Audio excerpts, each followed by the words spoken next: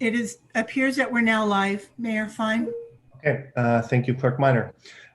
Great, it is Monday, November 9th, 2020 at 5:01 p.m. I'd like to call to order this special meeting of the Palo Alto City Council. If the clerk would please take the roll. Councilmember Cormack. Here. Vice Mayor Du Bois. Here. Councilmember Filseth. Here. Mayor Fine.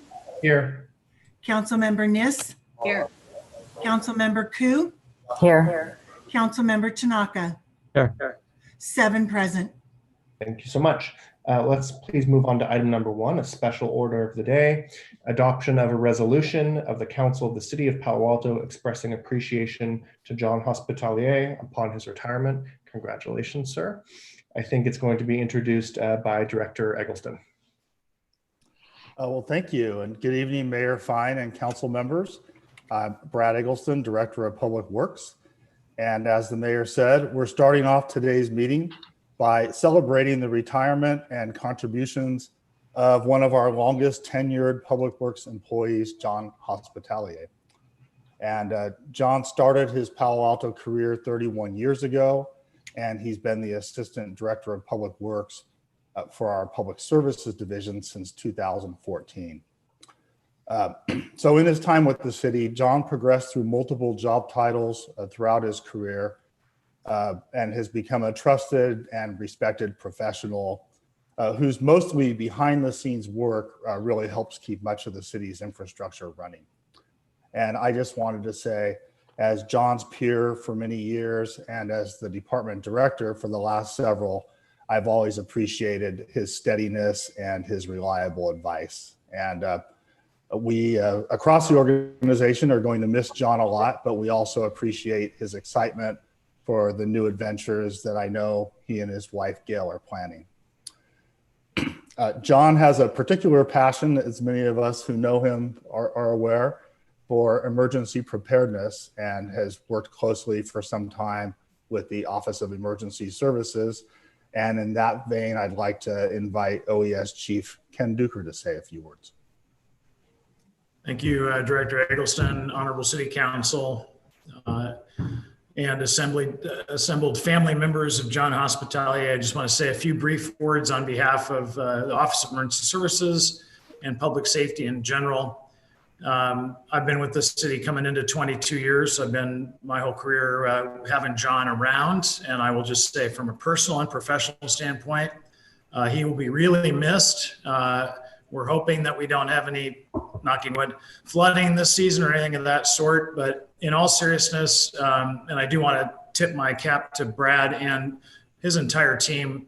When we think about large-scale disasters, it's natural to think about my folks with badges and fire trucks and all that good stuff. But the reality is, it is just important to have a very strong and robust team in Public Works, in particular in our city, to deal with all of the things that might need to be controlled, cleaned up, inspected, looked at from a professional vein. So losing somebody like John, again, professionally and personally, is a big loss to us, but at the same token, of course, it's well-deserved.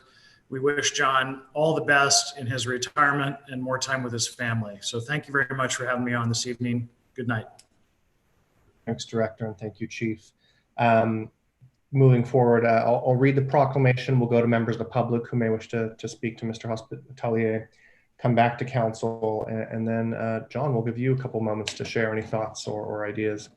So, a proclamation of the Council of the City of Palo Alto expressing appreciation to John Hospitalier upon his retirement. Whereas John Hospitalier has enthusiastically served the citizens of Palo Alto for over 3 decades as a committed, innovative, and positive leader who has developed successful programs focused on maintaining and improving the city's infrastructure, served as a role model and mentor for other staff, and maintained a commitment to emergency response and preparedness.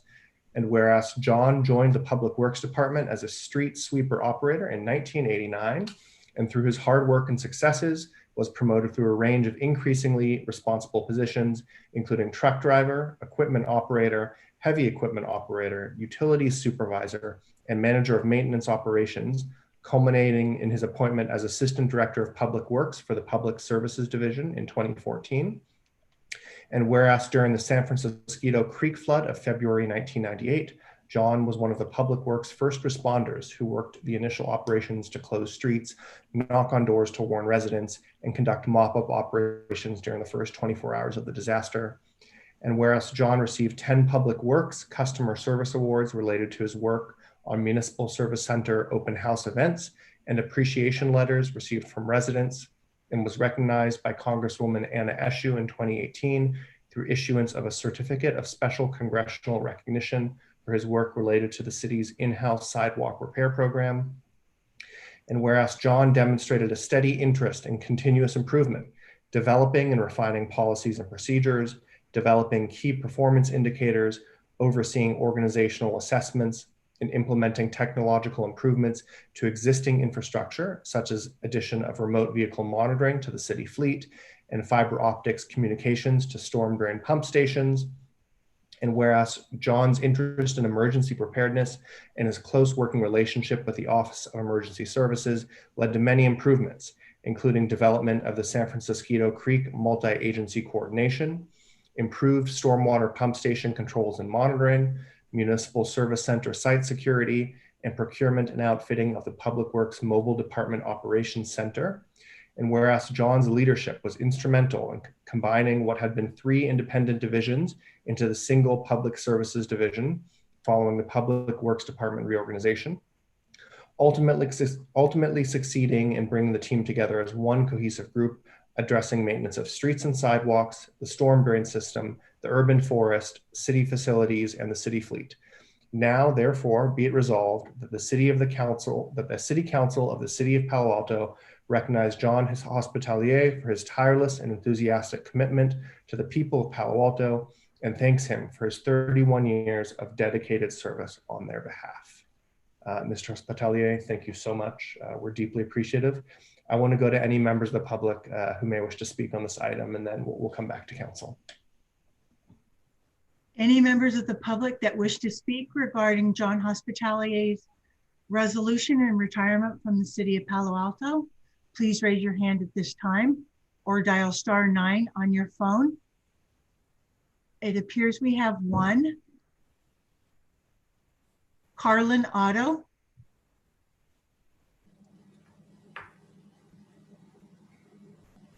Carlin, if you wish to speak, you need to unmute your microphone from your side.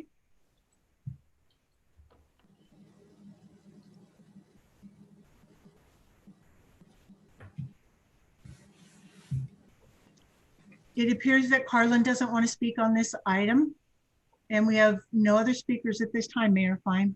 Okay, thank you. Let's please return to council. I want to open it up if any of my colleagues have any comments, or if you'd like to make a motion, please feel free, just hit your hand and I'll go to each of you. Hello, can you hear me? Oh, there's Carlin. In our rush to respond to the lawsuit for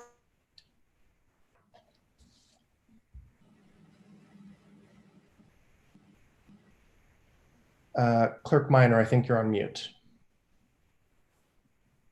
Mayor Fine, go ahead. I muted Carlin and I'll wait till we get to the next item. Thank you. Okay, Councilmember Koo, then Councilmember Niss.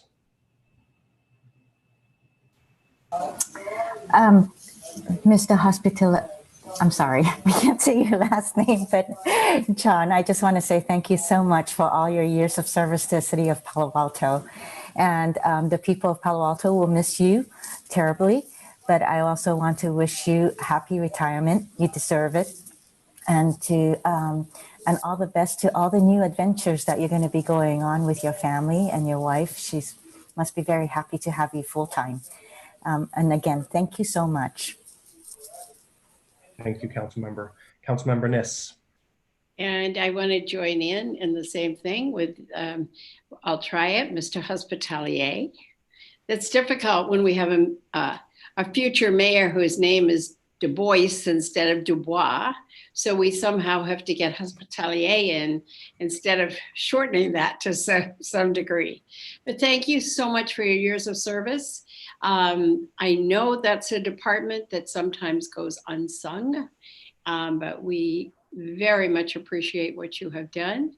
And whenever the time comes, Mr. Mayor, I'll be glad to move the, was it a resolution?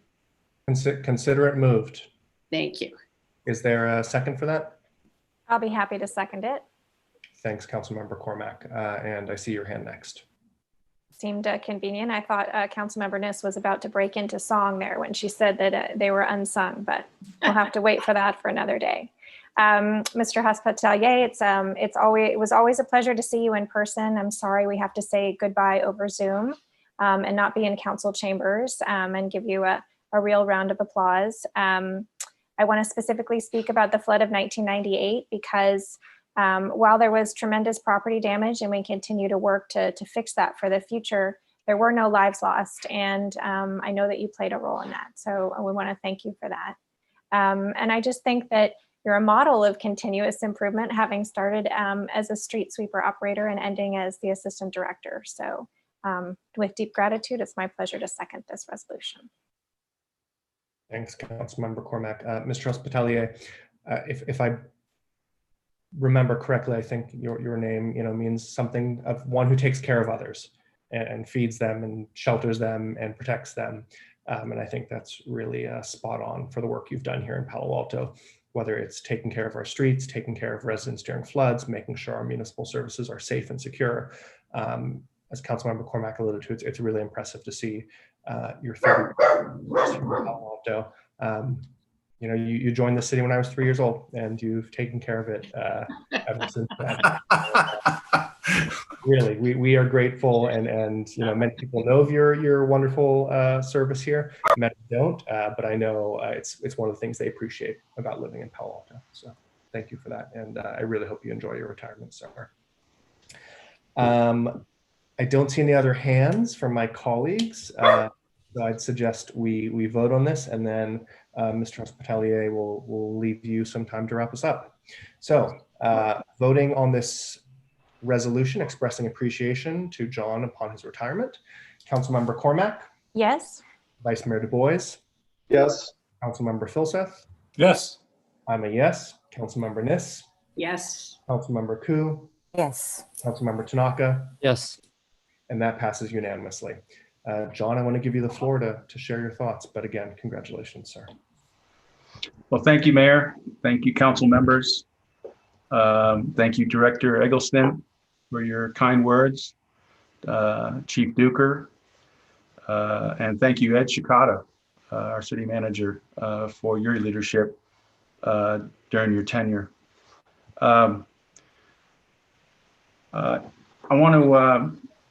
I really appreciate this acknowledgement, and it's been an honor to serve this community. It's also been a privilege to work with so many, highly qualified team members. And of course, I'm referring to our team in Public Works, as was said earlier, that the people behind the scenes, the unsung heroes in many cases. I feel that they're probably some of the most qualified people in the state to do what we do. And that truly has been a privilege. Behind the scenes, our engineering division, our airport operations division, our environmental services division, and of course my public services division, they make the magic happen.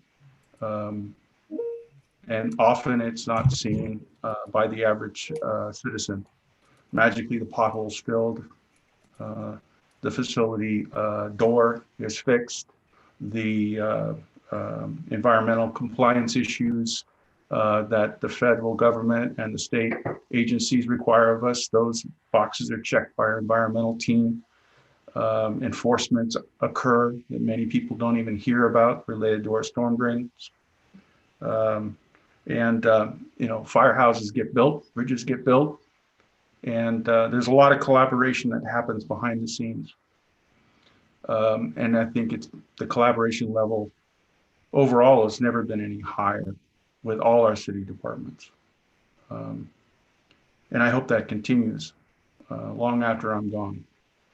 I want to call out for our Public Works Administrative Leadership, Assistant Director Boyd, Assistant Director Vogel, Assistant Director Swanson, and our Senior Management Analyst, Michelle Austin. It's been such an honor to serve shoulder to shoulder with these people and tackle the issues of the day, whatever it may be. I also want to shout out to some key players on my team, our public services section heads. Mike Wong, our facilities manager, Oscar Godinez, our manager of maintenance operations over in streets, storm drains, and sidewalks.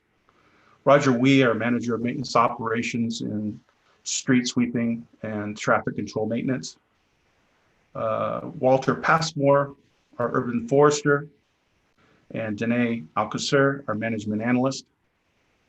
And last but not least, Anitra Ballman, our fleet manager. You guys are the best team a division head could possibly hope for. And you will forever have my respect.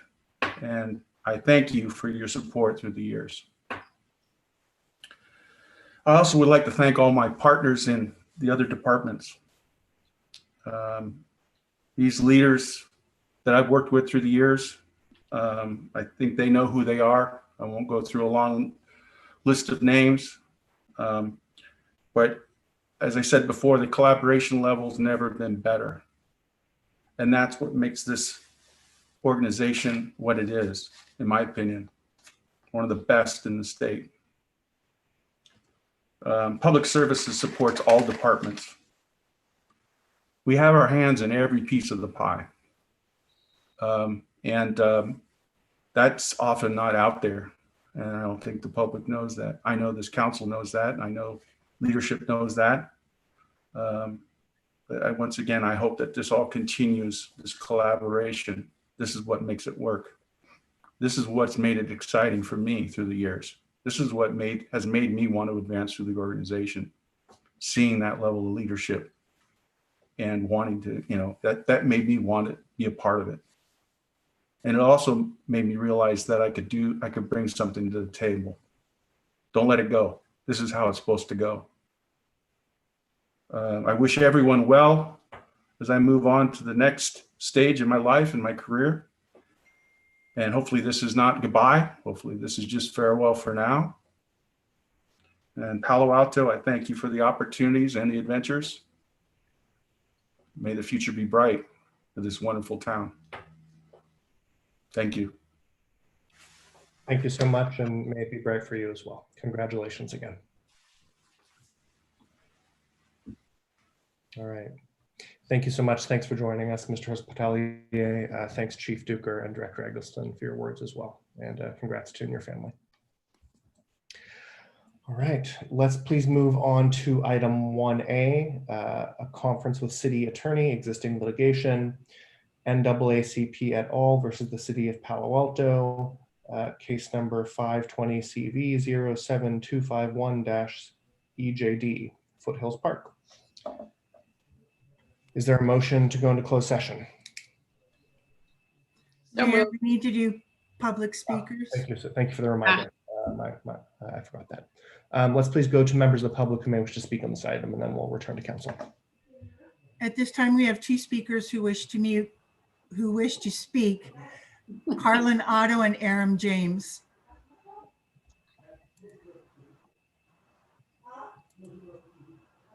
Carlin, go ahead. You have 2 minutes. Okay. Dear City Council, in our rush to respond to this lawsuit for Foothills Nature Preserve, we have not protected the preserve from being loved to death. The current maximum daily visitor limit of 1,000 is way too many people. It's 240%. That's 240% higher than the 20-year daily average. Over the last 20 years, this preserve has only had 1,000 visitors once in the whole 20 years. In fact, during the last 20 years, the average daily visitor count has been very consistently 416. Let me repeat, 416. This figure comes from the city's park department. Now that the preserve is open to 7 million Bay Area residents instead of the 66,000 Palo Alto residents, the number of people who want to visit the preserve will increase. In our nearest 8 neighboring cities, there are 490,000 residents, and we can expect over 3,400 of them to want to use the preserve every day if their visiting habits are like the visiting habits of Palo Alto residents. The current limit of 1,000 will be filled most days, and the preserve will be destroyed. Please institute a sustainable maximum daily visitor limit that will not damage or degrade the preserve. I would ask that you set the limit to the historically proven 416. But if you cannot bring yourselves to do this, then direct staff or your Parks and Recreation Committee to recommend a sustainable limit. Then please change the limit to that number. Thank you for listening. Thank you, Carlin. Our next speaker is Aram James. Good evening. Aram, you have 2 minutes. Thank you. Good evening. I would hope that tonight you all will go into your deliberations and honor the 5-2 vote to open the park essentially unconditionally to our neighbors. As a many-year struggle, we have requested the citizens of this town, many of us, over the last 50 years and argued over the years that parks should be open, that it's the right thing to do and the constitutional thing to do. So please, let's do that tonight. I was going to have some comments regarding Ms. Koo's statements about the NAACP back on 11/2 at the meeting, but I decided that until I can make sure those words are measured and can be said in polite company, I will reserve my comments about Ms. Koo's behavior and outrageous statements about the NAACP for another evening. Let me just say that I was raised by a single mother here in Palo Alto, who for many, many years was an active, very active member of the local NAACP. So like Adrian, feeling like this is a personal issue, it's a personal issue to me as well. We'll follow through with my polite and measured words when I'm capable of doing that on another day. So thank you very much for your time. Thank you, Aram. Any other members of the public that wish to speak regarding the closed session? Please raise your hand or dial *9 on your phone. And just a brief reminder to our public commenters, public comment is intended to address the entire council as a body, not individual members. Mayor Fine, there's no other speakers. Okay, thank you. Thank you to our 2 commenters. Let's please return to council and opening the floor for motions to go into closed session. So moved. Moved by Councilmember Niss. Is there a second? Second. Seconded by Councilmember Cormack. Thank you. I don't see any hands to discuss this, so let's just go to the vote. Moving down the list, Vice Mayor Du Bois. Yes. Councilmember Filseth. Yep. I'm a yes. Councilmember Niss. Yes. Councilmember Koo. Yes. Councilmember Tanaka. Yes. Councilmember Cormack. Yes. Okay, that passes unanimously. We are scheduled to be in this closed session until 5:45, but seeing we're 10 minutes behind, it may be a little bit later than that. Okay, thank you, everyone. I'll see you in the other meeting.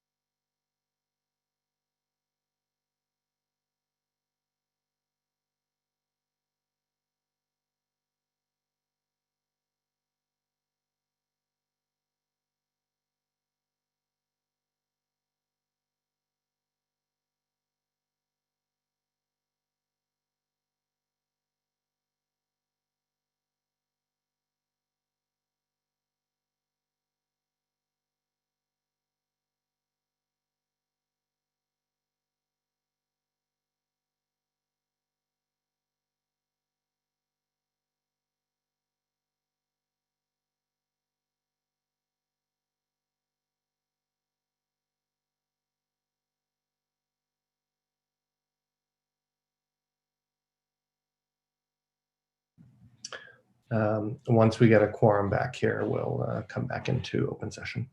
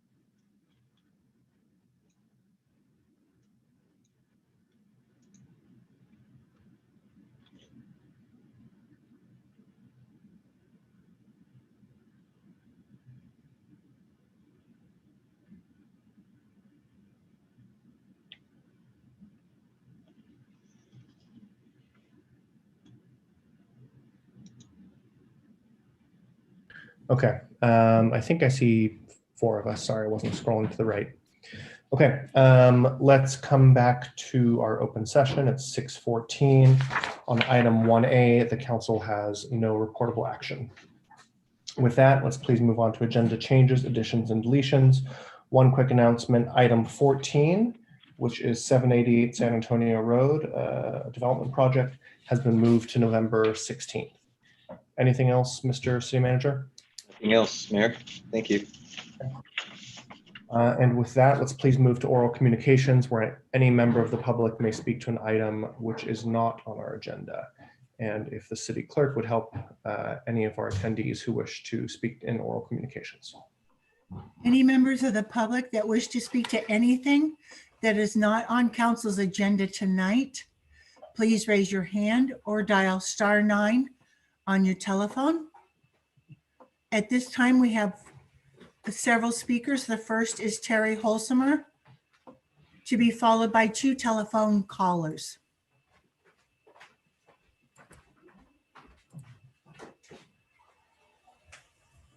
Terry, try again. There you go. You have 2 minutes. Okay, thank you. Thank you for the opportunity to speak to you tonight. Terry, we can't hear you. You can't hear me at all? Hello? That's a bit better, sir. It's very, very faint. Hello? Can you hear me now? It's a little bit better, but it's still quite hard. Is that better? It's not great. How about if I call in? I'll call in. Okay, why don't you call in and maybe we'll go to the next speaker, but then we'll be certain to come back to you.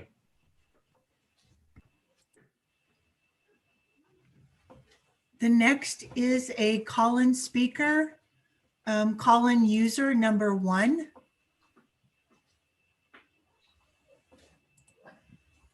Go ahead and unmute. Hi, this is Jonathan Ehrman. Am I on? Yes, you are. Hi, this is Jonathan Ehrman. Hey, I just wanted to bring up the subject, which was from the past, but about contract concessions and pay cuts. I just want to point out that many major orchestras across the country, including the San Francisco Opera Orchestra and other major union orchestras, have made significant pay cuts and concessions of 20, 30, even 50% of their salaries. These are not volunteers. These are, union professionals who have worked hard for their pay and their benefits and are doing this because they know that they need to. Otherwise, there won't be any pay or the organization will go under. And it's incomprehensible to me that the city of Palo Alto and particularly city management can't even negotiate pay cuts for among all of its unions, and have to dial back cuts that they said they would take for themselves, and feel that they don't seem to understand that there's a whole community out there, and this is what negotiation and concessions are about. And the idea that Palo Alto's pay cuts are significant when people were laid off and programs are being cut is very upsetting when there are people out there who really have to make concessions. And I just wanted to point that out to the city and to the city management. Thank you. Thank you, Jonathan.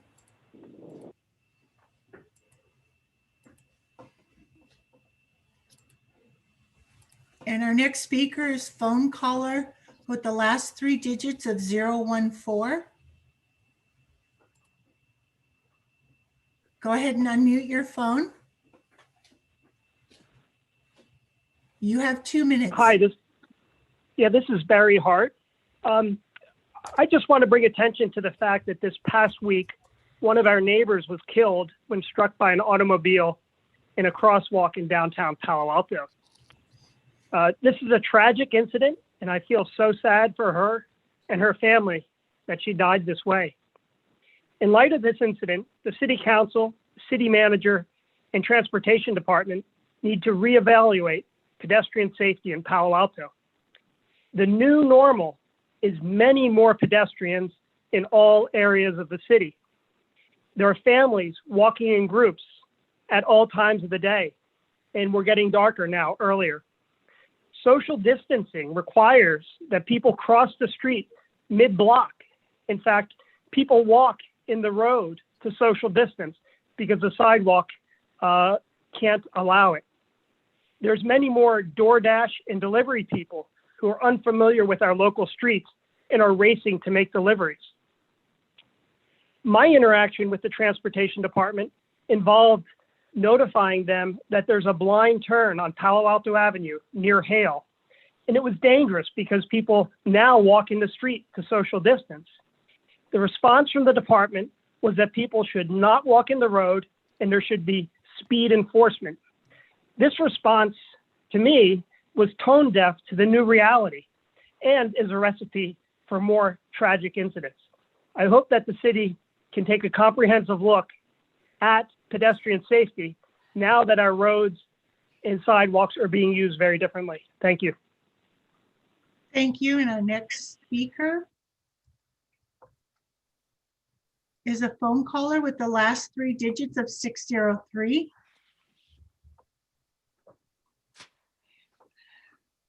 Go ahead and unmute your phone caller with the last 3 digits of 603. Go ahead.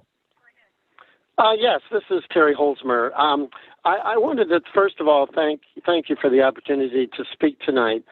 I want to express my extreme disappointment, I guess you could say, and lack of good governance that occurred last Monday night near midnight when the council made a decision, the majority made a decision to really control the several board and commissioner positions that will finish their term, that they'll end up in by December.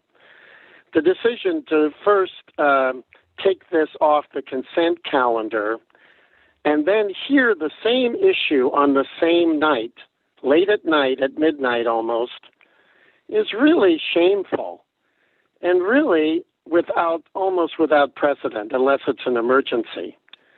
I don't understand why such type of governing activity goes on, especially late at night.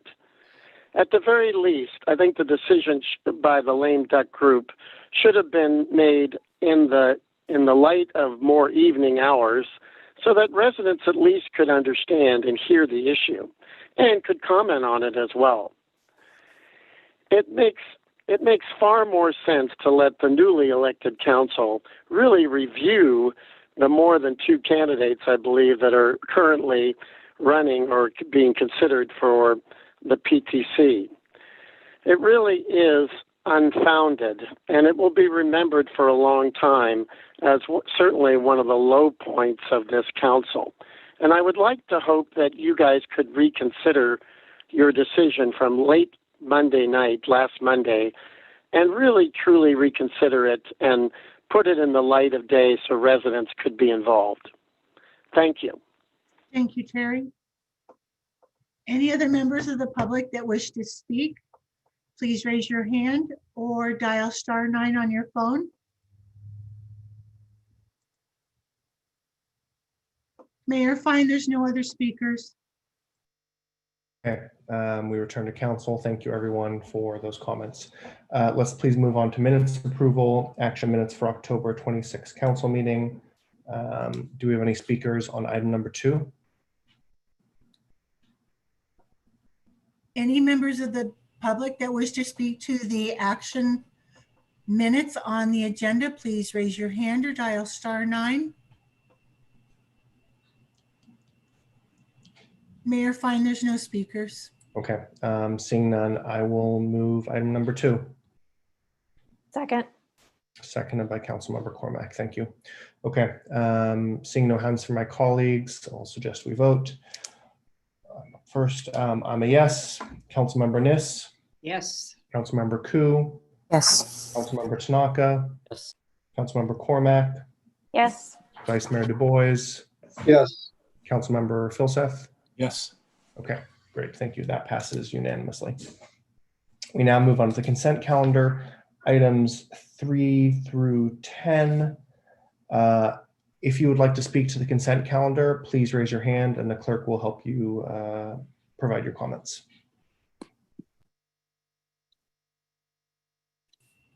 Any members of the public that wish to speak to the consent calendar, please raise your hand or dial *9 on your telephone. Mayor Fine, I have one speaker, Clara Chang. Go ahead, Clara. Yes, hi. Hello, Mayor Fine, Vice Mayor Du Bois, and the City Council. I am Clara Chang, Chair of the Palo Alto Community Child Care Board of Directors, and I'm here to speak on item 9 from the consent calendar. Since PAC was organized in 1974 under guidance from the City of Palo Alto, we have been subsidizing Palo Alto families with care opportunities. We officially took on the city's subsidy program in 1984, and this has continued for the last 36 years. Our agreement with the city as a child care provider requires us to provide high quality child care, which means that our programs are measured with standards over and above licensing and accreditation requirements. PAC is a provider of early childhood education, which means that our teachers must have continuous education and our centers provide improved curriculum, teaching practices, family support, student development, monitoring and children's progress is assessed. The agreement you're approving tonight is part of our family partnership program that started in 2001 after PAC was contracted with PAUSD to operate the state program. The joining of these two subsidy programs was celebrated since it created better flexibility to integrate subsidy families with full fee families at all school sites and preschools. PAC operates 20 centers, and these children are on each of our sites. PAC wants to thank the city for continuing this long history with our organization. It is a privilege and honor to run this program. Thank you. Thank you, Ms. Chang. Our next speaker is Greg Welch.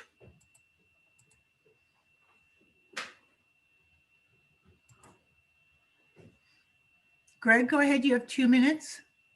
Thank you very much. I'd like to speak to consent item number 5, the approval of the traffic calming pilot project in Crescent Park. I want to start by thanking the Department of Transportation for their diligent work over the better part of the last 3 years, seeking community input into safety concerns in the neighborhood, designing a range of options and reviewing those with resident input, which was presented a couple months ago to the Planning and Transportation Commission.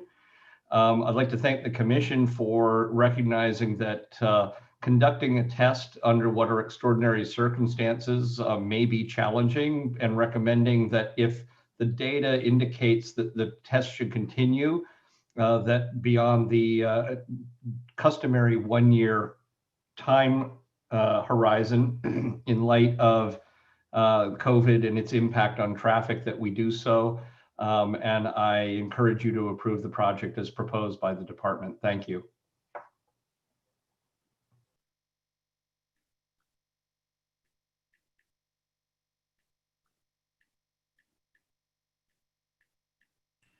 Any other members of the public that wish to speak to any item on the consent, please raise your hand or dial *9 at this time. Mayor Fine, there's no other speakers. Okay, thank you to all of our speakers. We now return to council for action on the consent calendar. Again, items 3 through 10. Open to any motions on this. Happy to move the consent calendar. Moved by Councilmember Cormack. Is there a second? Was that Councilmember Niss? Okay, thank you. So motion by Councilmember Cormack, second by Councilmember Niss.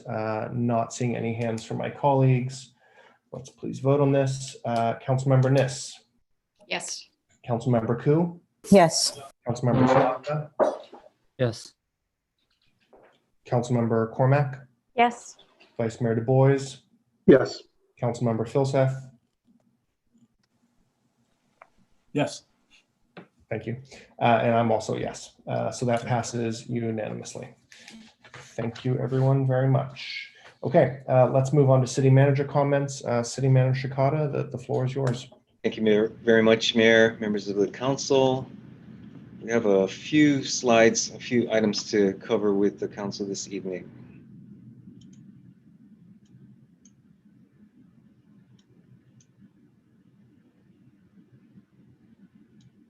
Okay, let's proceed to the next slide.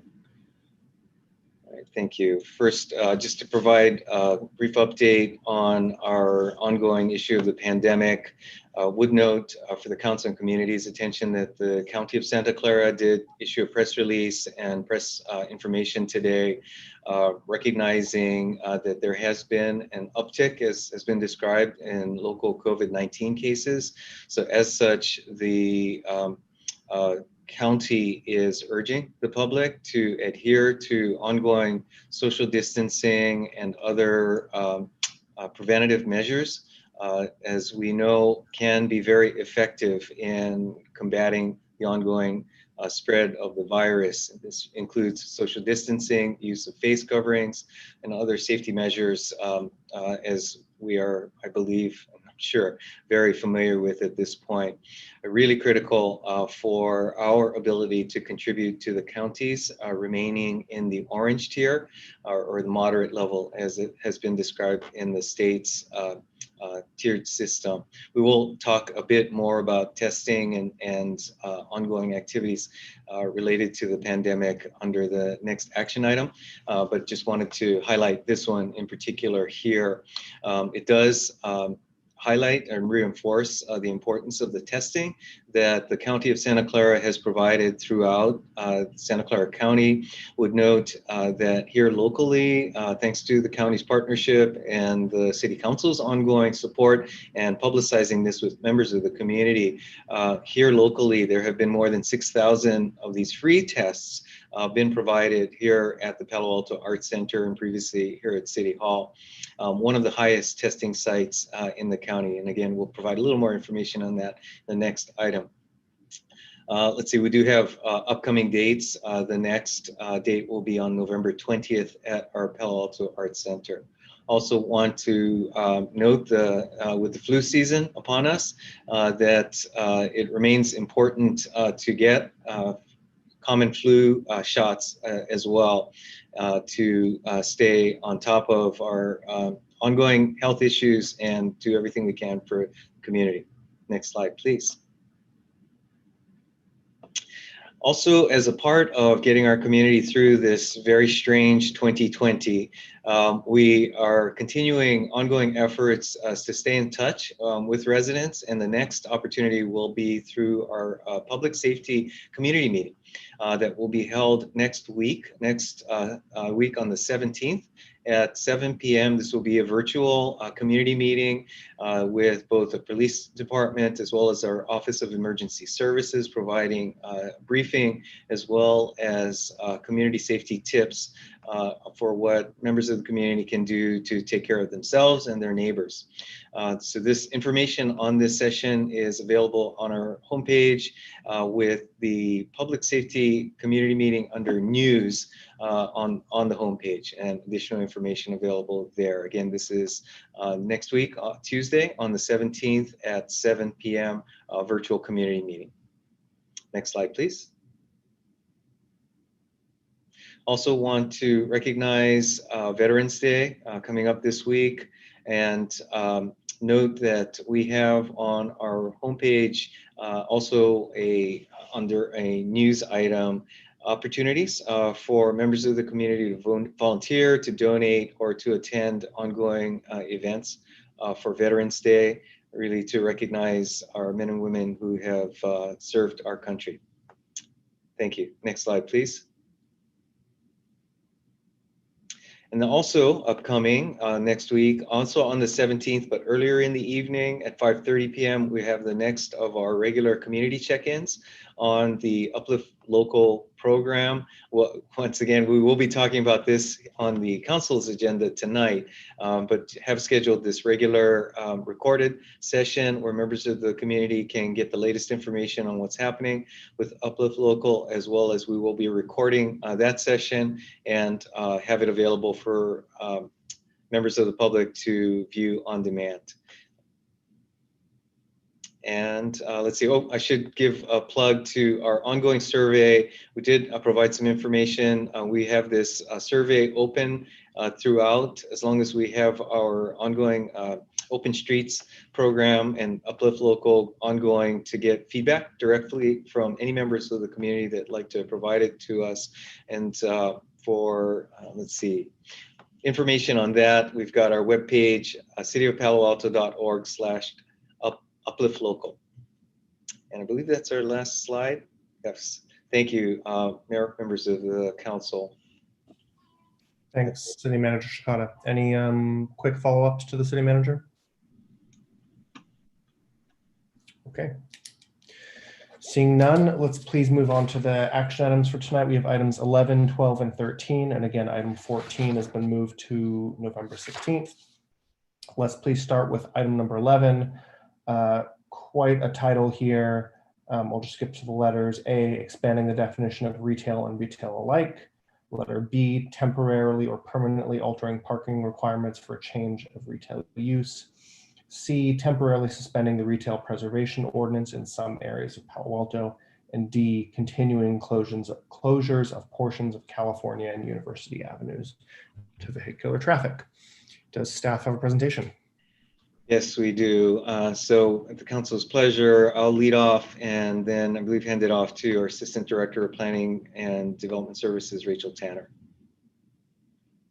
So let's see, who's driving? Hello, I will be putting it up. I think my screen should be sharing. Yep, perfect. All right, if you could advance to the next slide, please. Thank you, Rachel. All right, just to give a brief recap on the item that we have for you this evening as a way to open up the discussion. First, note that this follows up on the council direction based on your discussion on September 14th. It will focus on the city's role and a variety of functions, regulator, and providing an environment, a regulatory environment that can assist the community in recovering as quickly as possible from the economic impacts of the pandemic. Would note that we have been charting our plan and putting together some strategies that we'll discuss the land use related items this evening, and we have some additional themes and suggestions that we'll be talking to you again over the upcoming weeks. We do tonight seek basic direction on what are really a set of concepts. Certainly wouldn't want members of the community to believe that tonight might be a final action on any of the issues that will be discussed, since these are complex topics, and do expect that getting council feedback and direction on the concepts that you'd like to pursue would then allow us to come back with more specific implementing mechanisms. We have information on vacancies. We are focused on addressing the ongoing challenges to the retail environment in particular in tonight's discussion. And again, we'll follow up based on your discussion tonight. Next slide, please. All right, just to do a quick recap on the direction that the council gave to us on September 14th. First was follow-up on all of these items with return to council on rapid COVID-19 testing and what the city can do in this area. We'll touch on that tonight, as well as the council knows this is an ongoing area of coordination, both with the county and also private health providers. Second, childcare and how the city can support childcare services. Tonight's action, quite frankly, with PACCC is one key measure that the city is involved with respect to childcare, and we'll provide again some additional information on that with you or for you in the upcoming weeks. Third, a holiday strategy to support holiday shopping in our shopping areas.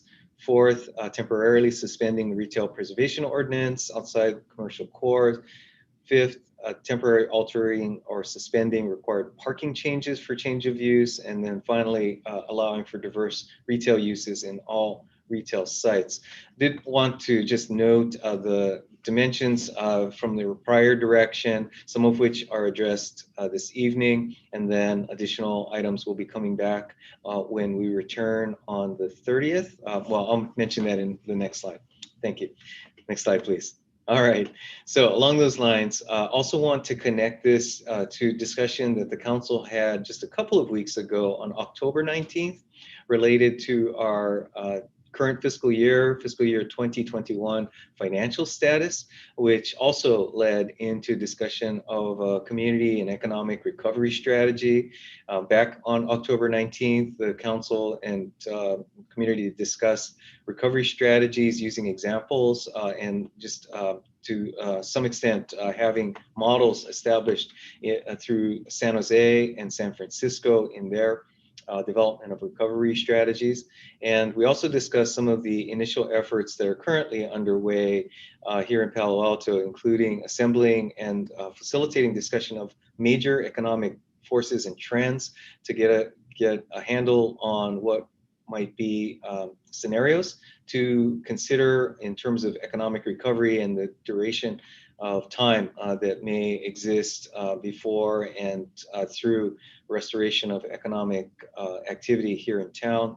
Second was our own development of the analytical tools that will allow us to turn those major forces and trends into some scenarios that the council can use as we evaluate impacts of the fiscal impact of the pandemic on our ability to provide services to the community. And then third, to identify potential city actions that can support and accelerate where possible local community and economic recovery. And so tonight's discussion really is a part of that third bullet here that was discussed on October 19th. We do plan to come back to the council at the end of the month, this month on November 30th, with a study session to drill down further on these items, as well as, next slide, please, describing some of the ongoing work that following up on that October 19th session appear to be some of the emerging themes that we'd like to present on the 30th. And just to give you a quick preview on what a working version of those themes are. First, and common to the plans that both San Francisco and San Jose put together, recognizing the first order business is getting through the current pandemic. So managing public health through the pandemic, an area that we're currently very actively involved with. And you'll see as we come back some specific itemization of those areas.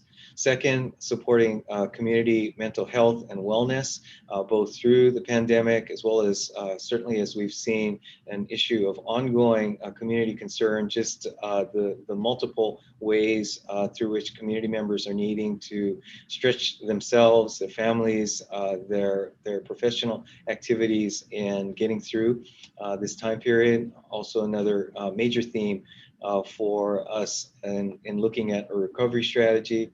Third, sector-specific business stimulus to the extent that we might use a term that may sound a bit jargony, my apologies for that, but looking specifically at different parts of our economy, whether they be the retail sector, as we'll talk about tonight, other sources of sales tax, of hotel taxes, and hotel activity, and recognizing the jobs that are associated with specific sectors, as well as clearly areas such as Stanford University, and understanding the impact of the major forces that are affecting higher education and how those affect us here locally, both currently and into the future. And then finally, prioritizing city infrastructure investments to reflect one at least a slice of the new normal of the work from home economy. In particular, there's a faculty member at Stanford University that we believe will be joining us on the 30th to talk to us specifically about research in the area of the work from home economy and how that has had an impact both immediately, currently, as well as looking into the future. So these are just a few of the emerging themes that we have certainly been observing. I know that the council is obviously keenly aware of them as well, but wanted to highlight them as a part of this discussion tonight, recognizing that the discussion we're having around retail uses and impacts on our commercial districts is really not and really can't be considered in isolation, that they are a part of our overall evaluation and ultimately community discussion over the areas of focus that our organization and the community as a whole can have over the next weeks, months, and quite frankly, years as we look at the work and the challenges ahead. Next slide, please. So with that, let me hand it off to Assistant Director Tanner. Thank you, Mr. Shikata. Mayor Fine, Vice Mayor Du Bois, it's good to be with you this evening, and members of the City Council. Just want to kind of orient us to what we'll be discussing tonight. So there's two topics for update, COVID-19 testing, as well as our Uplift local holiday promotions and events and community activities that we've been planning. And then there's 4 items where staff are seeking direction. And I just, sorry for the double numbering and lettering, but I wanted to make sure that there was a clear connection between the written staff report, which numbered items 1 through 6 in the discussion section, but in the kind of the motion or the title had the A, B, C, and D. So you see A, B, C, and D, defining what retail is and really thinking about, do we want to expand or change our definitions of retail and allow some different types of activities to occur in our retail areas, looking at our parking requirements specifically related to changes of use, looking at retail preservation and its application citywide or in core retail areas, and finally the street closures, continuing or discontinuing the closures of portions of California Avenue and University Avenues to vehicular traffic. So that's our order that we'll be talking about these items tonight, and the order that they appeared in the staff report as well. So just to kind of level set where we are right now. Again, Governor Newsom established a 4-tier color-coded risk levels that's based on your testing positivity rate, the case rate, and the health equity rate in each county in the state of California. Right now, Santa Clara County is in the moderate risk level, which is the orange level. That is a level where some indoor businesses and operations can happen with modifications.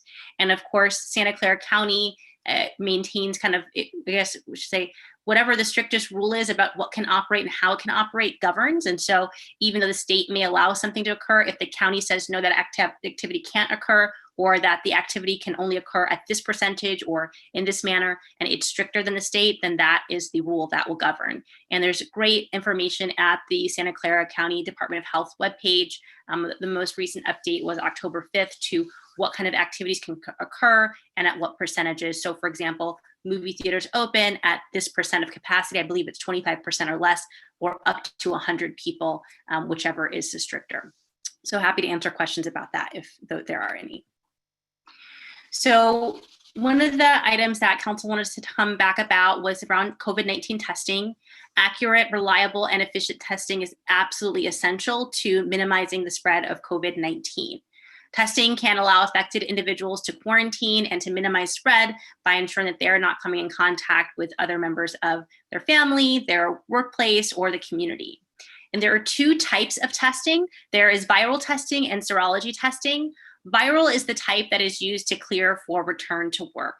And it's probably a more common test. It's, you know, when I've gotten it, it's the lovely nose swab test. And Palo Alto offers community clinic for testing twice a month.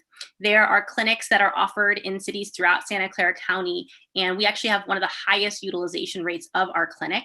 It's twice a month. We encourage residents, employees, local workers to have testing, even their family members to come and get tested to ensure, again, that their household is safe and COVID-free. We did look into and research rapid testing, and you may have heard about that. There's some mixed reviews of rapid testing, but that it's a test that you can come and get administered and have maybe results in 15 minutes instead of several days. Offering that type of testing is cost prohibitive for the city to provide, but private employers can provide that rapid testing, and there are different companies and programs that offer to perform that rapid testing for those folks who would like that service for, let's say, their employees or for other types of activities that may be occurring. This chart here shows the testing utilization rates at various city sites from October 1 to October 31st. And so you can see that Palo Alto is here kind of towards the right. You can see that on October, I believe the first testing date in October, we had about 721 folks. And on the second October date, 619 folks. Again, it's twice a month here in the city. And you can see that's among the higher utilization rates as, let's say, compared to some of the other communities here in the county.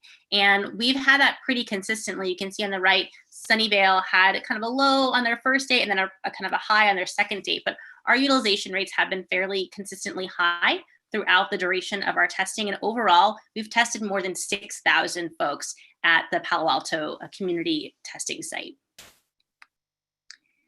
Moving on to the holiday promotions and holiday activities, one of the keys to making sure that we really are uplifting our community is uplifting both businesses, but I think as importantly and more importantly, our local residents. That's ensuring that we have a virtuous cycle that really is uplifting our community, uplifting our businesses and everything, trying to recover together. There have been three elements of this promotion that we've been doing. There's the website, which is great and wonderful, upliftlocal.org, where you can see different businesses that are open, see different offerings they may have. We've had great signage and banners across the city.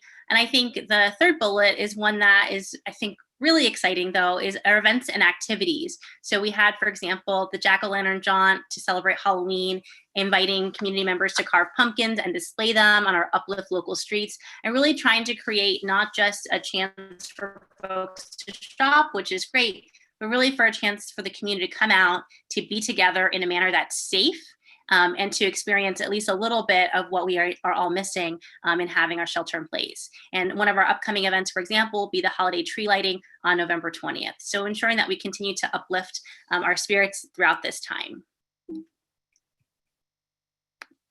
Our next topic is allowing more diverse uses in retail sites. And so the purpose of this agenda item and this topic is to really think about uses that activate ground floor commercial spaces and are compatible with vibrant retail areas, and thinking about modernizing our definitions and our processes. And so what does that mean? When we talk about modernizing our definitions, it's really taking a look at our planning code and understanding where are places where we might need to update some of what we're defining as retail and the way that we're slicing and dicing retail. And going along with that, what are the adjustments we can make to allow those retailers to open perhaps with less process? So there might be some discrete adjustments to the definitions themselves, discrete adjustments to where that type of retail use is allowed to operate. And then three, and it kind of relates to number three, decreasing regulatory barriers. So perhaps there's a definition that right now requires a conditional use permit. And we might say, well, that actually is a really compatible and desirable use. We can maybe have it become a permitted use, a principally permitted use, instead of requiring a conditional use permit. We also have some definitions. So for example, right now, ice cream parlor is lumped in with eating and drinking establishment and has the same parking requirements as a restaurant. And so maybe we actually need to create a little bit more diversity in how we're thinking about those types of establishments, because even though they all might be eating and drinking, they're not all the same in terms of the intensity, the length of time that someone might stay there, and thus the parking or other transportation requirements that might be necessary. One thing I do want to point out, because I think it did get a bit of attention in the press, is that we are not proposing general office uses on the ground floor. Those types of uses, like let's say a workplace where someone just goes 9 to 5 and they're typing away on their computer and having meetings that are internal, not really having a lot of visitors, those are really not serving the public. Remember, the public can't just walk in and say, hey, I would like to use your services, order food, I would like to, open a bank account, what have you. Those are really not the type of uses that we're talking about. We are looking at possibly, and on the next slide, thinking about uses like, let's say, a real estate office where members of the public can come. Maybe they need to close and sign their papers or do different things. Of course, many of these things are happening digitally now. So again, there may be some changes we need to think about, but are there types of public serving uses that would be appropriate on the ground floor that might be an office, but again, not that kind of general office that we may be thinking of? Some constraints that council may consider are the duration of these types of diverse uses. Would we want to have it be a 2-year pilot in some cases or longer term? When it comes to a definition, that might be a longer term idea. The definition might be in our code until it is no longer needed, but perhaps in terms of where certain uses are allowed, maybe we pilot things, perhaps things happen for 2 years and are evaluated after that. There could also be size limitations that are considered. So for example, maybe it is okay to have, to use the example, a title office on a ground floor, but perhaps only up to a certain amount of square footage. We might not want a long storefront to be a title office, again, trying to have that vibrancy, that mix of uses. And so there may be some size limitations on those types of uses, or really on any use. So the next 2 slides, slides 12 and 13, just have the definitions. They're reference slides to show what the current definitions for retail service. Then you have the sub-definition of extensive retail service, further sub-definition of intensive retail service, and then also retail-like uses. And you can see under retail-like use, letters A through I. And so those are uses that we've said, well, they're retail-like, and so they may share some of the zoning and other regulatory framework as retail uses. But that may be what we're thinking about adding to tonight is, are there some others, other letters that are added to the retail-like use that currently are not considered? And then this slide lists some of the items that we talked about in the staff report that might be considered for retail-like uses, if you will. Food manufacturing or preparation, medical offices, again, focusing on medical offices that serve patients and have patients or clients coming in throughout the day, not like a lab or something where it really isn't going to be people coming in to be served or to get medical services. Educational uses, financial services, and again, those small professional offices like the real estate agent, for example. Council may also identify additional uses to explore, and staff may, as we continue to do this research under council direction, find other uses that are meeting the criteria of promoting vibrancy and may be desirable in Palo Alto. Staff can return with an ordinance to define and allow additional uses in the ground floor commercial spaces, or we can take that research and that draft ordinance to the PTC for their consideration and recommendation to the City Council. And then lastly, under this topic, Town and Country Village, which we did have a speaker on the 14th come and share about the experience at Town and Country. They intend to request a zoning code text amendment to allow 20% of their ground floor of their site to become medical office uses. And they would like a limit of 30% of office uses overall. Currently at Town and Country, they are allowed to have office uses on the upper floors of the shopping center. And so they would have a 30% office use overall, of which 20% could be medical offices. Excuse me. And this is due to current and anticipated vacancies. Staff requests council feedback on this proposal this evening to the degree that you're able to chomp on this one, and we'll certainly be bringing this before you again as well. Number 4, suspending required on-site parking for changes of use. There are really two proposed approaches we want to present to council to think about changes of use. And really the issue that we're trying to solve for is that when a new use wants to open, let's say it's going from a hair salon to a restaurant is a more parking intensive use than a hair salon. That restaurant needs to provide on-site parking for the guests and employees and others who will be visiting that site. In certain cases, think of a shopping center, think of California Avenue, think of a building that exists where there's a fixed parking spaces associated with that existing building. Well, if they're unable to build more parking spaces, they may not be able to go from the hair salon to the restaurant. And so in those cases, that use, that space needs to become a use that can provide, that has the requisite on-site parking.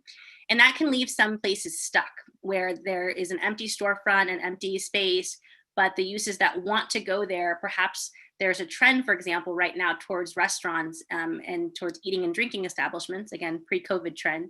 And so when restaurants want to open, they're looking for space, but perhaps the spaces that are available don't have the ability to provide the on-site parking that's required. And so that restaurant can't open in that space and the space may be vacant. That's just an example.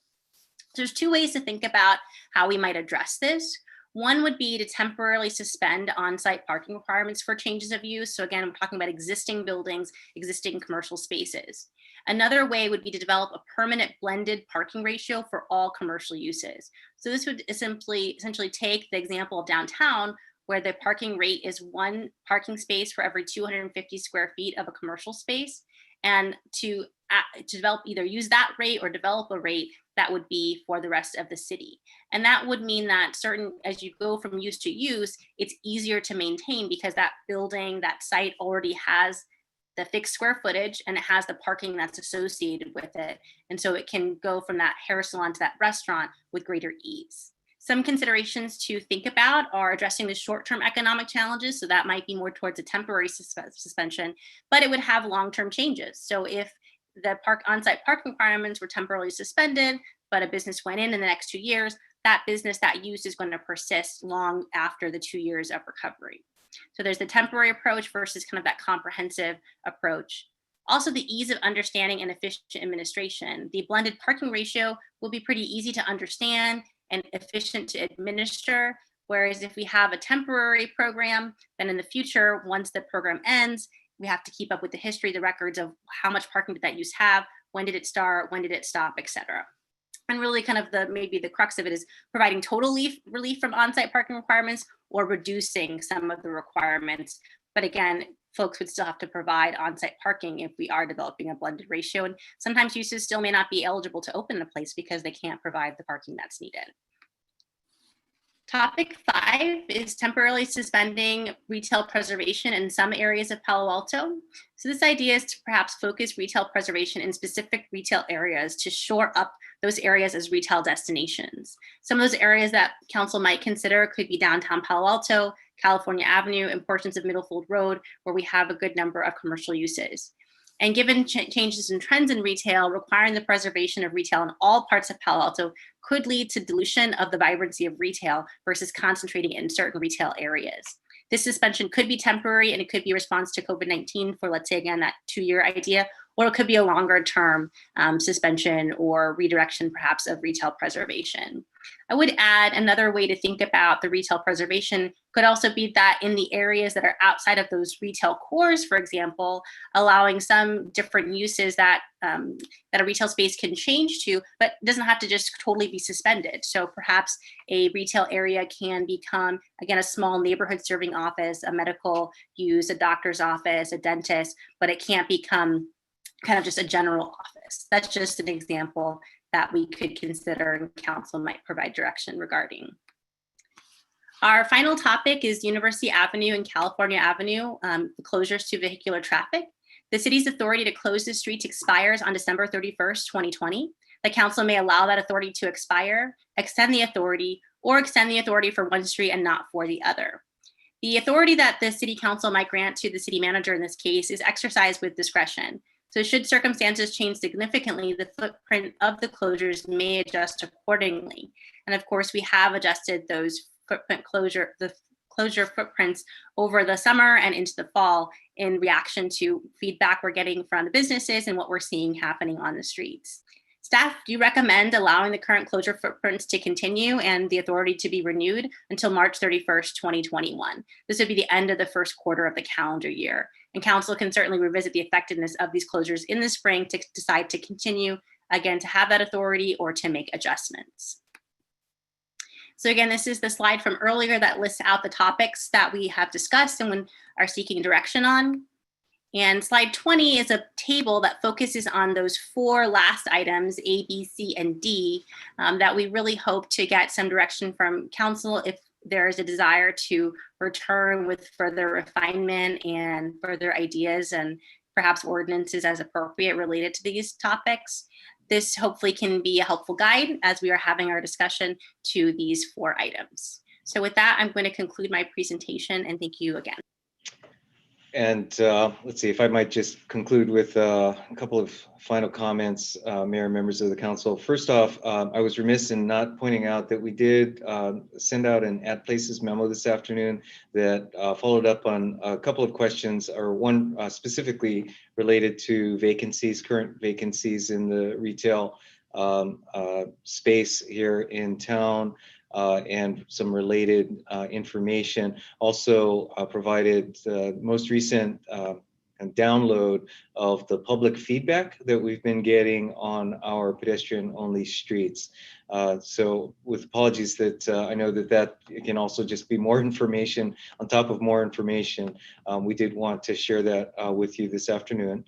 And then perhaps just picking up on that, let me just acknowledge that this is a lot of information.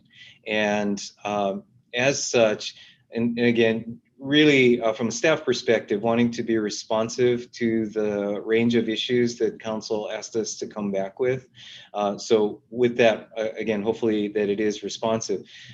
That said, given the volume of information, really want to be respectful and ensure the council knows you have the discretion to take on as much or as little of this as you feel you have the bandwidth for, and recognize that sometimes focusing on a particular area might be a more successful and effective way to advance and provide some clarity of direction than trying to cover the range of issues that we've had in front of you.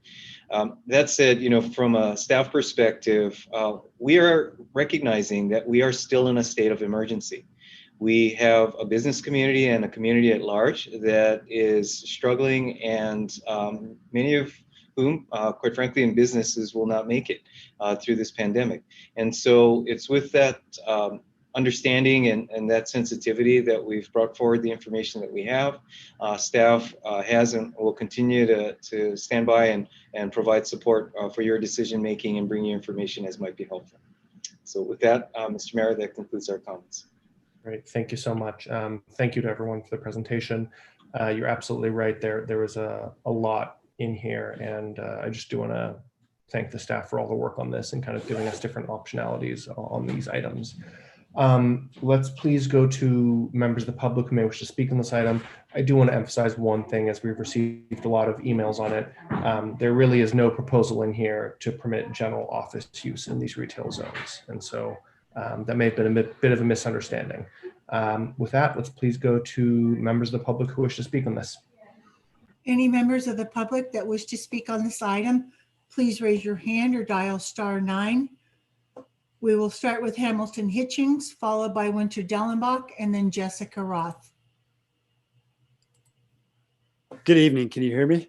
Yes, go ahead.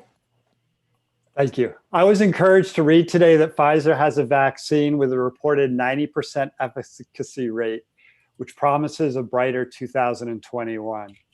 Two of the city's biggest challenges have been too much office and a lack of parking, forcing employees into neighborhoods. Protecting our walkable retail districts is critical, especially at Town and Country, California Ave, and University Ave, as well as our neighborhood serving retails. Please do not expand retail uses allowed to professional offices, medical and dental, financial services, and adult education services for these core areas. Arguments that retail has moved online, while true, fail to recognize the strong demand for restaurants, entertainment, and family and residential services and activities. For a thriving downtown before the pandemic, you need to look no further than Castro Street and Mountain View, as well as our core retail areas like Town and Country. The problem with some of these proposals is that if you allow in these businesses which can pay higher rents, it immediately incentivizes all landlords to raise their rent on existing retail and restaurant services to kick them out so they can get the higher one. It's just business. So it's really important not to let law offices or these other medical offices into these core areas where we want this walkable retail experience. Otherwise, you're really dooming it. In 2008, we did this, and it was really hard to get those uses out. We had to do a lot of work to get the startups and stuff out of the core area. So I would encourage you to think long-term about this and also protect the parking as well. Thank you. Thank you, Hamilton. Our next speaker is Winter Dellenbach, to be followed by Jessica Roth and then Jonathan Ehrman. The notion of a temporary suspension of retail preservation ordinance is completely unworkable and unrealistic.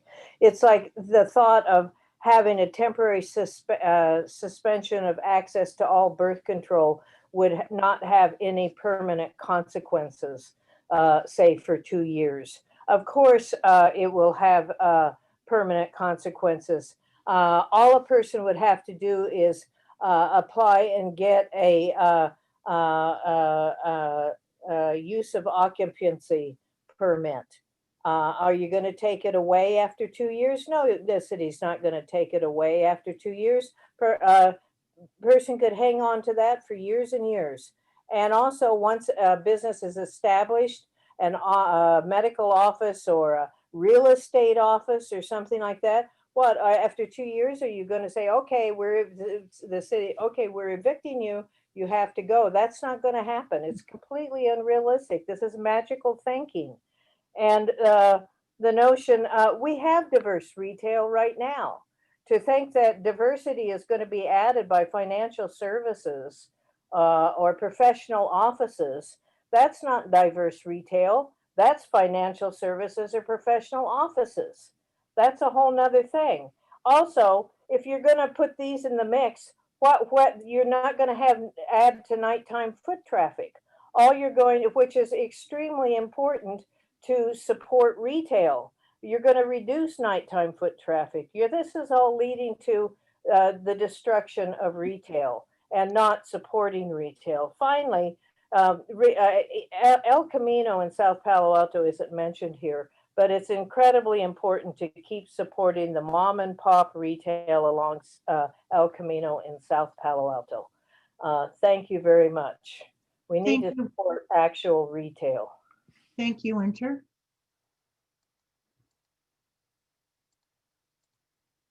Our next speaker is Jessica Roth, to be followed by Jonathan Ehrman, and then phone caller with the last 3 digits of 822. Hello, Council and City staff. Thank you so much for your time tonight. My name is Jessica Roth. I am a 4th generation small business owner on California Avenue. I have great concern about changing the retail use on our downtown retail streets, California Avenue and University Avenue, along with Town and Country. It's so important that we continue to support our small retailers, and by adding the option of having mixed use such as office spaces, dental offices, etc., that will greatly affect the restaurants and retail on California Avenue and other places. I spent a lot of time trying to keep the integrity and culture of California Avenue.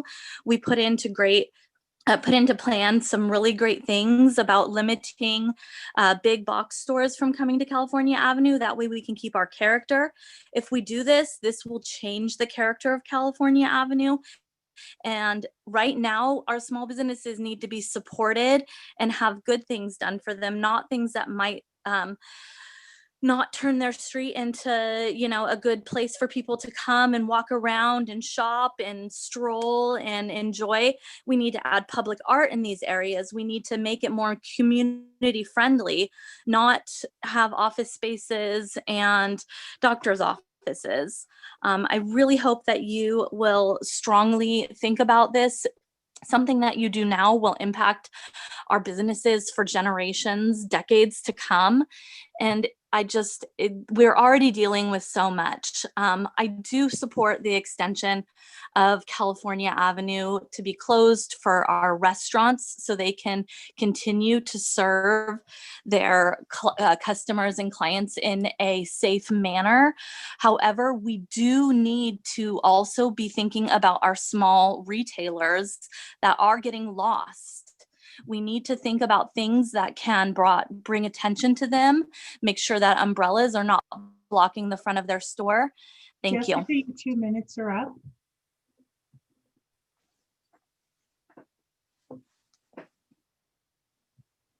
Thank you.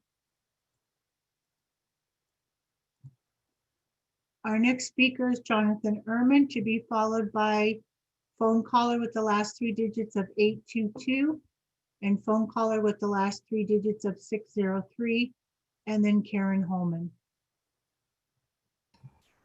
Jonathan, go ahead. Hi, this is Jonathan Ehrman. Am I here? Yes.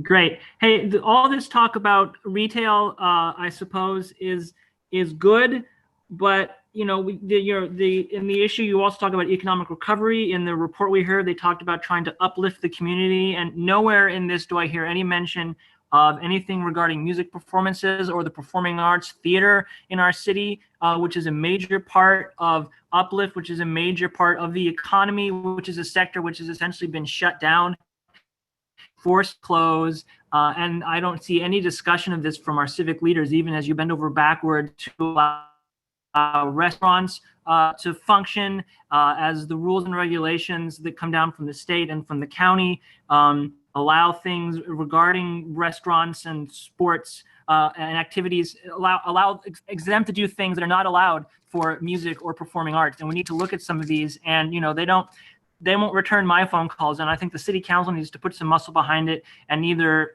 consider some of the state restrictions on gatherings are moronic, and we should consider flouting them directly, and perhaps but more specifically, the council should be going to the county and looking at some of these regulations and saying, look, if we're going to apply these things, they either need to apply to everyone equally or not at all. Because right now there are things that are allowed in restaurants that are not allowed in gatherings, and the state doesn't even allow, say, a gathering in a park for a concert when they think that 1,000 people can go to a sports stadium. You know, the city gives free, there are tennis courts that are open to the public where they can do sports, you know, on free ground without masks, because of course you can take it off when you're playing these non-contact sports, but such exemptions don't even apply to people leading even a church service.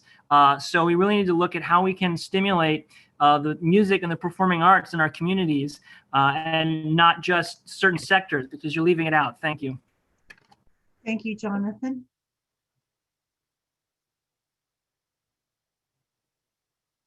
Our next speaker is phone caller with the last 3 digits of 622, to be followed by phone caller with the last 3 digits of 603, then Karen Holman and Jim Jerkovich. Telephone caller with the last 3 digits of 622 or 822, correction, go ahead. Yes, this is Faith Bell from Bell's Books in downtown Palo Alto. And I'd like to say that I'm absolutely appalled at the concept of extending a change in the retail ground floor requirements. It's essential to downtown businesses to have an environment which shows shopping possibilities for people on the ground floor, and that does not include businesses that don't have a vibrant window display and a number of people coming in and out on a regular basis. As far as the idea of the concept of doing it on a temporary basis, it is, as Winter Dellenbach said, utterly ludicrous.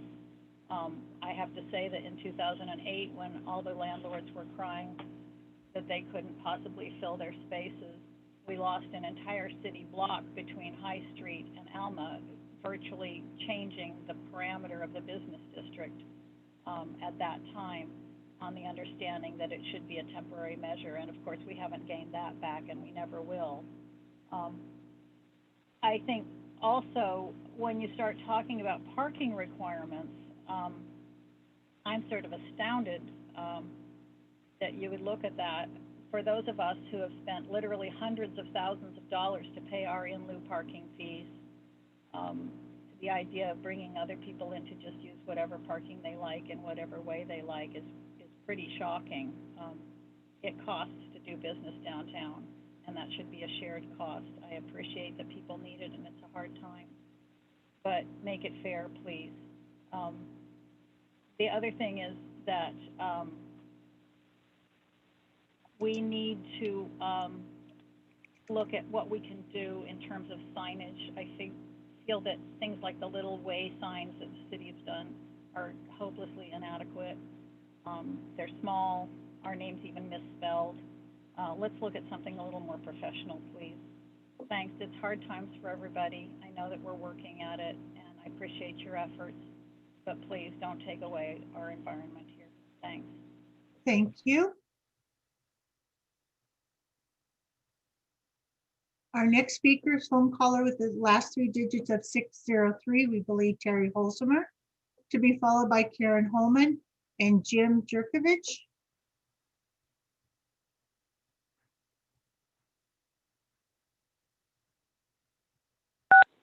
Go ahead.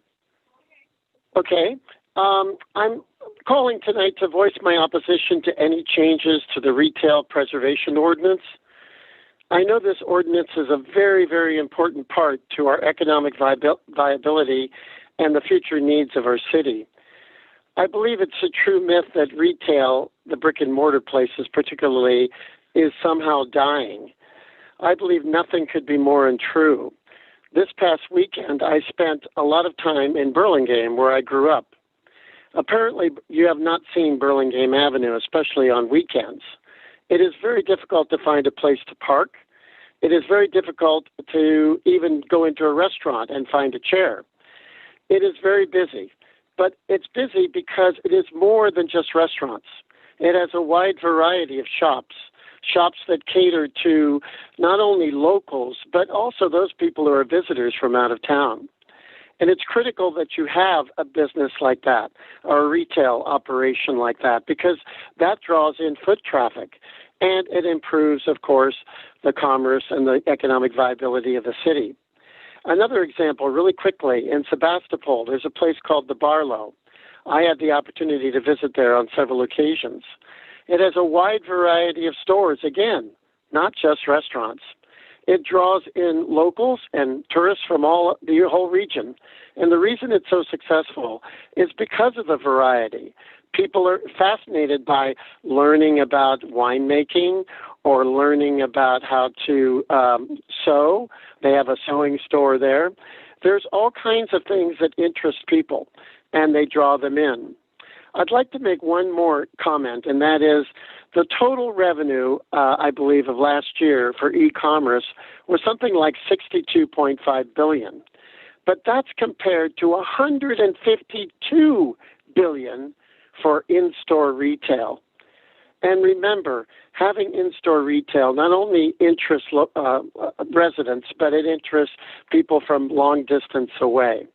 I encourage you to protect the retail ordinance, preservation ordinance, make no changes to the parking requirements. And also, by the way, if I have a few more seconds, I would like to encourage you to look at California and University Avenue reopening at some point in the future, because I think that that would help the other stores, not just the restaurants, because restaurants are using the space, obviously the public space, for their own extension of their businesses. But I would like to see retail, and retail also take advantage of the street. So, okay. All right. Thank you very much. Thank you.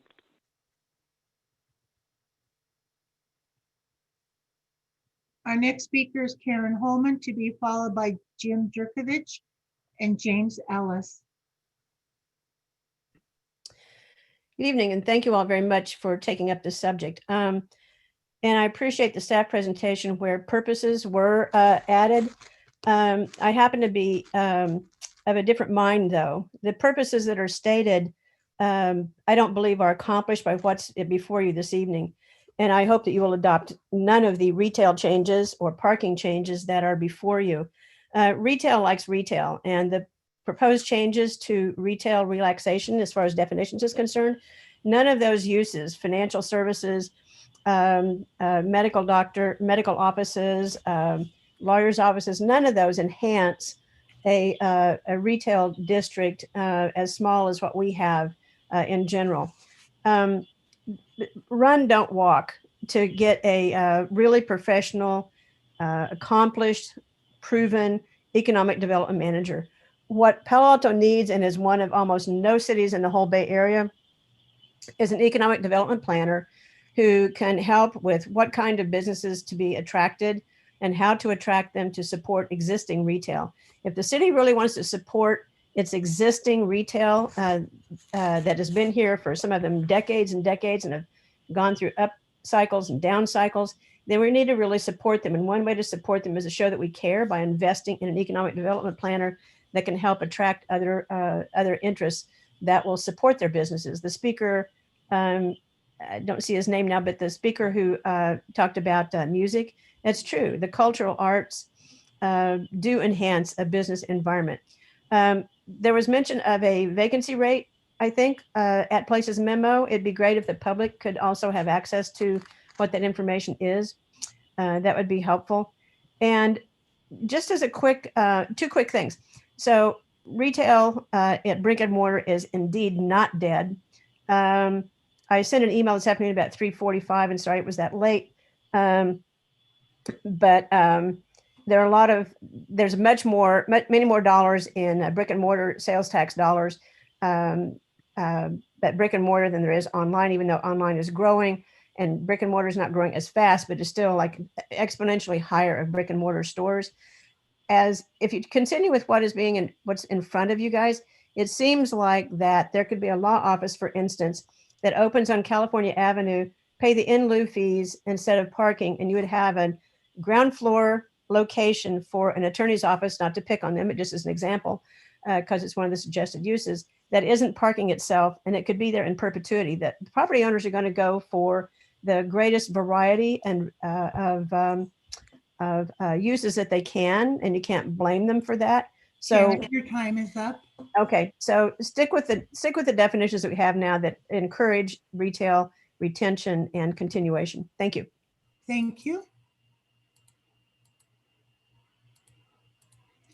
Our next speaker is Jim Jerkovich, to be followed by James Ellis and then John Schenk.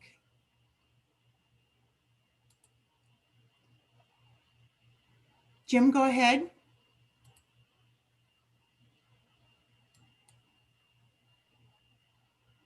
Jim, go ahead. You can speak.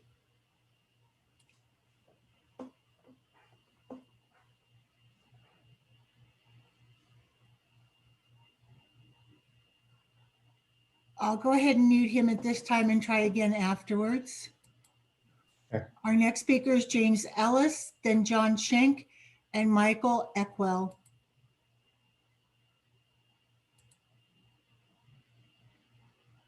Mayor, council members, and staff, thank you for the opportunity to speak. And also thank you, staff especially, for taking what I'd say is a very proactive stance here on finding practical solutions for the very severe impact that this pandemic has had on Main Street retail across the country, but certainly in Palo Alto. In listening to the public comments, and by the way, just to make sure it's clear, James Ellis with Ellis Partners, we are the owners of Town and Country Village. It's in listening to the other public comments, it's becoming clear to me that, the city is trying to deal with several different types of retail in these possible ordinance changes.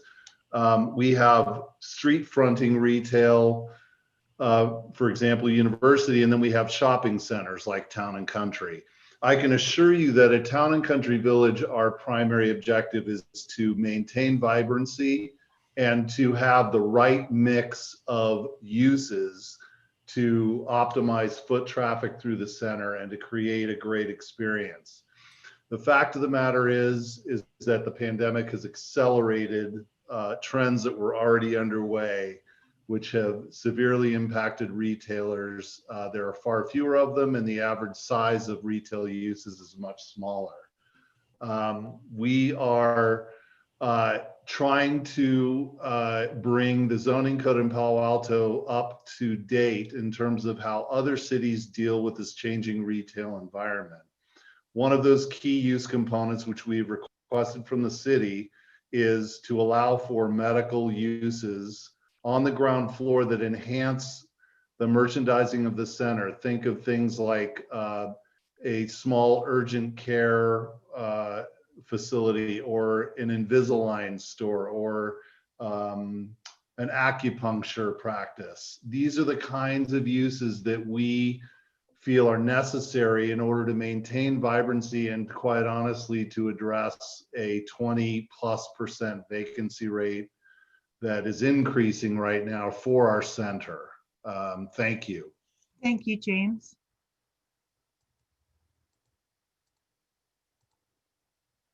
Our next speaker is James Ellis, to be followed by John Schenk. Correct that. Our next speaker is John Schenk, to be followed by Michael Eckwell, and then Jim Jerkovich.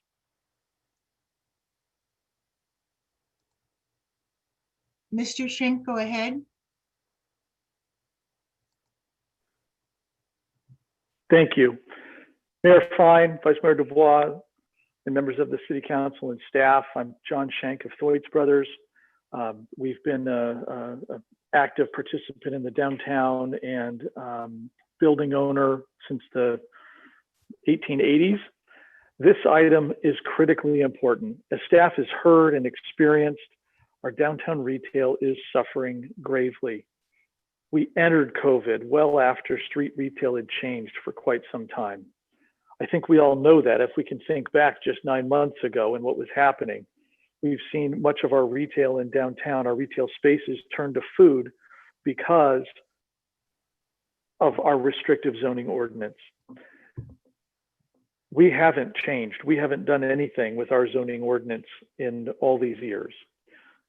Palo Alto should be open to all retailers, meaning those that serve the public, not trying to backdoor in, office uses, these things people are worried about. We share the concern, and I believe staff's very much aligned on the same page there.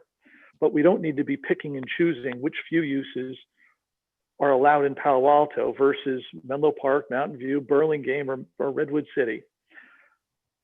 The urgency, again, comes from the need for current tenants and landlords to feel more confident making additional investments in existing stores, even restaurants, to add outdoor tented spaces for them as we head into winter, with the greater security that if their business is not successful, they have a greater likelihood of finding a replacement retailer.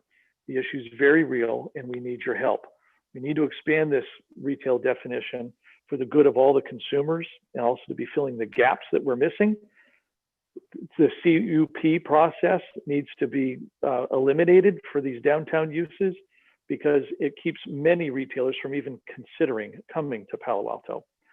I look forward to your discussion this evening. I would offer to answer any questions or anything that come up, as I'm sure Mr. Ellis would, but in this Zoom environment, we're probably signing off here. But we are very focused at Thwaites Brothers in a healthy and vibrant downtown, and I believe all of us are on that same perspective. Thank you for your time. Thank you, John.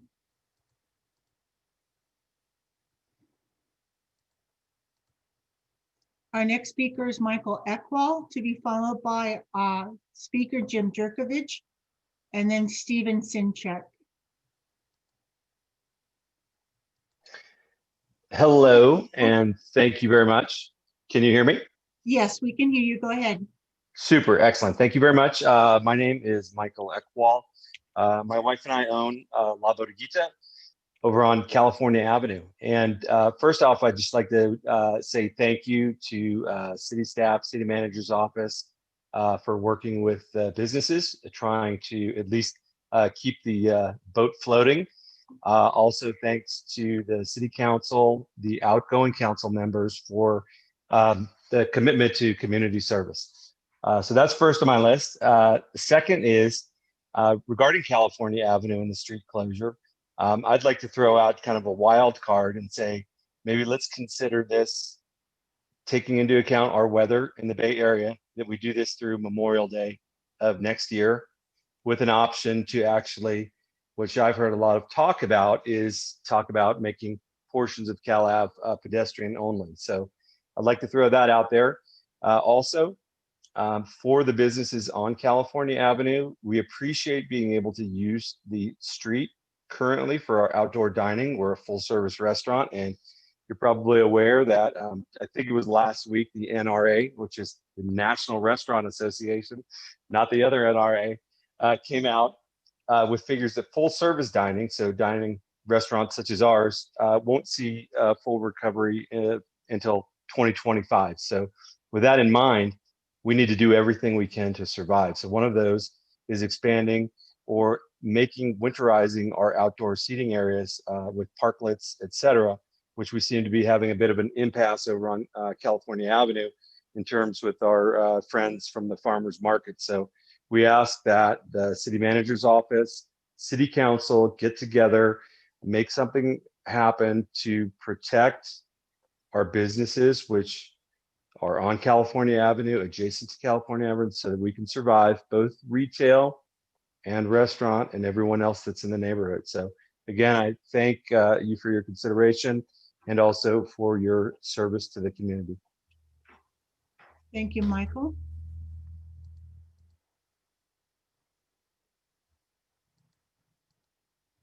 Our next speaker is Jim Jerkovich, to be followed by our final speaker, Steve Sinchek.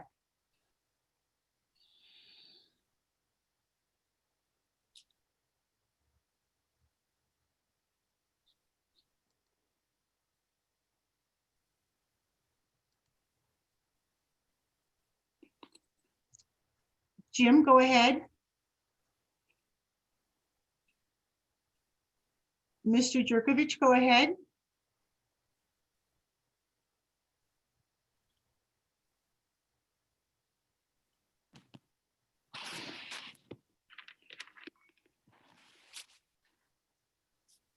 I'll go ahead and mute him and move on to Steve Sinchek. Steve, go ahead. You have 2 minutes. Okay, hi. Thank you for taking my call. I appreciate it.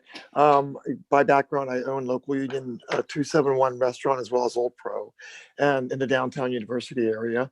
I'd like to echo what Michael had, from La Bodeguita just mentioned, appreciation for the city manager and staff and all that they've done over these last 6 months plus to help out, to keep the streets closed for us, for the restaurants, and get our staffs back to work.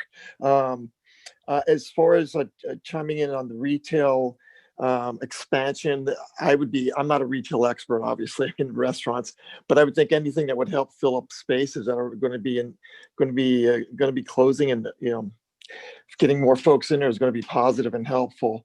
From the restaurant standpoint, closing their streets, University Avenue has been really successful for us, and many other restaurants as well. So I'll echo Michael again. If we could have the streets to be considered to close so we could get past at least at the end of the year, that we know if we're going to be investing in these tents and heaters and everything else that we're going to need to do, to have an extension into Memorial Day or somewhere into that area would be helpful. I think we've all seen there's been a recent spike, which may retract our 25% indoor dining that we have currently that we just achieved. So that's just going to put us only back out on the streets or possibly the parklets that we have. So any consideration of us extending the street closure would be greatly appreciated for our restaurants as well. Thanks very much for your time and appreciate it. Thanks. Thank you, Steve.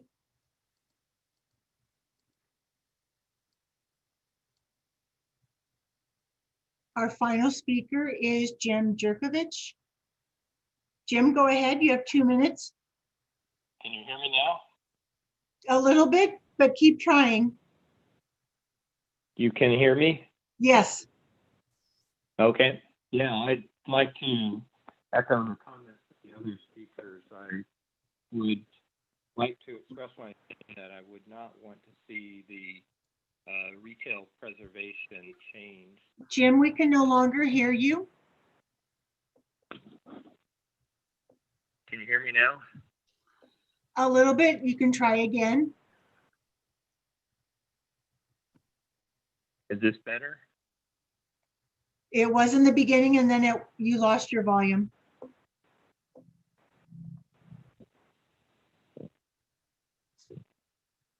Can you hear me now? No. I can hear you.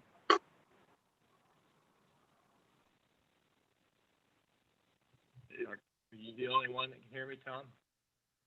It's pretty faint, Mr. Jerkovich. If you can maybe speak directly into whatever device you're using and talk quite loudly, but I'd also suggest maybe emailing your comments to council.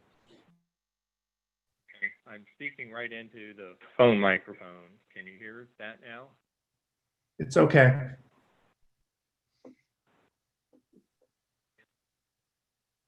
like to echo the comments of the other speakers in that I prefer not to see any gutting of the retail preservation. As others have pointed out, once you change retail preservation, there's no turning around. And it seems like the purpose of this was for short-term benefit, but the effect will be a long-term basis that we need to really provide incentives to our retail businesses rather than making it much easier for office spaces to dominate our city. And as a result, we lose the vibrancy of our community and the vibrancy of retail.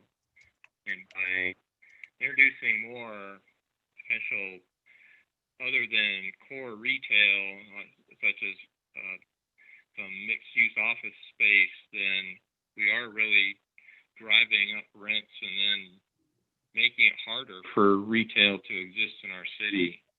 So I think that if there is any changes, we need to make sure that from the staff's perspective and the council's perspective, there's definite language in whatever is introduced that ensures that we are on the path on a longer term basis preserving retail rather than gutting retail. And so the language that gets developed is especially important, and we don't want to be driving away the current retail we have, and instead, like I say, give incentives, either financial or regulatory incentives, to make sure that we do maintain a vibrant retail. Thank you. Thank you, Mr. Jerkovich. Mayor Fine, there's no further speakers. Okay, thank you very much. Thanks everyone for your comments. We appreciate them, and we received a lot of emails on this too. 7:40, would you all like to take a quick break, or do you want to maybe go through one of these? I'm seeing some nods of break. 10 minutes, okay? Okay, let's do 10 minutes and get back here at 7:50, and then we'll continue. Thanks everyone.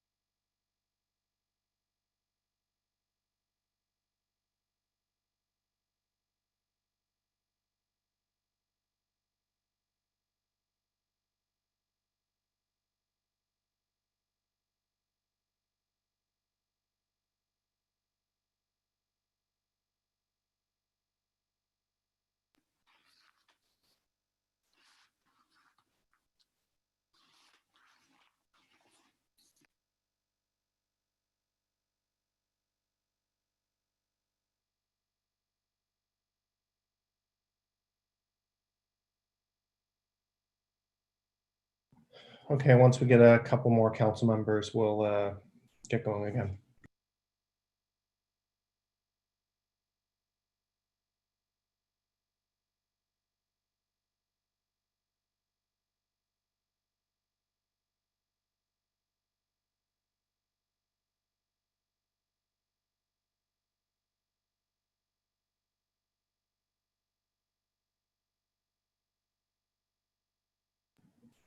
Okay, I see 1, 2, 3,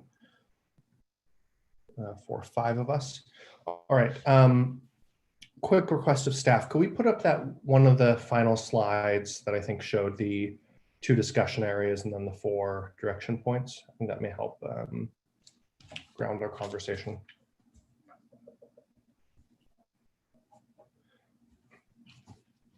I think it's maybe 1 before this, 1 or 2 before this. The summary slide. This is it. Thank you.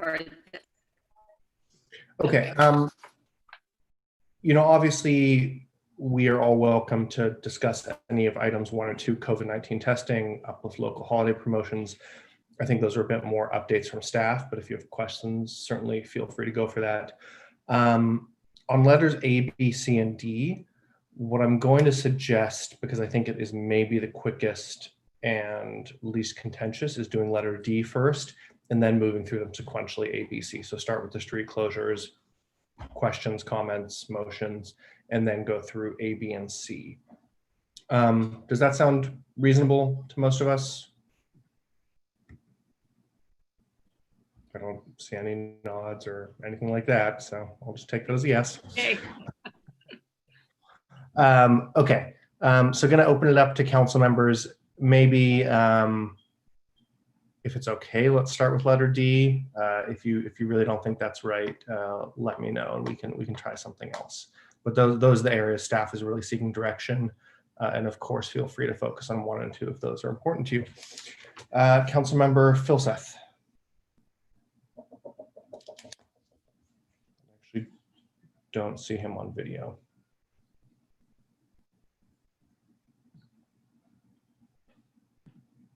Councilmember Filseth, are you there? Okay, let's go to our next speaker, Councilmember Niss. So let's see if I'm here. My screen went down while we were gone. I don't know why. I had to come back in again, which maybe happened to Eric as well. So there is one thing I do want to do, Mayor Fine, before we go to D, and I'll come there in a minute. But there is a real push. Well, in the meantime, I heard the president-elect say that among what they're absolutely after is fast testing. And we have said tonight, well, we can't go to fast testing, but I think we should keep that uppermost. It is really important. I think it's going to get cheaper and cheaper, and it can be done. So having said that, let me go down to street closures. I would suggest, from listening to people tonight, from spending a lot of time both on Cal Ave, University Ave, listening to the merchants, that if they are going to invest what they need to invest to stay open, we should invest in letting them stay open until next May. I think that it's going to change their outlook enormously if they think that they're going to be shutting down in January. So there are a lot of investments to be made. We've all felt the cold just in this 3 or 4 days, and rain is predicted for this week and for next week. So I would like to suggest that while we might consider portions of the street, which we've talked about a lot on the meetings that staff has had on a regular basis, I think that at least some portion of both Cal and University Avenues should be kept open until then. And I'll come back later with some of the rest of it, Adrian, but that's it for now. Thanks, Councilmember Niss. Councilmember Filseth, I think the floor is yours. And I suggested that we maybe start with letter D, but of course, if you have comments on 1 and 2, go for that. And then after that section, maybe we move on to A, B, and C, as those are a little more meaty, I think. Okay. Well, I was gonna make a similar comment to what Councilmember Miss just said on testing, which I think is, in flux given the comments of the president-elect in the last, the last 3 days. On the other hand, probably nothing's going to happen between now and the end of the year, but I thought that was quite interesting. Let's see. So street closures. I would be in favor of extending the authorization to staff to keep the streets closed at least through March 31st and potentially Memorial Day as well. Right. I think they've done a good job managing that one, and I think we can give them the authorization to continue as they see fit. And as for, I have some comments in A, B, and C, but I'll come back to those. Thank you. Mr. Vice Mayor. Yeah, appreciated all the public comment. I want to echo the comments on testing. I really think we need to start looking at how do we support private businesses reopening. We also asked about the daycare item, which I'd like to get an update on that. And then I really think we should start to focus on how do we create safe office working environments? What do we need to do there? On the traffic closures, I have a bit of a different viewpoint. So I heard from several retailers in California Avenue that are really concerned that people are not walking on the sidewalks. They're not walking by their stores. They're walking down the middle of the street. And it's very different from Castro, where the restaurants connect in the middle of the street and all the people walk on the sidewalks. And so I really think we need to look at what we're doing there. And I've also heard from some store owners who are concerned about the restaurant chairs and things being stored in front of their store, also blocking traffic. So again, I think we've done a lot for the restaurants, but we haven't really listened as much to the other retailers. I've also been, seeing other cities in the Bay, downtown San Mateo. Most of their streets are open. They have a couple blocks closed. Maybe that's what Councilmember Niss was getting to. Again, Los Gatos, very nice shopping district downtown. Their streets are open. They have parklets, but their streets are open. And so as we go into winter, again, we heard a lot of controversy on University. I do think we should consider opening back up parts of University, keep the parklets, but let shoppers be able to drive through and get to the retail stores. And then I really do think we need to rejigger Cal Ave, maybe redirect bikes to another street and just have the restaurants connect in the middle so that pedestrians are walking on the sidewalks. So that's where I am. Okay, thank you. I'll just jump in quick on the street closures. I think this is really one of the silver linings of 2020 in this hard year we've been through and kind of reimagining what our two downtowns can look like. And I really do want to commend our staff. I think we've taken an iterative approach where sometimes, we've given broad authority, but the city manager and his team have shuffled those blocks around, sometimes closed it down, sometimes tried, cross streets, sometimes tried weekend closures. And I think they've demonstrated a really good approach towards that. So, some of the criticisms notwithstanding, I think the extended authority allows staff to respond to that. Maybe it is with University, only keeping it closed on weekends. Maybe it is with Cal Ave, shortening it and requesting the restaurants to come and meet in the middle. I'm not sure, but I think staff has done a really commendable job of iterating, learning, talking to different businesses. Our retailers certainly have a different experience, some of them. And I think we can begin touching on that a little bit in A, B, and C, as well as some of the comments others have made about economic development and, things I've brought up for years, like, signage and our permitting process, which are really, really quite onerous. Okay, council members Koo and then Cormac. Thank you. So yes, I have also been hearing a lot from the retailers. I think main thing right now to focus on is to ensure that there's fairness for everybody involved who are doing business here, especially community serving and retail.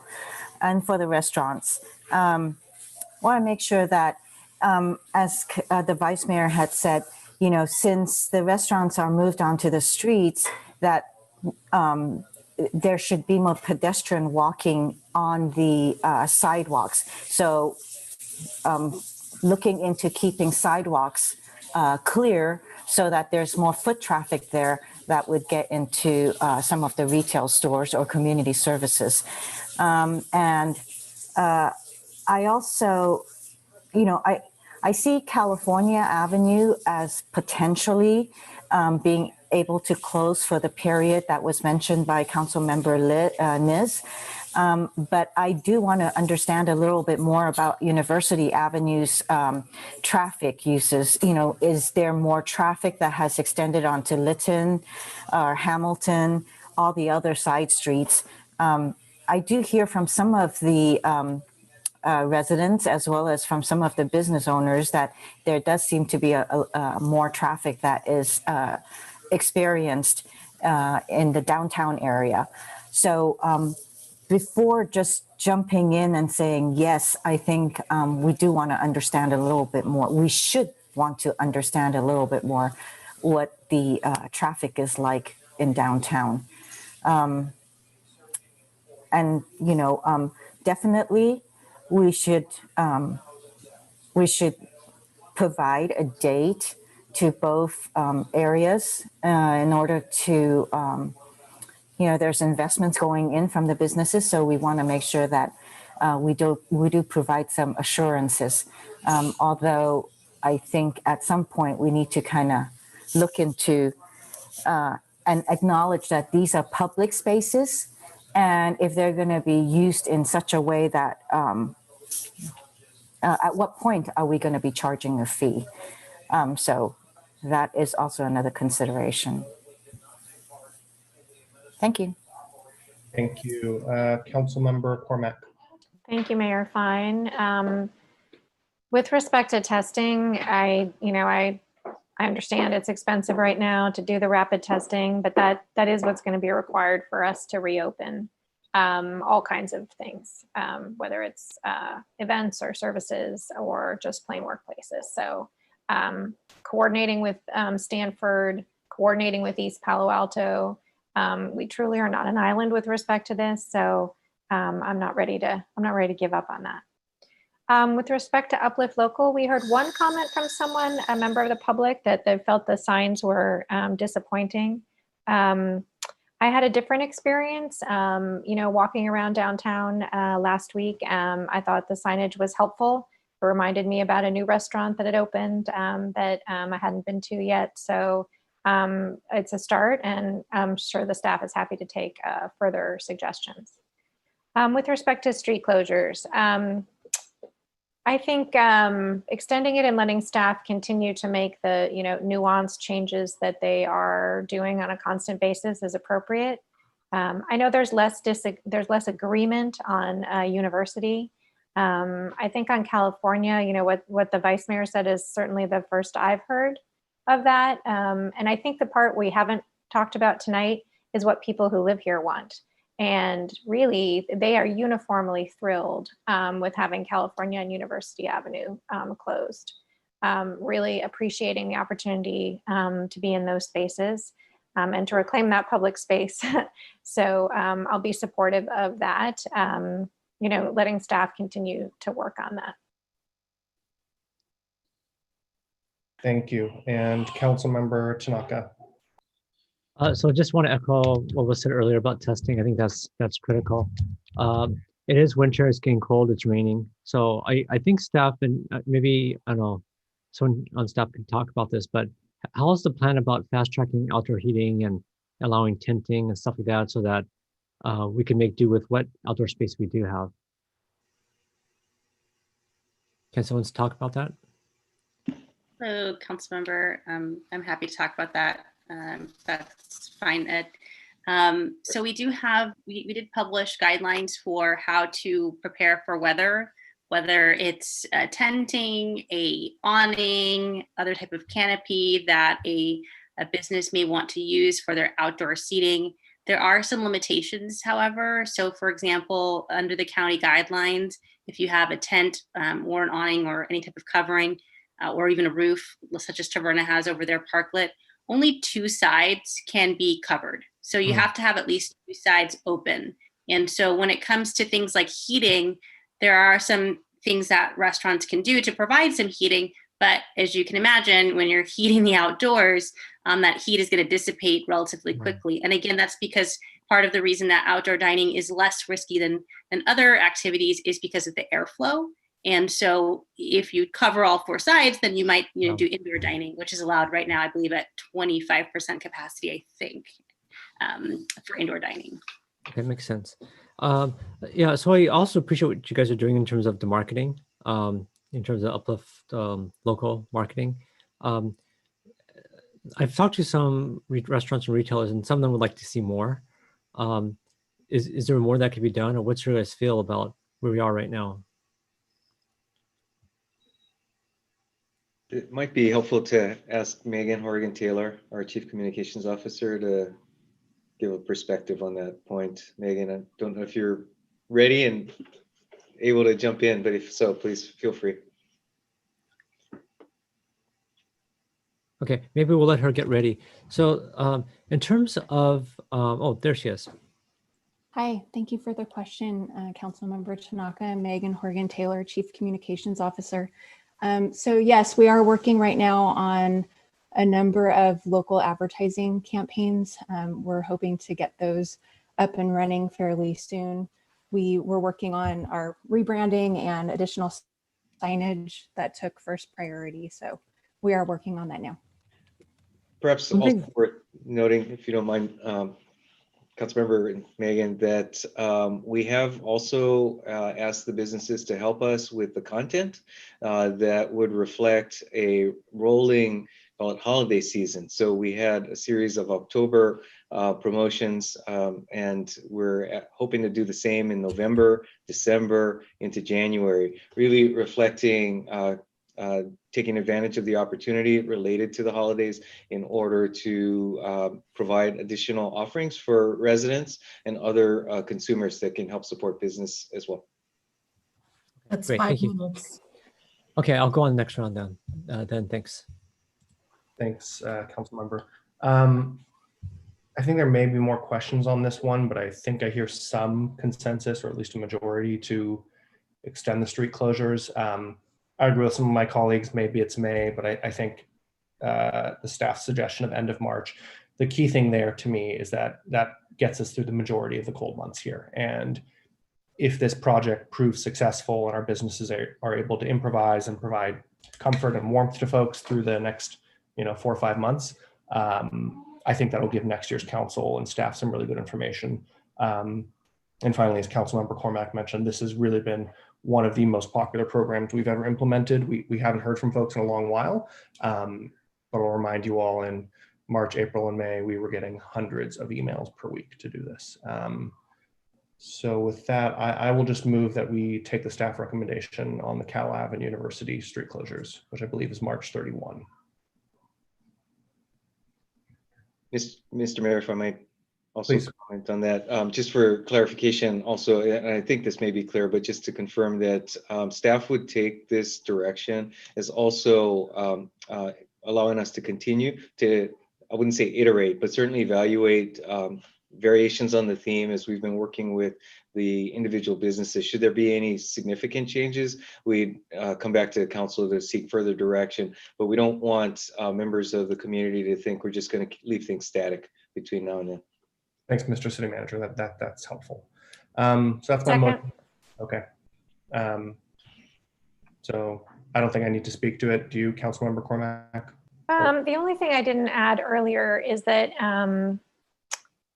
I think in the medium run, there is some real interest in at least those 2 blocks of California Avenue potentially staying closed for on a longer or more permanent basis.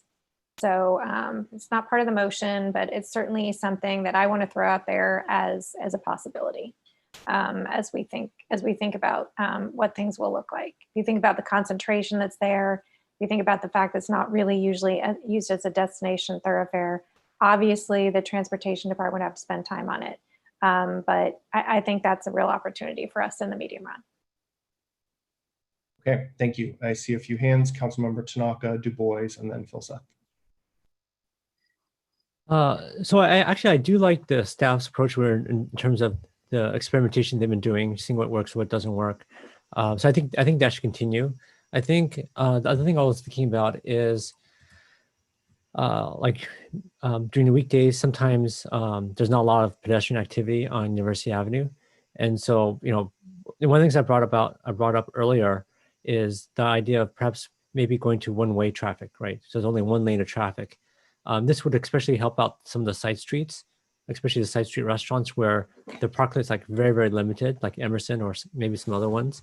And so I know it's more difficult because we don't want traffic patterns to be too confusing, but I think this is something that might bring more fairness to the downtown area, especially for some of the restaurants that are off University Avenue, and give them more space for the parklets. So the idea is basically to have kind of like a single lane on traffic down the middle of the street. So it allows, at least for the streets that have restaurants, to allow those parklets to be bigger than they could be otherwise.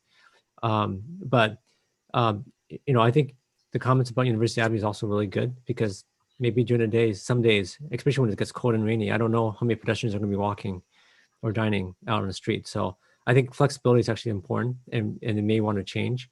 But I want to encourage staff to kind of look at these ideas. It's ones that we've heard from the public many times. Back to what the mayor was saying about the Cal-Ave Farmers Market.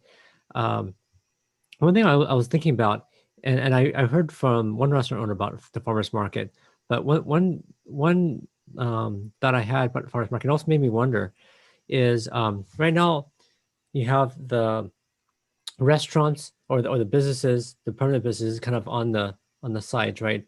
And then you have the backs of the booth to the sidewalk, right? So it really encourages people to walk down the center versus the side or the sidewalks. And I wonder, it might make more sense if the farmers market on Cal Ave, the booth were back to back, so that the pedestrian traffic would be focused on the sidewalks. And so it might bring more business to some of the businesses on Cal Ave right now.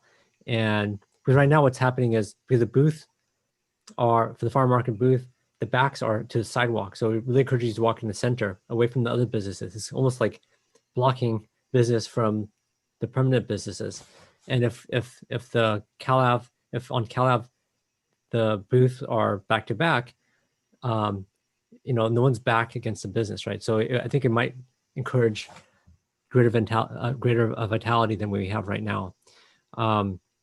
So I don't know, I think that's something that perhaps staff can look at and think about to see. The other idea that I think the one logistical issue with that one is how Cal Ave sets up the farmers market, right? Because they drive trucks right down the center, and so I think with the current setup, it's easier to load and unload, but I think it doesn't really provide the best pedestrian experience. And I think just a simple change of moving the booths together and having them face the other businesses would really help everyone a lot more. And then the other idea I heard is in some cities like London, they actually have incentives to dine out on slow days. So I'm not sure what our slow day is. Maybe it's Wednesday or Tuesday. I'm not sure what day that is, or maybe it's Monday. I'm not sure. But wherever the slow day is, they have like breaks and like what maybe perhaps a sales tax or something. So some sort of like, I forgot that they had a catchy phrase for it. I forgot what it was, but it was like, it was to encourage people to get like a slight discount to kind of come out on slower days. And that's the other challenge with a lot of these businesses, that they don't really have maybe some days are good, but some days it's really tough. And providing that kind of extra incentive might be good. But yeah, I actually agree with Councilman Niss also in terms of maybe this should be longer because people, especially if they're going to do tenting or do outdoor heating or something like that, they're going to have to make some capital investments. And so I don't know whether, Councilmember Niss, you want to modify the motion, or how many of these ideas should be captured. But I think some experimentation is needed because we're kind of still in unknown territory. I don't know if the city manager can comment on if any parts of the current recommendation should be modified to kind of capture some of the ideas that we talked about tonight so far. I'll comment when it's my turn. Thank you. Okay.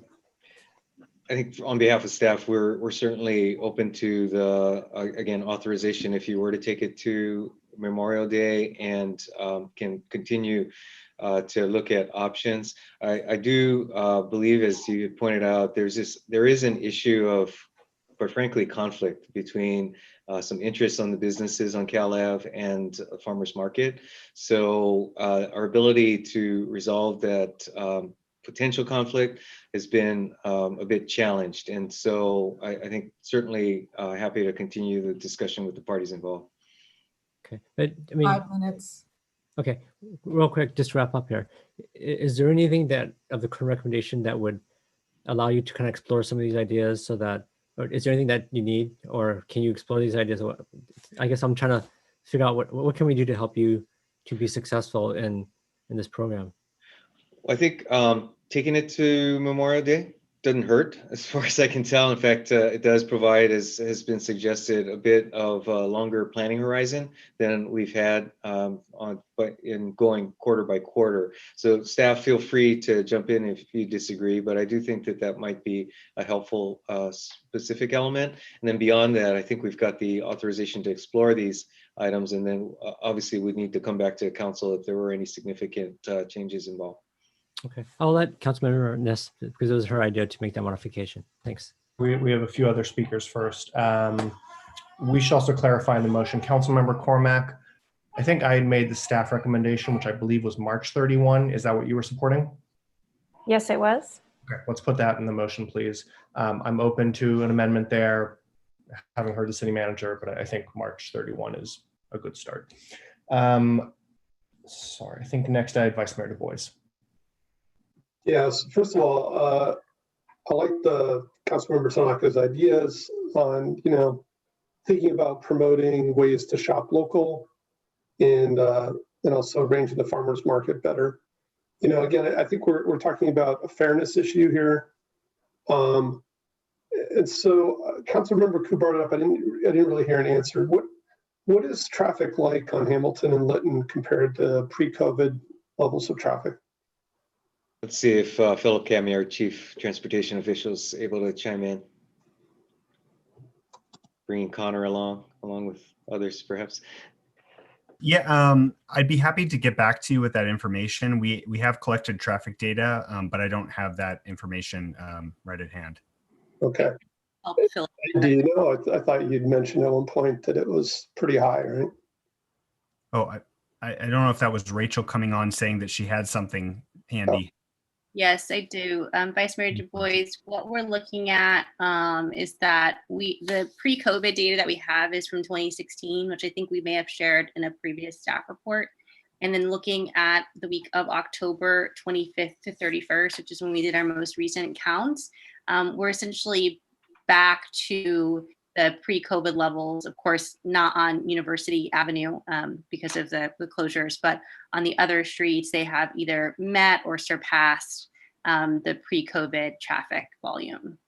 Okay, that's what I thought. I'd heard we'd gone over what it had been.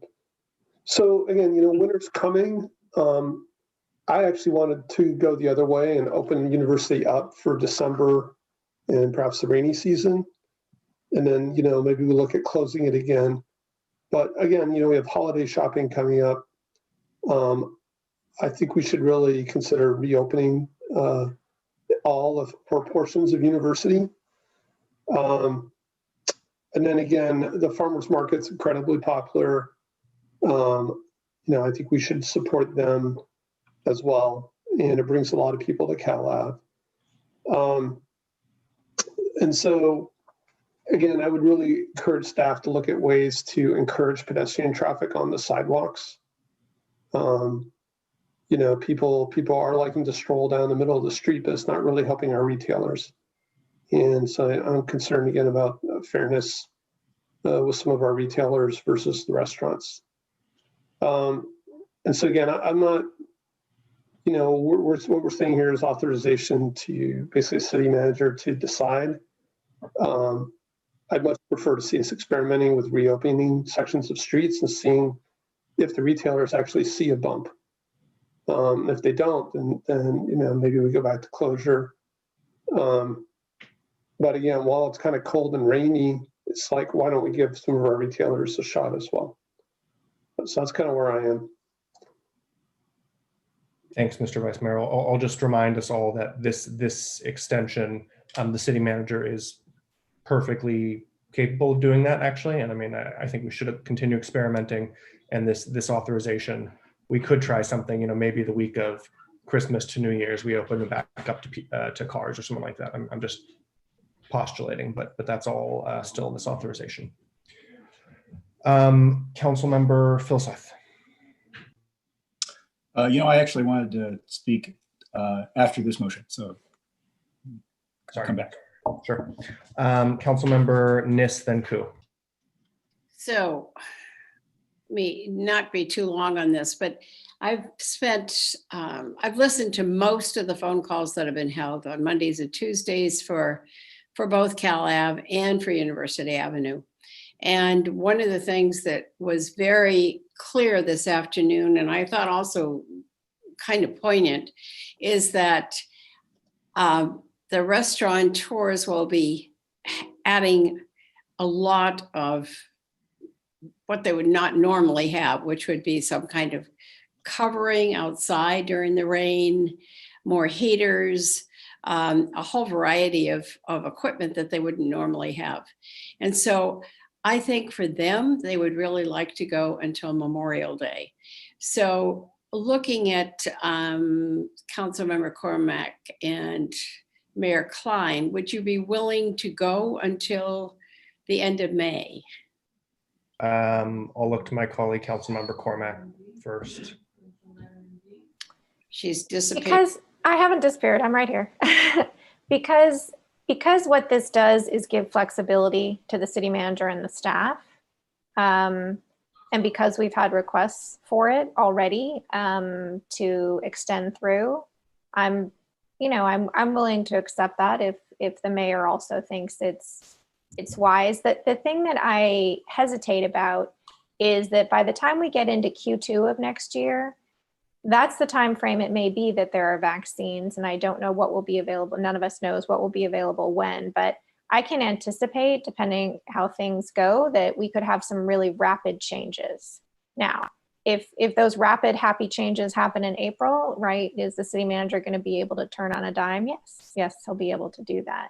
But I just, as we get further into next year, I think, frankly, there's less certainty about what the economic activity will look like in the city. Okay. I'll accept it for similar arguments. I think March would have been okay, but I'm mainly convinced by the city manager's suggestion that it gives staff a bit more flexibility. And, next year's council can certainly say, okay, we're done with this, turn it off. So, okay, let's update that to May 31, 2021, please. Thank you both. I think the merchants will be pleased. Okay. Is that all, Councilmember Nis? That's it. Okay. I see Councilmember Ku. So I can support this, but I do want reassurances that, that there is going to be fairness to all of the business owners over there on University as well as California Avenue to ensure that retailers do have the opportunity of more foot traffic. So I would hope that the city manager and staff would look into making sure that the tables for the restaurateurs are on the street and sidewalks are left open. The other thing, so can I just get a reassurance, or do I? Because that's really important to assure that everybody has some fairness and in conducting their business. Yes, Councilmember, I think we've handled these issues, and fortunately or unfortunately, it's just a reality that these can be really location specific. So as issues pop up, please let me know, or Kara Apple, who's really been our point person for trying to troubleshoot the neighbor issues, and we'd be happy to follow up. Absolutely. I appreciate that. I really do, because that's very important for all the community serving businesses. The other thing I wanted to ensure is safety on the street. We've heard somebody say that, I don't remember who said it right now. It was a council member or a member of the public, but with bicyclists or skateboarders and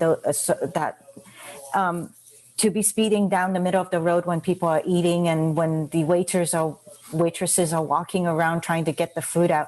So I kind of want to make sure that there is some kind of way to enforce that no racing bicyclists or other kind of mobility is going through there, causing unsafe methods. So just need yes, no. Got that. Absolutely. I know we've got some, some people who don't behave properly. So we will do what we can to mitigate that. Thank you. Yep. So I think those are the main things I wanted to say, and I can certainly support this motion. Okay, thank you. Sounds like we're reaching some consensus here. So I'm going to ask that we vote on this one. First up is Councilmember Koo.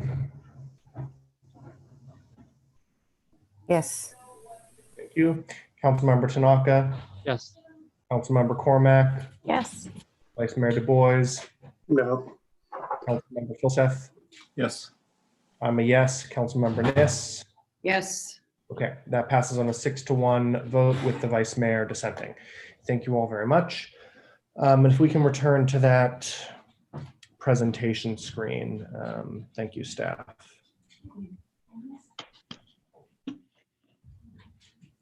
Okay, I'd suggest we start with letter A, defining retail, potentially expanding the definition of retail and retail-like for more diverse retail activities. So if you want to raise your hands for comments or questions on this one, and I believe Councilmember Filseth had his hand up earlier. Yeah, thank you very much. So I sort of wanted to make a couple of high-level comments on sort of all these at once. I will say, it was a little bit out of order. I will say something about parking, which is, because we're looking at the whole issue of, maybe we should temporarily suspend parking requirements and guidelines during the course of the pandemic. And we're talking about that a couple of items tonight. And the example was, a hair salon conversion to a restaurant. So you're basically an increasingly intense parking intense use. But the most parking intensive uses tend to be like restaurants. And I just wonder if there's actually a lot of those people converting to restaurants, because right now restaurants are closing down, not opening up. So I wonder about that. And then the blended parking. The problem with if you did have people converting hair salons to restaurants, you say, well, suspend parking requirements because that makes it easier. But then where are those people going to park? Okay, right? So it's sort of like, just not testing doesn't mean you don't have COVID cases, right? And so I wonder if the blended parking strategies, I get that it's simpler to administer, but if it doesn't increase the parking supply, then it's sort of just like pushing stuff around without making a big difference. So that was my comments on parking overall. As for these things, A, B, and C, the focus of this whole area seems, it feels more like not so much how do we support retail as how do we reduce our dependency on retail, especially traditional retail. We're talking about, well, can we get other uses into the same space? Can we remove parking as an obstacle to changing business model, to changing business usages in there and so forth? It's more like we're sort of saying, how do we diversify away from retail as opposed to support it? And I get the hand wave argument that, well, storefronts and stuff like that, but I wonder. And it kind of prompts, I think, two questions.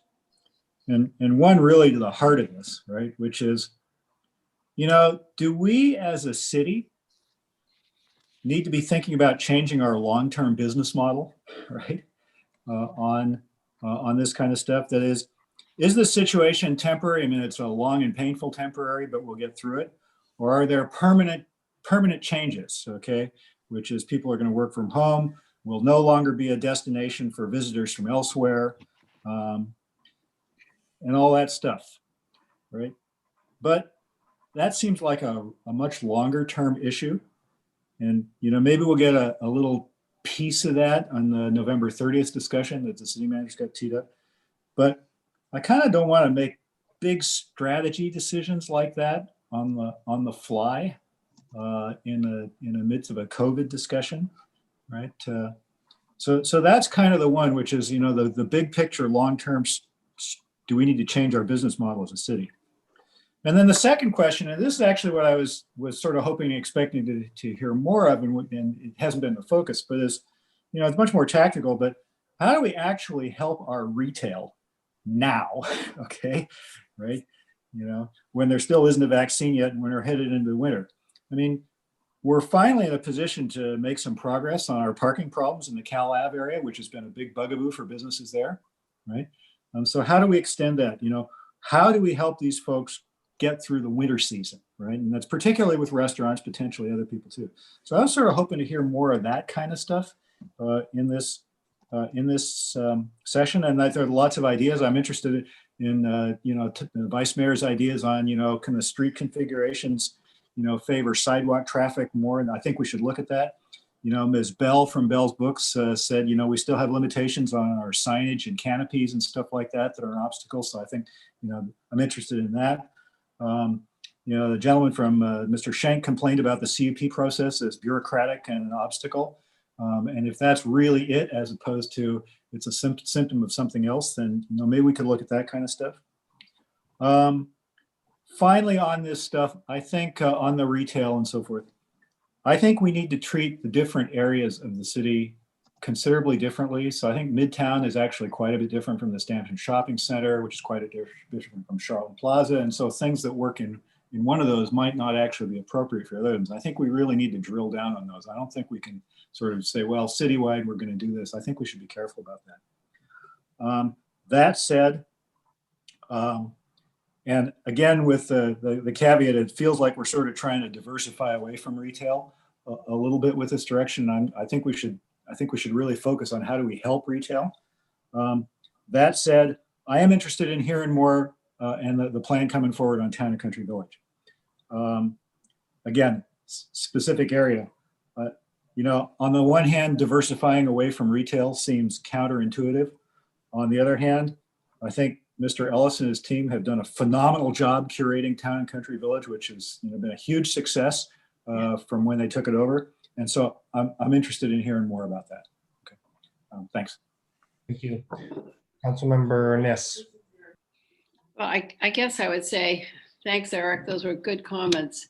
But I would say if we could curate, we'd be home free right now. But as a city, we can't curate.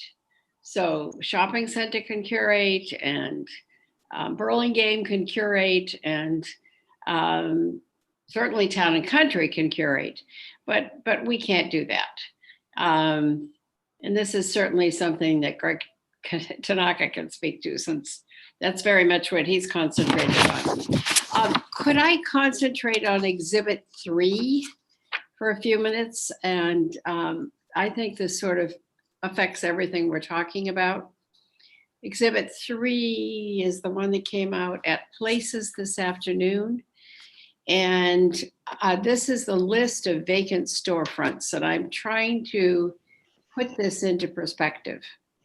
So is there any way to put that up on the board or not? Oh, actually, we don't have a slide with the list. Again, for anyone who doesn't have it in front of them, we provided a list of properties we have heard are vacant or are at high risk of becoming vacant in the very near future. Ed, I can share that list. I have it handy. So I'm taking a look at this. It looks like maybe 25 or 30 vacancies. 50 plus by my count. Pardon me? 50 plus by my count. Thank you, because I should have had that number ready. Thank you, Mayor Fine. So as I recall, the downtown area, when they did a major study on it in 1989, had 3.5 million square feet that was in what was called the retail. It was then bordered by Lytton and Hamilton, and I think by probably High and Cowper or Webster. So as I look at this now, it's a little hard to pick it out because it's got both streets on it and some others as well, since I can see that El Camino is here. But someone help us make sense of this, because I can certainly see this. I can see that it's retail and so forth. I don't know how much square footage it is. I don't know exactly how to attack this. So I'd like some help from whomever. So perhaps at this time, I would just characterize it as data, and putting the data in some context and understanding can be a little bit challenging. Might be useful, John, since you've got that screen up, to put up the graph that is a part of the memo itself. Right. The graph has just a data report from CoStar, which tracks, in this case, retail vacancy rates. And Vice Mayor Du Bois asked us to run that back. We were able to get it to the period of the Great Recession. So you could just get a general feel, perhaps, for right. That might show. Yeah, good. We'll let that stabilize. No, not the table. Let's do the graph. Yes. Okay, so on the left end, it goes back as far as, I think, 2010.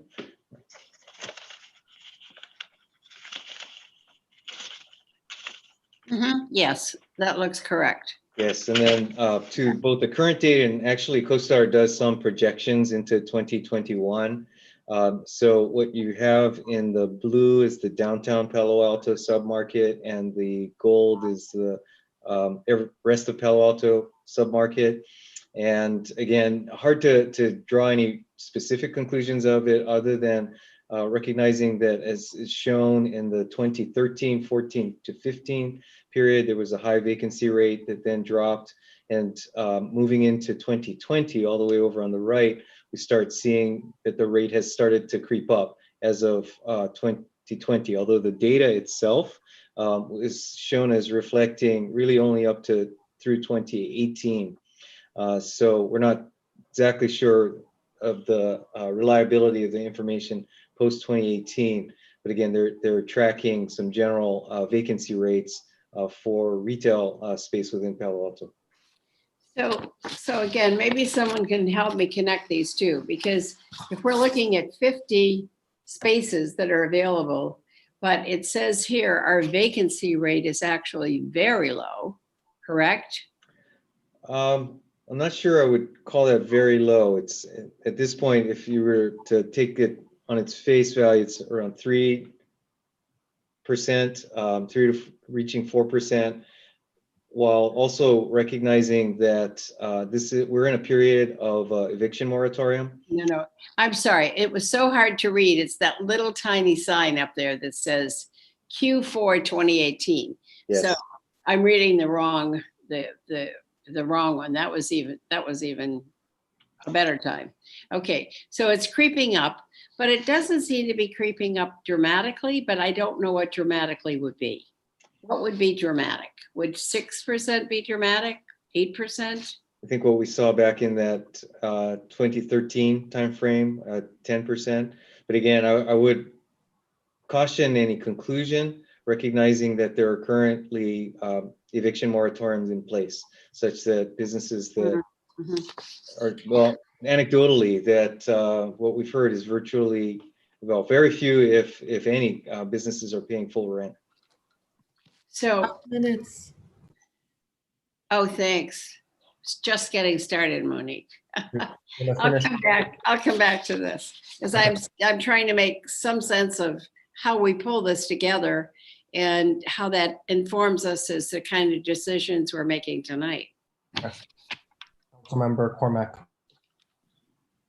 Thank you, Mayor Fine. While we're discussing data, somebody must really be missing the macarons because I think Chantal Guillon is on that list twice, but anyway, somebody can check that. Okay, so much on this topic tonight. I think probably everyone will start somewhere slightly differently. I think what I want to start with is the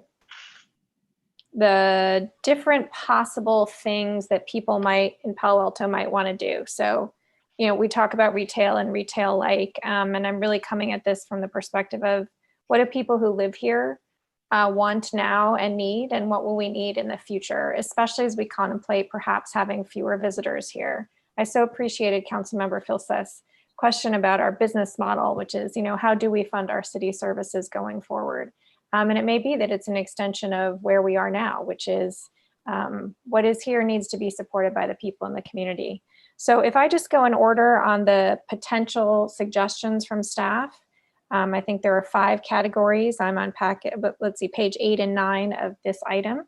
That's easier for people following along at home probably, or packet page 138 and 139. Food preparation and or food manufacturing. I'm supportive of us considering this. This is a trend that is accelerating. It's a bit of a hybrid model. We know that full service restaurants are just incredibly expensive, and they're only going to get probably more so. And I think it's a creative option. I certainly appreciate the fact that we would need to have some regulations on it. But what it allows is for you know, flexibility for people to start new businesses and not have 2 separate places. I think we've seen a few businesses try this, and we've seen a few businesses have trouble when they have the manufacturing separate from where they deliver it. And as we think about people wanting, you know, more to-go items, I'm open to considering that. Then in order, medical offices. So one of the things that's confusing is that a lot of these places in the maps, and I don't know if this is the right time to have this discussion, a lot of these uses are already in those retail spaces on the map. So maybe I'll just stop there for a minute, and Ms. Tanner, maybe can you help us and the public understand why, you know, there are already financial services on Middlefield and educational uses and professional offices on Cambridge? Like what are the changes why is that so, and what changes might we need to make? That's a great question, Councilmember Cormack. I'm actually going to ask Director Leet if you're there to chime in. My understanding is that, you know, certain uses may be allowed. Well, certainly to start off with, as I think Councilmember Philseth referenced, different areas of the city are already treated differently. And so every area of the city doesn't have the same allowances of what can be where. And certainly some uses are allowed principally permitted. Some uses are allowed with a conditional use permit or other restrictions. And so some of those uses would fall into those categories. And so that might be where some of the medical office and the financial services fall, depending on the location that you're referring to. There also can be some size restrictions. So if it's of a certain size, it might be allowed to locate in a certain area. And so that could be, because obviously we have doctor's offices, right? And we have these services already. Jonathan, did you want to add anything to that? No, I think you got it all. The only other thing I would add is in some of those areas, CUPs are required. So just kind of reiterating that theme that we've been hearing about the CUPs. Okay. I'll just say out loud that this kind of discussion and this level of detail cries out for some sort of table that overlays the maps and what's permitted currently and what would change. I'm not going to be prepared to make any, you know, detailed decisions on that this evening. Certainly. And if I may, on that point, what our hope is as staff is that we would get a sense from council of the topics you're interested in having us explore further in detail. So for example, you mentioned food manufacturing. If that is a direction that we receive, then we could do that deeper analysis of like, well, what do we allow now? Where, what could it look like? Where might be appropriate? Where might be inappropriate? Things like that. Okay, so I'll just go back to the food part and say that I think that should be on a distributed basis, right? We don't want to concentrate that and have everybody having to drive there. It'd be better to be in everybody's neighborhood so you can walk or bicycle or drive a short distance. Medical offices, I mean, we have heard for so long that mental health professionals, therapists, psychiatrists are really challenged to find space in Palo Alto and certainly to keep it. And so I know we talk a lot about mental health, and I think this would be one way for us to say that it does matter to us that we provide the spaces for these people to do this important work for us when we need it. So I think medical offices to me fall in the category of things that people need. Medical providers are our largest employers in Palo Alto, right? We all relearned that last year when we went through the business tax work. And it's a reason that people choose to live in Palo Alto, is to be close to great medical care. So I'm certainly, and usually these are people who come in and out, right? Every hour, right? Your appointments, such. So I'm definitely open to that. Whether it's distributed or concentrated, to me I would need to know more about how the employers themselves do that kind of work, right? I see the assistant city manager has arrived, so I'm just gonna whip through the other three and come back. I'll just say about educational uses. I think it's Councilmember Philseth who says that education is the business of Palo Alto. So I would like to talk about that. And then financial services, I think there's some possibilities there. So come back on the next round on that. Thanks, Councilmember. I'll go, but if others have comments, please raise your hand. I guess kind of high level, and thanks, Councilmember Philseth. I like your kind of table setting there. One thing I do want us to keep in mind is, no matter what happens with COVID, I think there is a strong expectation in the retail and office sectors of less density of all uses, right? People being more spread out over time, and that may have some impacts on our parking. I think where this whole thing comes from me is a few areas. One is really, what does our retail look like long term? I think there are big issues of the core versus the non-core, and we actually support the vitality of our retail cores by not having them dispersed and diluted. And I think the lesson of Town and Country, in a way, is that it is one core area with sufficient, I wouldn't say abundant parking, highly curated, a whole range of uses. I was really interested by Mr. Ellis's comment on the smile fixing place. Sorry, I forget the name. That's the kind of thing I think about when I think of expanded and quasi retail uses. I think there's also long-term changes in terms of what people are shopping with and how they're doing that. The bricks and mortar thing to online. I don't think that's going away. I think COVID has accelerated it. And if you speak to any of our property owners in Palo Alto, they'll definitely emphasize that trend as well. So I think we need to begin thinking about that kind of stuff. A few of you have raised ideas about helping retail today. Totally agreed. And I think maybe towards the end of this session, we could put up another motion.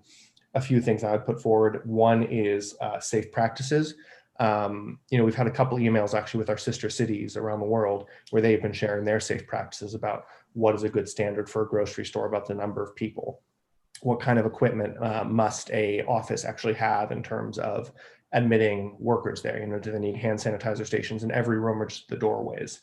I know a few of my colleagues, we've pushed for an economic development officer at budget hearings over the years. Maybe this is the impetus we need to get that off the ground, but then again, that's an expense. It's not a small one. I think last time we talked about this, we were talking a couple $100,000 a year for the office and services there. Therefore, last one is the red tape issue. I know I've told this story before. Some of you know Ike's Sandwiches on Linton. They had a sign up, a plastic sign up for like 3 or 4 years on that spot, which used to be that old coffee roaster. And on the day they opened, I went in there and I'm like, hey, what took you guys so long to open this store? And the owner, Ike, was there, and he has a chain of stores across California.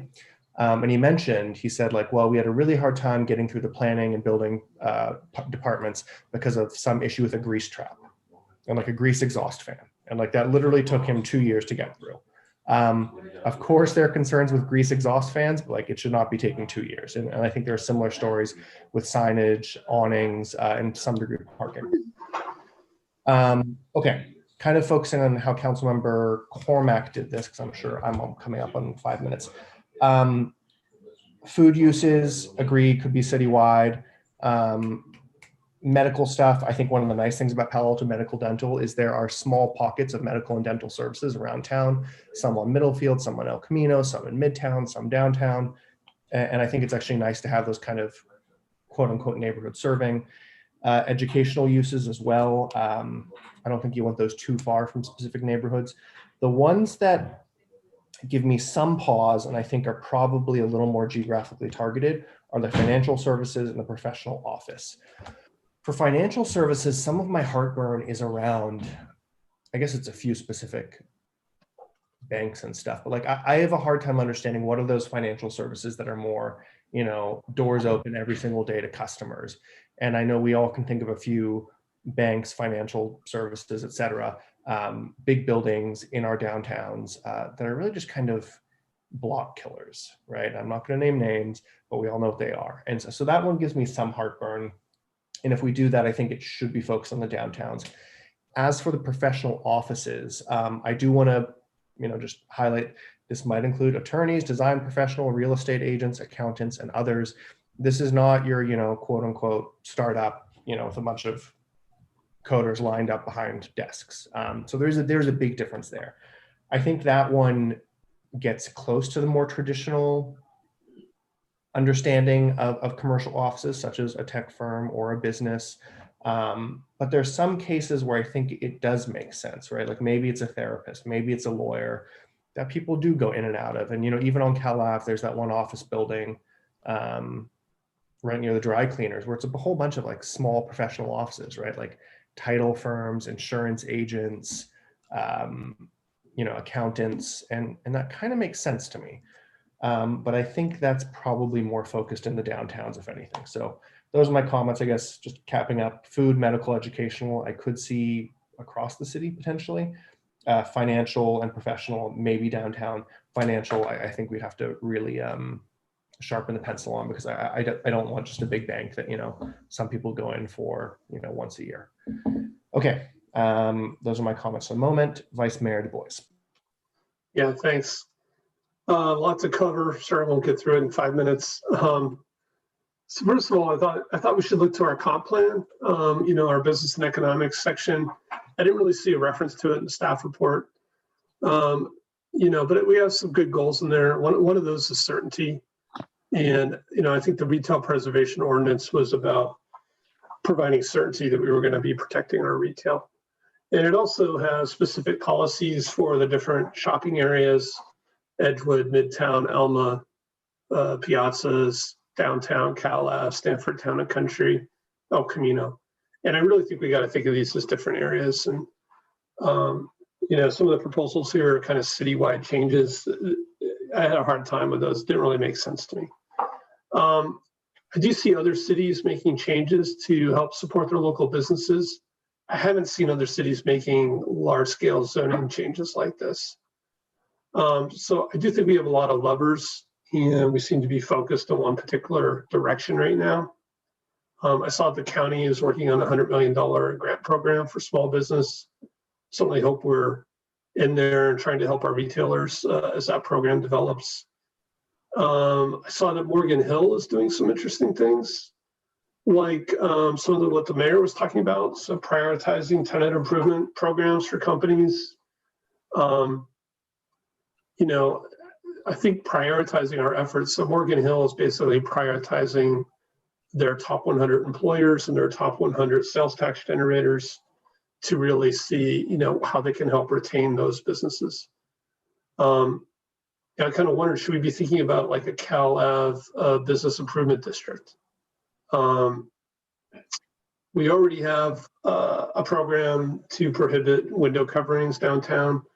So maybe with some of these empty storefronts, we can be working with property owners to match up retailers who might want to be able to just use that window space, even if they're not using the whole store. And then more things around community programs that will help retailers, not just the restaurants again. You know, one idea, you know, is what if Uplift did something really tangible, like come up with a script program where, you know, you can buy local goods and services, and so really try to drive local support for businesses. And then again, I do think this idea of an economic developer planner, even if we hire one on a contract basis, I think it's time that we do that. So I kind of wanted to go back to and start with what was the intent of the retail preservation ordinance. And, you know, at the highest level, it was really to help protect our ground floor retail spaces and not have tech companies and others kind of outbidding them for that space. And I think it's important that we remember, why we did that. And again, I think that we also need to separate kind of broad trends from what's happening locally. As some of the speakers said, a lot of retail is thriving, and just the volume of online has been growing, but in-store retail still dwarfs it, in size. So you have to do it right. You can't have, one store in a desert. You need to create a retail environment. I appreciate the staff bringing this. There's a lot of stuff in here, and I really felt the staff report wasn't up to what council needs. And the 24-page At Places memo helped, but we really need data, I think, to really understand kind of what makes sense right now. The staff report does point out that these are not really temporary changes. If we make some of these changes, they will be very long lasting. And that, if we expand the definition of retail, we are also potentially impacting our tax base and long-term viability of some of these retail areas. And that's also acknowledged in the staff report. So again, I'm really set with what problem are we trying to solve? Are we trying to help our retailers, or are we trying to reshape these retail districts? Some of the, I also just want to say the council has spent a lot of time on retail. We had multiple sessions in 2015 and 2017. We've updated our retail definitions. We had multiple sessions back then when we looked at this. We looked at what other cities were doing. We really spent a lot of time on it. And then we also did just update our comp plan. So I have to say, I, for one, am not really interested in making large changes at this time. Again, I think we need to look at our different shopping areas differently, and we need to think about changes that maybe apply to our core shopping areas. Then maybe we have secondary areas. And so some of these proposals, food prep, I really think we should keep out of our core retail areas. We had the issue with Asian Box opening an office in the Midtown shopping area. They put a table in the middle of their office and said they were serving food, but nobody ever goes in there, and it just kind of kills the retail space. So I really think food prep should be kept out and should be kept in kind of non-retail areas, not in our retail areas. Medical offices, same kind of thing. We've had a couple that have opened up in shopping districts and claimed they were selling toothbrushes or selling glasses, but they were really medical office. And I think we should kind of focus those in what I would call our secondary retail locations. And really, when I look at this list, I think all of them, educational uses, financial services, they belong kind of outside the core retail districts. And then, I know staff said that they weren't proposing general office, but I understand where the public's coming from when you read this language, professional offices. We have huge law offices. We have Wilson Sonsini in the Research Park. We have real estate offices. Even those small offices, I don't think they really contribute to our retail environment. So I actually think we should consider tightening kind of our definition of retail in our core shopping areas. We've lost, I think we should really prioritize community serving services. We've lost a lot of community serving nonprofits driven out by high rents. I think if we loosen this, we are only going to allow, again, the rents to continue to stay high. And I think town and country is an interesting case because they are managed property. And generally, I'm not in favor of allowing more office there either. I think I'd want to hear a lot more about kind of what they were proposing. But basically, I think we should continue with our retail preservation ordinance until we have more data and more nuanced data. And I think I will stop there on this topic. Or go parking next round. Thanks. Councilmember Ku. So a lot of you have, my colleagues have already stated a lot of things that I wanted to say, so I'm not going to repeat them. In general, you know, I am supportive in looking at this, but tonight, I think with all of this information coming at us, I am not ready to move on it.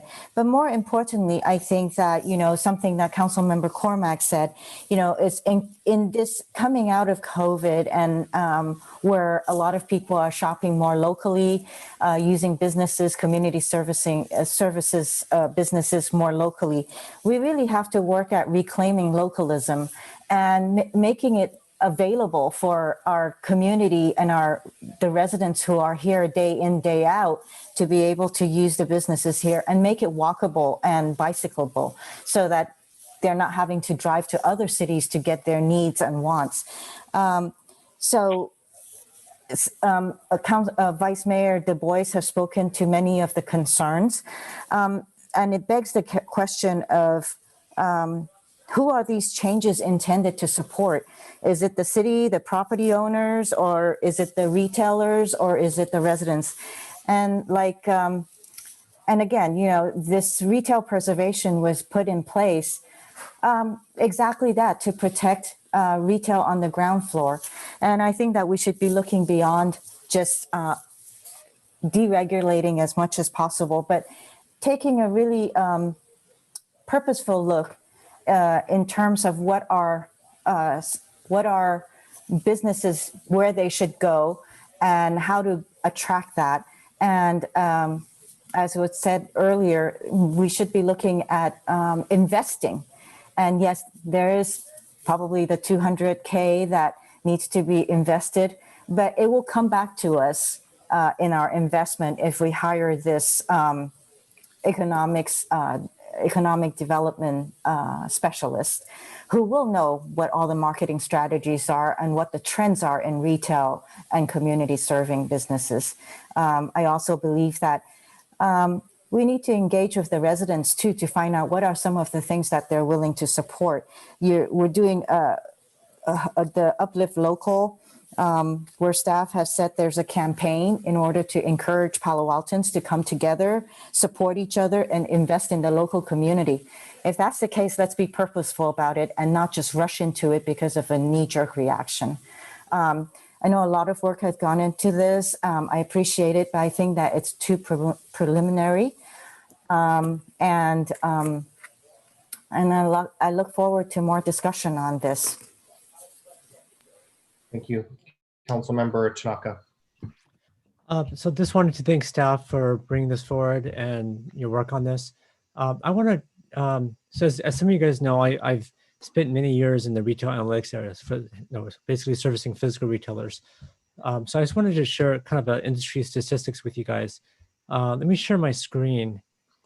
Can you guys see my screen? Yes. Okay. So maybe it's a little bit smaller. Let me try to make it bigger. So, you know, I've been in the retail analytics space for about 8 years now. And in the industry, we talk about something called the retail apocalypse. I'm not sure if anyone's heard about this, but it started even before COVID, before March. And if anyone didn't think that we had the retail apocalypse before with COVID, I think even deniers are now believing that there's a retail apocalypse. And the big question is why, right? So why is there a retail apocalypse, right? What's going on here? Why are there, you know, retailers failing left and right? Even incredibly famous, well-run, brand name retailers. And so it has to do with this kind of fundamental fact.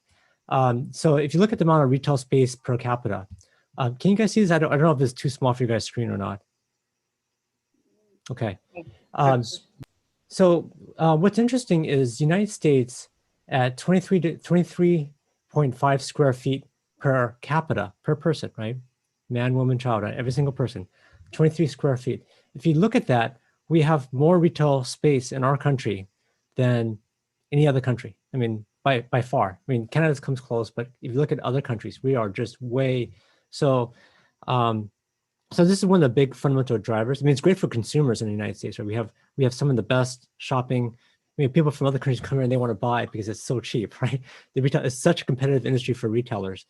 But But this is one of the big drivers, is that there's been an incredible expansion over the many past decades of retail space. And there's only so many shoppers and people can only spend so much. And so this is kind of like what's fueling the retail apocalypse, right? And not to say that we won't always be high, but there can't necessarily be such a gap as there is today. Frankly, the fundamental issue we have is that overall, United States is actually over retailed, right? And so I attend a conference at Harvard Business School or Wharton every year, except for this year, and they talk about this, right? They talk about how over retailed in terms of square footage United States is, and it's a fundamental issue, and it's what's I mean, online's definitely having an effect. Don't get me wrong. There's people rather buy online, and COVID certainly is having an effect. But one of the biggest drivers to this is the fact that there's just a lot of retail space, and there's only so much consumers, and this also very economy driven, right? So if people aren't doing well, like right now, a lot of people. I've talked to one family today, one of my daughter's friends' family, and the mom is a struggling small business owner, and the dad looking for a job. It's tough business right now. It makes us even tougher, right? So I just wanted to share this, and you guys could Google it yourself, but this is in the industry, this is a fairly well-known fact about what's happening. Okay, so what does that mean? I think what it means is several things. So I think what it means is that the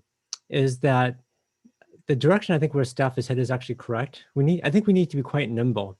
In our city, we don't necessarily have the space or willingness to have large big box retailers, right? Like Walmart, Costco, Home Depot, right? So if you look at what retailers during this pandemic have been doing well, it's the big box retailers. It's Costco, it's Walmart, it's Home Depot, right? Those are the guys that have been doing well. The small specialty retailers have been hammered like you can't believe. It's been pretty horrible. But those are the kind of retailers that people love, right? It's the small, quaint, very unique type of retail. That's retail that we love to have in our city. But that's the exact kind of retail that's been totally hammered overall, not just in our city, but in all cities. And Councilmember Nuss is correct. Curation is critical, but as a city, we can't really do that. We don't have the expertise. We don't have the negotiation ability. We don't have the nimbleness to actually curate. And this is why, Ellis and team have been able to make Town and Country very successful, is because they have the expertise. They have the ability to negotiate and be nimble and make it successful. So what does that mean for us? Well, what I think it means for us is that we need to think about foot traffic generators. If you think about a mall, you have these big, gigantic anchor stores like Nordstrom's or Macy's, and this draws traffic to there, and then all the special retailers kind of benefit from that. But we don't have that capability in our city. We don't have the space necessarily, nor the willingness to actually have those kind of traffic generators. So what kind of traffic generators can we have?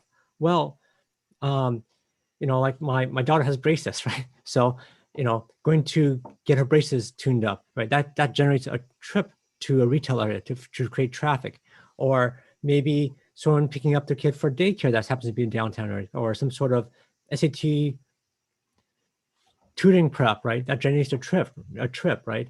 So we need to think about these expanded retail uses as traffic generators. It's the anchor stores that we can't really do in our city, right? We can't necessarily put a large Home Depot in our city, right? I don't know where we would put it, and I don't know if there's a lot of excitement about having one, right? But that's what we have to start thinking about. These expanded uses is these are traffic generators. These are the anchor stores for the specialty retailers that we love to have in our city, right? But if they don't have, and if there's like a permanent shift, as some people have talked about, there's a permanent shift to work from home, right? We don't have, like as Councilmember Phil said, the business model is changing where we don't have that, doubling of the population of out of town workers coming in, or in hotel people coming in, and Stanford University coming in. Where does that traffic come from, right? So I think we have to be much more strategic and a lot more flexible in terms of what we consider to be retail, because we need to think about the things that are listed on page 8 and 9 as traffic generators for our retailers. because the worst thing that could happen, and Councilmember Nis brought the big chart up, 50, it's like a eye-popping list of names, right? These are like iconic names that should be doing quite well, but they're not because of the pandemic. The worst thing is it's blank, right? There's these blank spots because if anyone's seen a mall decline, that's what happens, right? You start getting these blank spots, and the traffic gets even less traffic, and it gets even less traffic, and it dies, and it's just like this flywheel you can't stop. And so I think for us, it's important that we be nimble and we act very quickly. I think the economic development director makes a lot of sense, and I think we need to have a lot more flexibility, maybe not more nimble, because it's really easy for a business district to fall apart. I've seen it. I'm not sure if you guys seen pictures of ghost malls, right? Malls that the roofs are caving in, right? And like they can't survive. So we don't want that to our downtown, and it's really easy to happen, especially when overall United States is very over retailed. So I think the direction that staff is headed is kind of the right direction. I don't know the right mix, but we need to give them the flexibility needed to test, to be nimble, and to allow the business districts that our residents in our city love to survive. Thanks, Councilmember Tanaka. I think just one editorial comment to the question of like what problem are we trying to solve. I think your comments the last couple of minutes really began to outline that in terms of, are we over retailed? What kind of nimbleness do we need? And what kind of flywheel do we want in our retail and community serving districts? Okay, going on to the second round, just a quick time check. It's almost 9:15. We were supposed to be done with our next item at this point. It seems like we're going to have a longish night.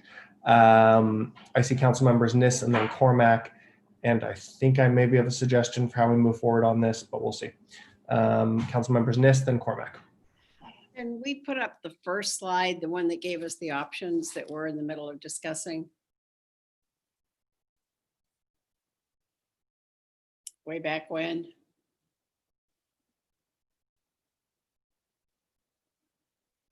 Anybody got it? Is it coming? Is it arriving? One moment. Tanner, okay, good. You working on it? So looking at this and listening to our discussion so far tonight, I think we've made a decision on 1 and 2 at the very top. I think that was pretty much decided. I think we got to street closures. So where we are now is on A, B, and C. And I'm going to look to 2 experts that are here on our panel tonight. We have 2 planning commissioners, 2 ex-planning commissioners. And I think this is one of those areas, after listening to us be kind of all over the board tonight, I think this is one of those that gets sent to planning and transportation. This is one of the most solidly land use discussions I think we could have. What we really do as the city council is we do land use. And this is all about how is the land in our city being used. So if we look at this and say, what is retail? What's retail like? What are the parking requirements? How should those change and so forth? So I am not going to make the motion right now because I think it's more appropriate, actually, Mayor Fine, that you make this kind of motion because, as I said, both you and Greg have served on planning and transportation, and I'd like you to essentially curate it so that it can go toward planning and transportation. But that would be my comment. I think that's where this should go at this point tonight. And if you were to make that motion, I'd be delighted to second it. Thanks, Councilmember. Councilmember Cormac. Thank you, Mayor Fine, and Councilmember Nis has certainly anticipated where I was heading as well in terms of the PTC being the right forum to spend some quality time digging into this. I want to go back to 3 here and then talk a little bit about 5. I don't think I will have time to get to 4, which is a whole nother topic. So I want to challenge the vice mayor's description of, what Asian Box did in Midtown. I think it was an experiment. They served some things there that they were recipes they were trying out. I know I had lunch there more than once. And now the bakery that's there, Misfits, is really filling a great need for people who have celiac. So providing gluten-free baked goods in a space that's less expensive than some of the others. So I actually think that adding that kind of option throughout the city, I think is helpful.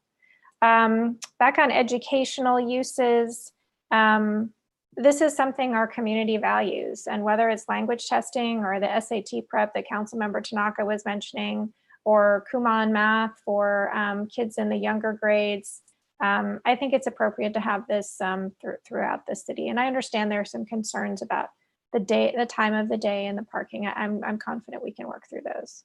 Financial services still confuses me a little bit. So, we'll use the Middlefield as an example. That Wells Fargo, I think actually serves as an anchor. And so I think financial services can work as long as it's really, sort of, that's what the community needs.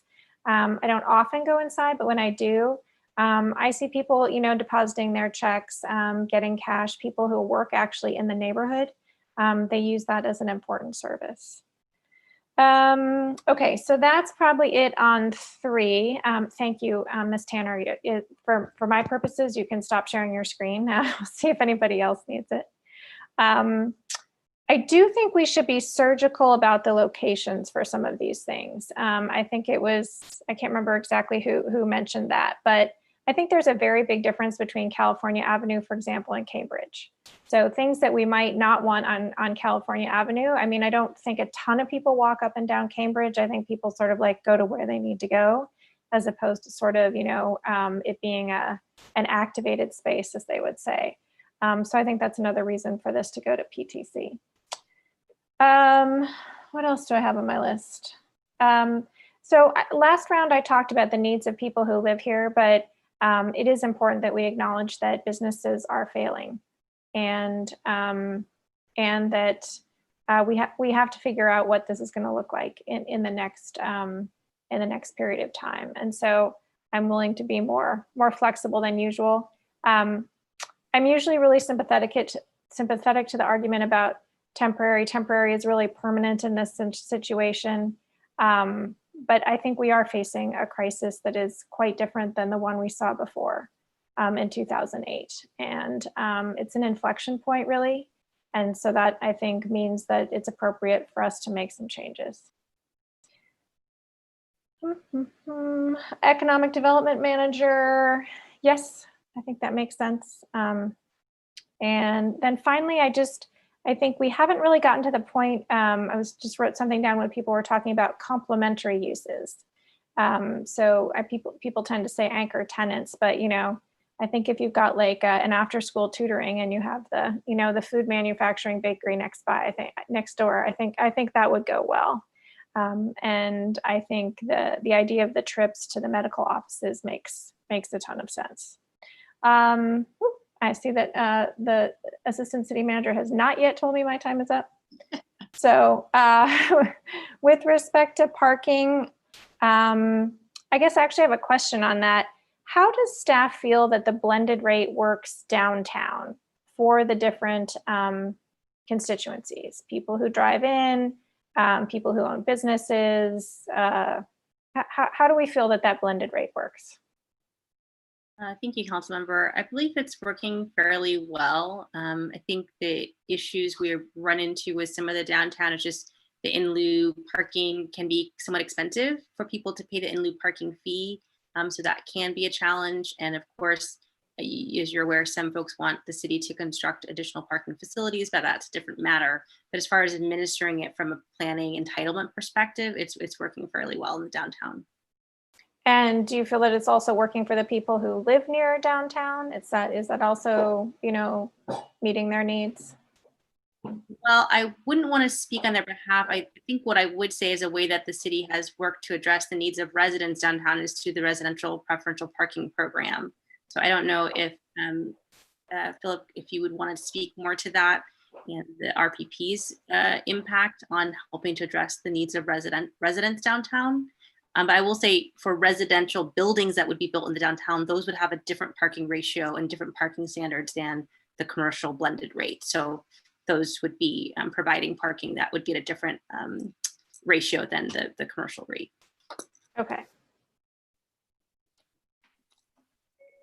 Philip, did you have anything to add for that? Sorry, I just heard my name and I came running. No, Apologize. I think it's fine. I fully understand the RPPs. I was just wondering if there was any direct connection between them that we had seen. But my question has been answered and my time is up. Thank you. Thanks. Thanks, Councilmember. Vice Mayor Du Bois. Yeah, a couple of comments. So first of all, I think Councilmember Cormack made a couple of great points. And again, my thing about food manufacturing, it wasn't for bakeries, it's really for manufacturers that really are close to the public.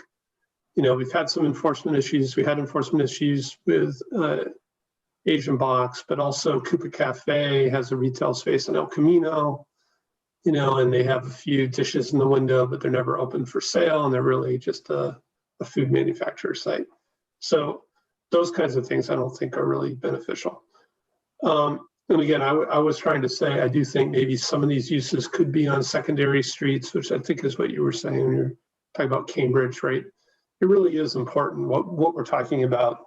If it's the Midtown Shopping District, which is a pretty small area, or Cal Ave versus a few blocks off of that. In terms of parking, you know, it's going to be really hard with COVID. We used to get parking demand reports. And I would say parking wasn't okay. We were about 2,000 cars underparked downtown. That's why we started selling employees permits that park in the residential neighborhoods. That number had been dropping. But if there was a way, and we may have to wait to post-COVID to really understand what parking demand is, again, downtown and around Cal Ave. That's why we just built a big garage as well, because we were underparked and people were parking everywhere. So, you know, pre-COVID, we were definitely seeing more than 4 people per 1,000 square feet, you know, depending on the use. And I guess the question I'd have, you know, in terms of is what isn't working now with some of these more specific parking requirements. If the issue is just Cal Ave, you know, the staff report was talking about an in lieu program. We're going to talk about the garage later tonight. Well, what I don't understand again, what are we trying to solve? If we're trying to help kind of stressed retailers, if they can't afford to pay their rent, how are they going to afford a parking in lieu fee? And if we're really talking about more of a longer term solution, then, you know, what kinds of businesses need parking relief? And are those kind of businesses that we want to have kind of a healthy mix? Like I've heard the example of like an ice cream store on Cal Ave. If that's what we're solving for, let's solve for that. But I'm not sure a blended mix across the whole city makes sense when we have, again, these very different areas. And then finally, again, we got this 24-page memo at places. I really think we need to look at past recessions and what can we expect. I think we have been nimble in trying to help the community with our budget and with our business support. But it's not clear yet to me if this recession is going to be worse or not as bad as past recessions.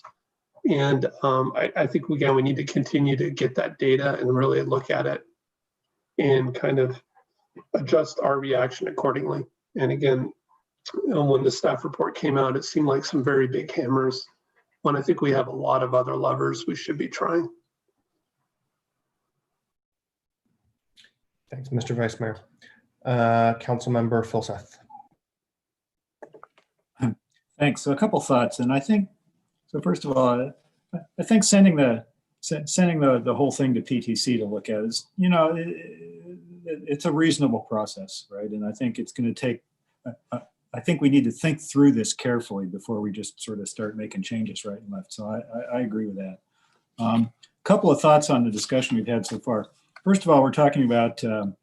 You know, the need for, you know, community serving business like medical offices and education, SAT prep. And I think one of the questions we ought to ask as we think through this is, you know, are we space limited on these things now?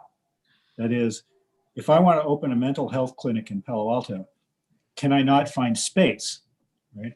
Or can I find space, but it's too expensive? But then the question is, well, if I say, you know, I can have it in Town and Country Village instead of on Middlefield Road, right? Is that going to solve my rent problem and so forth? So I think we got to look at, one of the questions we got to ask is, you know, are these things, they're stuff that they just can't find space right now, we need to make more, or are we sort of grasping at, you know, other kinds of things? Second thing, I think we want to be careful about sort of looking at, you know, big macro trends and statistical averages, and then automatically assuming that they apply on every street corner in every town and city in America, right? I think we got to be a little bit careful of that. I mean, we all know that shopping malls are on the way out. I mean, that's been true for decades.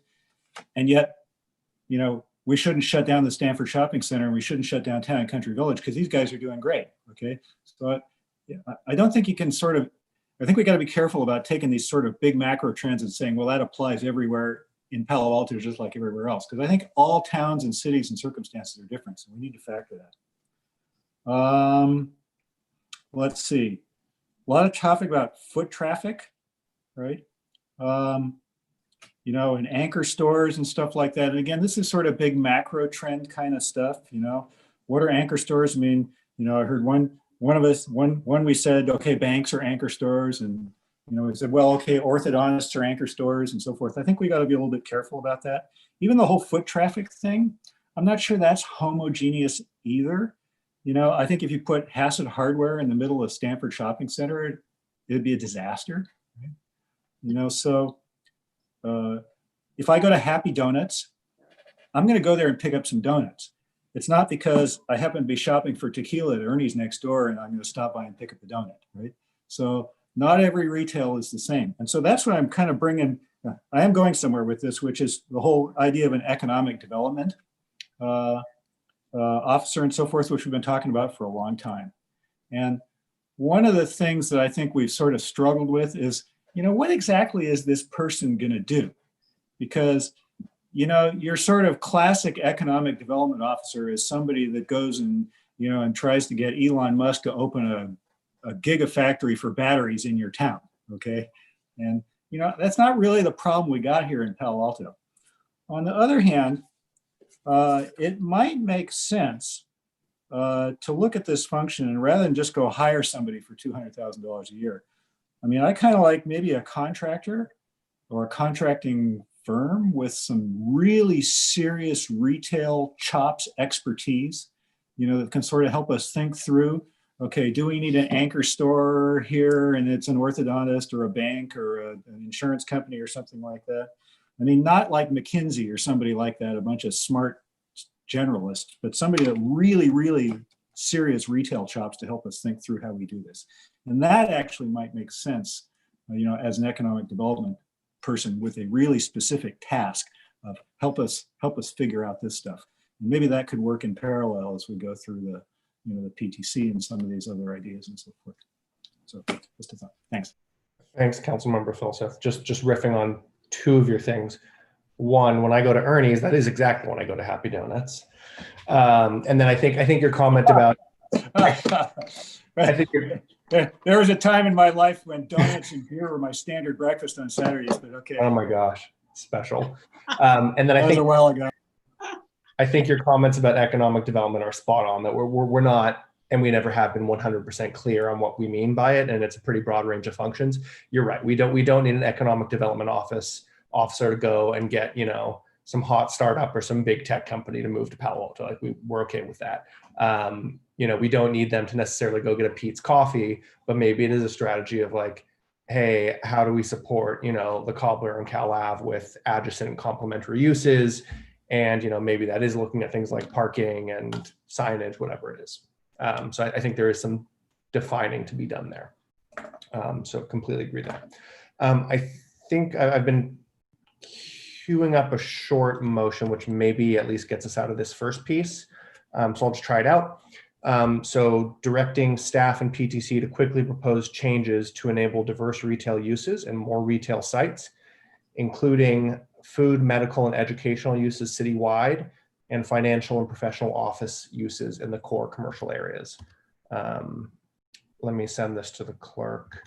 So the key thing here is let's send it to the PTC, get them to do some work on this. I think there is some benefit to doing this quickly. I think we're not completely agreed on the circumstances and depth of the recession we're in, but I think some of us feel it's more significant than others. I think the food, medical, and educational uses, it sounds like most of us would potentially support those citywide. I think there's a bit more hesitation on the financial and professional office uses. And I think those are acknowledged in the staff report.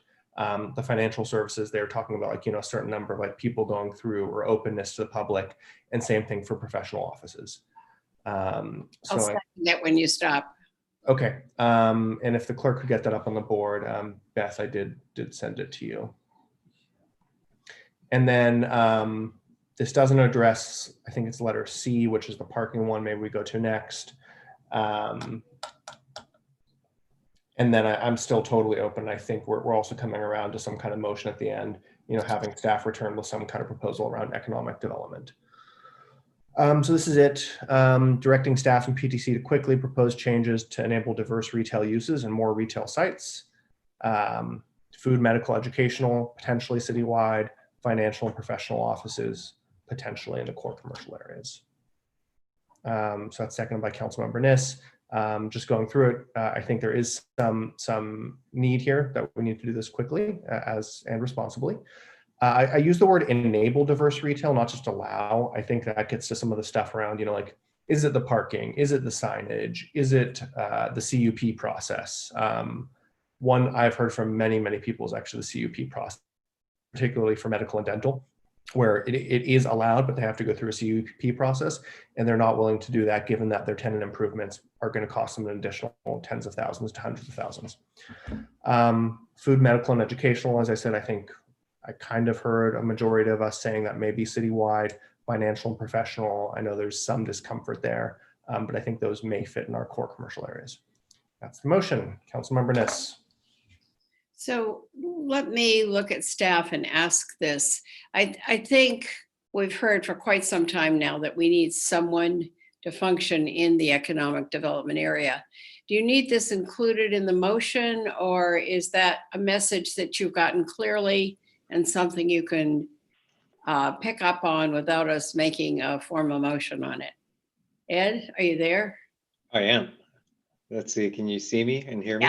Got it. Okay, very good. Let's see, based on the discussion, and I'll just perhaps give you a spontaneous reaction at this point, although we've talked about it quite a bit.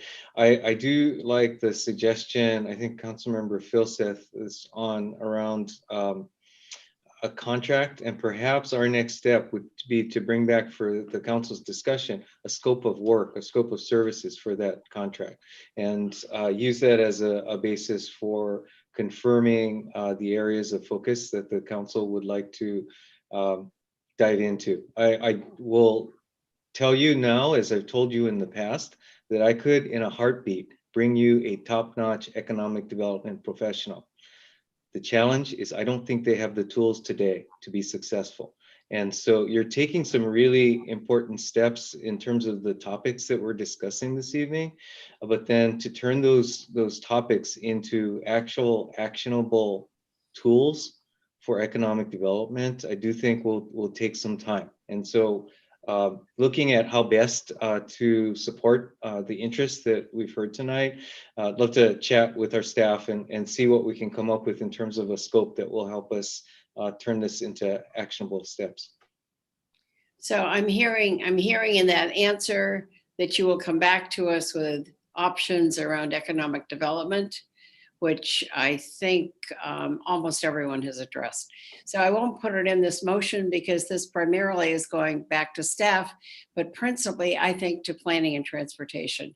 I think this is an area where they, I think they would probably enjoy getting into this and really be able to do some good work on it.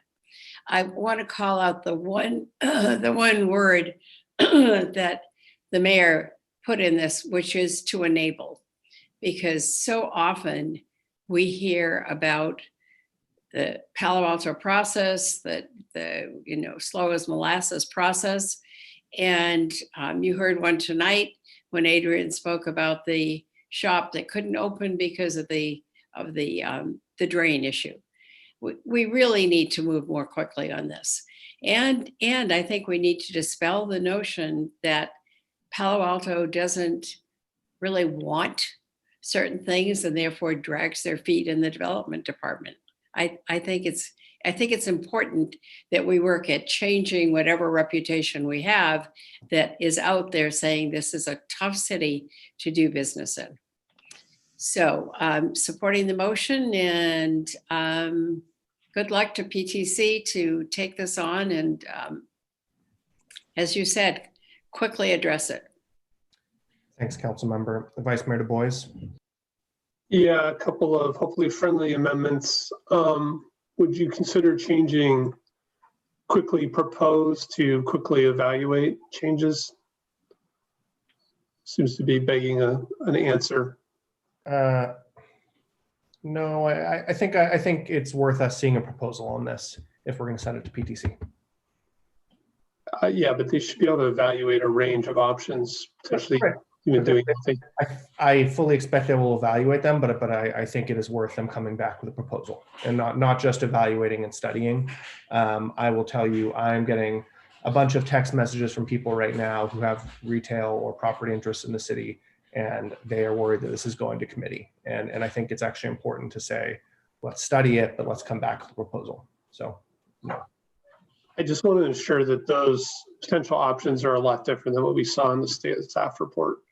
And so the other friendly amendment under A, rather than saying citywide, could we change that to be citywide or by district? And again, have the PTC look at.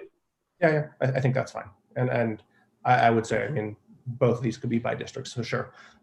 Food, medical, and educational uses citywide or by district. That's accepted.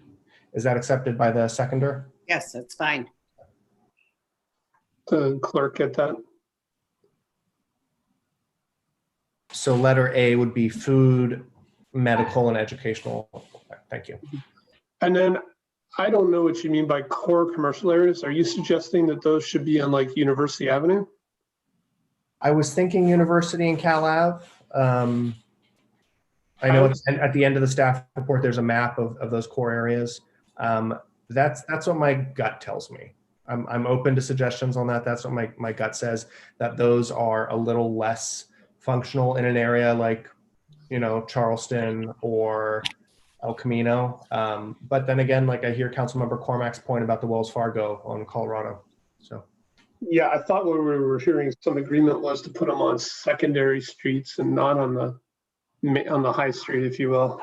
I don't want to make that exact judgment. I think some of the core commercial area means is that the research park, if you want to change it to like, downtown and Cal Ave and like, I mean, it could be Cambridge, it could be Cal Ave, right? I don't know. But like when I say core commercial areas, I mean downtown and the California Avenue district. Yeah, and I would much prefer to see it in a secondary shopping area, not in those core areas. I think that's something for PTC to evaluate. As I mentioned, there are some financial institutions on University, which I think do a disservice to the retail environment. But I think, the Wells Fargo that Councilmember Cormack mentioned is perhaps complementary. And then I know there's a Allstate Insurance, for example, at Charleston, which has been there for decades, right? And a lot of people use it. So. All right. Thanks, Vice Mayor. I see Councilmember Koo, Cormack, and Filseth. So I hear what the city manager is saying about the economics development specialist, and that I appreciate you bringing it back as with the scope of work. However, this motion, it would be going backwards. We're not the professionals on where the retail and community services and businesses, where they go. We're not the experts on that. And I would really like to see that somebody who understands this market trend and strategies be the person who can come in with a plan, especially communicating and engaging with the community before we go ahead and start looking for proposals, and also giving work to PTC where we have no business doing at this point. I think this is a rush again, and it's a backwards way of doing it. Thank you, Councilmember. Councilmember Cormack. Thank you, Mayor Fine. Certainly happy to support C. I'm not yet comfortable with D, sort of picking up where the Vice Mayor left off. I don't know, it just feels quite different to me in terms of foot traffic than some of these other ones. So not sure I can support D. I don't know exactly, how we would amend it, but having some trouble understanding why that would be appropriate. I do think it makes potentially more sense in places that have, sort of I think the Vice Mayor is calling them the secondary streets or the smaller areas. I don't know if we should ask PTC to look at this or our retail consultant, whatever, but to me that feels like a slightly different approach. So not sure I can support D. Perhaps we'll need to split it. Can I ask, is the issue the uses, the financial and professional office, or is it the geography of core commercial areas? And both. It's both, right? So if you look at the financial services, right, it's saying, I don't know. I'm just not yet comfortable in recommending both of those be in core commercial areas. Sorry, I'm not being very helpful, but the time is. Yeah. No. As it gets later, I'm not sure I'm ready to support that. And if we can come up with a creative way to describe it differently or give PTC, more latitude to recommend where these should be, then, I think that's something that I and perhaps others would be willing to support. Would it be better, can I just ask, if we just folded A and B together and said, look at all of these uses like by district? Is that better? That would work for me, as long as your vision of proposing changes might be, we don't recommend changes for financial office. We've gone ahead and looked at it and we don't think that, we should make any changes there. Oh, sure. I mean, I think PTC could come back and say food, medical, and professional office makes sense, but educational and financial doesn't. Totally. Okay, so yes, I think if you go ahead and, combine A and B, then I think that would make me feel more comfortable that people with more expertise would have more time to spend to look, we're all sort of basing it on where we live and what we use. And that's not a great way to make this decision. Okay, so Councilmember Niss, what I'm going to propose is that we do all these uses, food, medical, education, financial, and professional office by district. So PTC is enabled to look at all these different uses. They can look at them by districts, and they can say these three work citywide, this one works nowhere, this one works in one district. Is that fair? I think yes. Let's leave it at that. Okay, Councilmember Cormack, the floor is still yours. Do you just want to keep the citywide or by district part that you had? Because now you've sort of said it's all by district. Citywide or by district, I figure all the districts are citywide. That's fine with me. I'll be happy to support in this amended version. Thank you. Okay. Thank you all for the help. I have Councilmember Filseth, Du Bois, and Koo. Thanks. I wanted to ask a question. You said do it quickly a couple of times. How quickly were you thinking? I know we're approaching the end of the year. I don't expect this will come back before that. I mean, I can look to staff, but I almost certainly know the answer is it's not coming back this year. I think there's some urgency here, and I don't have a timeline.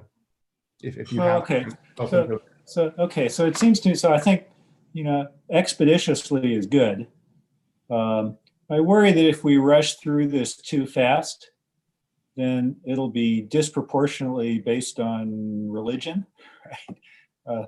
I guess I kind of remember Cormac's phraseology better than that, based on, you know, where we all shop for our own stuff and so forth. So I want to make sure we do it right.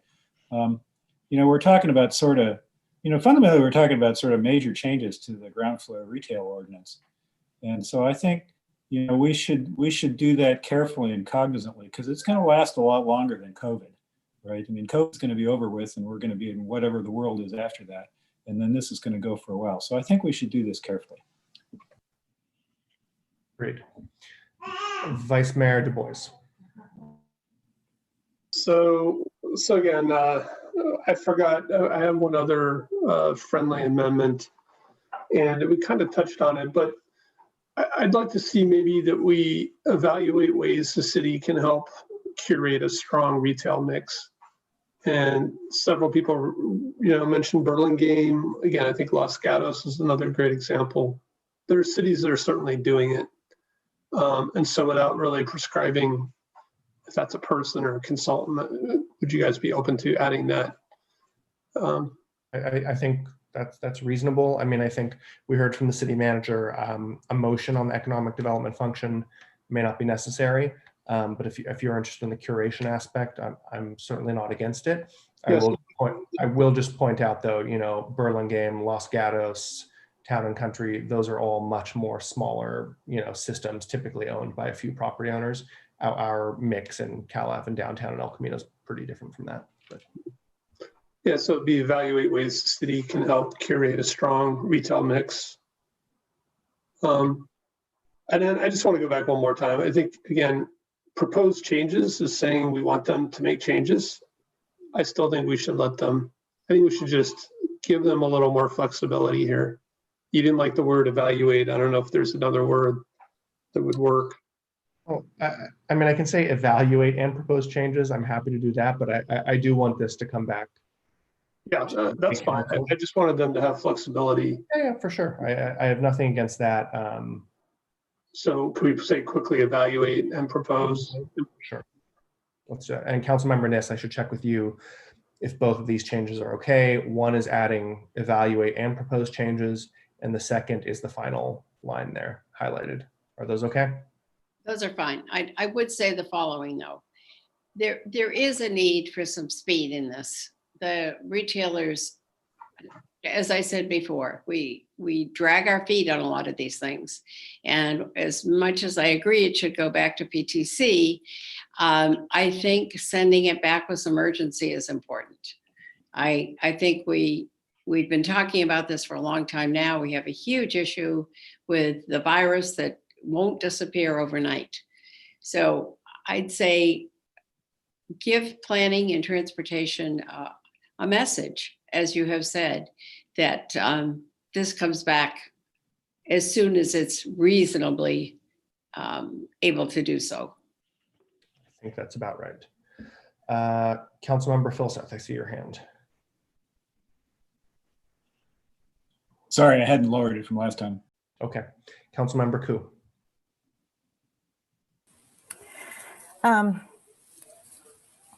So thank you for accepting the changes, because with this I can actually support it.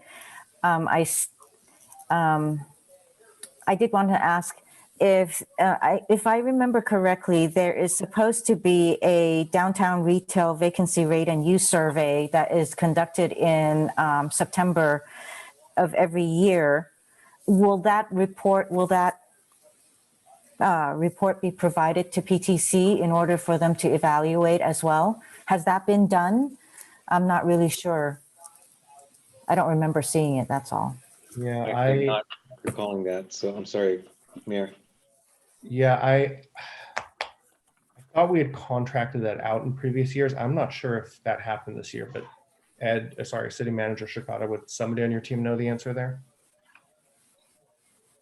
Welcome any staff member who's knowledgeable to volunteer, but if not, we'll take it back to review. Yeah, I think that's right. I think we used to do a study of the vacancy rates downtown. I think it was focused on maybe Cal Ave. I'm not exactly sure if that's what Council Ku is referring to. Okay, so right, it's a municipal code actually, 18.30C.040. So I mean, it would be great if that is done and provided to PTC so that they can have an informed decision. I totally agree. There is need for to have this come back soon, but I think having the relevant information in order to come up with the discussion and decisions are also very important. So please take a look at that. And since this is supposed to come to us annually, to PTC as well as to City Council prior to the end of the year. Councilmember Tanaka, and after that, I'm going to suggest we vote on this piece, take a quick break, and then we have, I know, 2 more items on this one, but hopefully I think we're reaching some idea of how to deal with them, that maybe there's a consensus that we can work on the next 2 items. Councilmember Tanaka, I saw your hand. Sure. Yeah, thank you. So I do agree with my fellow council members that there's some urgency on this because as there starts to be vacancies, I mean, a lot of retailers this year were saved by PPP money and flexibility on landlords and whatnot, but people, a lot of these small business owners really can't hang on much longer. And so what the big problem is going to be is there starts to be some vacancies. I mean, you start seeing some of those 50 names on that exhibit 3 that was shown earlier. It creates this kind of negative feedback loop. I think it gets really hard to get out of. And so I think it's important that we move quickly. I realize it's going to go to PTC, and I think it's they would be able to do really good work with it. But I wonder whether we should have something, that maybe staff could come back with sometime this year, where we could consider something on the lines of temporary that would basically kind of try to stem the vacancies that are bound to start occurring. A lot of businesses will, there's a idea of a tax year, right?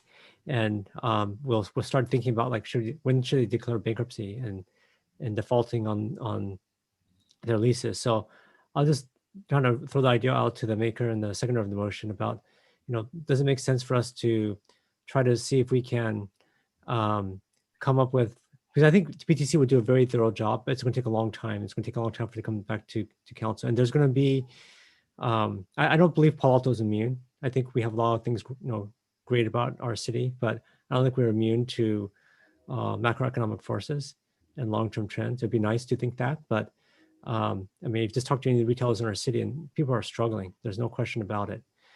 And I think there's a lot to be said about some of the things that the mayor, you talked about, like a grease trap, right? And I've heard those stories too, right? But I think all of us heard these stories, and to kind of streamline some of that red tape, because I believe our city is going to have to compete for some of the businesses we desire in our city, and so I think it's important that we move quickly this year, because I think we want to be well prepped for trying to keep the vitality that we do still have, and to try to make it stronger. So I don't have anything specific, but just wanted to ask the maker and seconder to see if you guys had thoughts about, can we get some sort of maybe direct staff to have some sort of temporary ordinance so that they have the ability to move forward as the PTC crunches on the bigger long-term plan.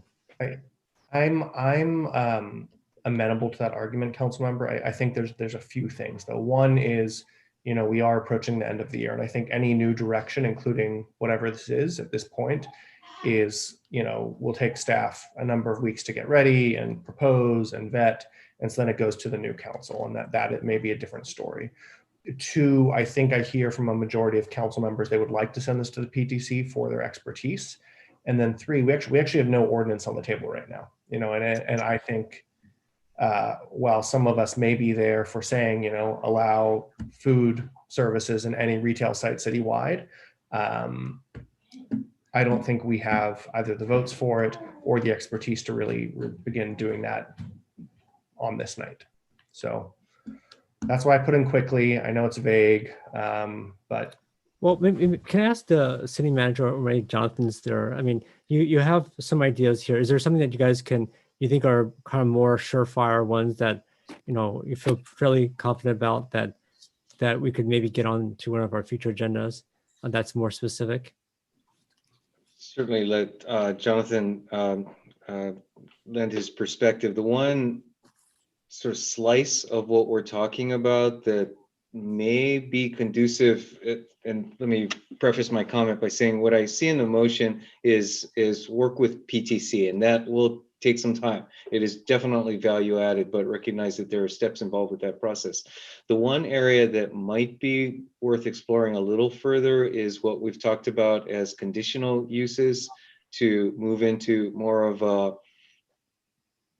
what's the appropriate term, permitted use, from conditional to permitted, and that could enable and speed the filling of already vacant spaces. So that might be an area to explore a little further. Certainly, and ask John and Rachel to chime in with their perspective as to whether there's a possibility there or any others.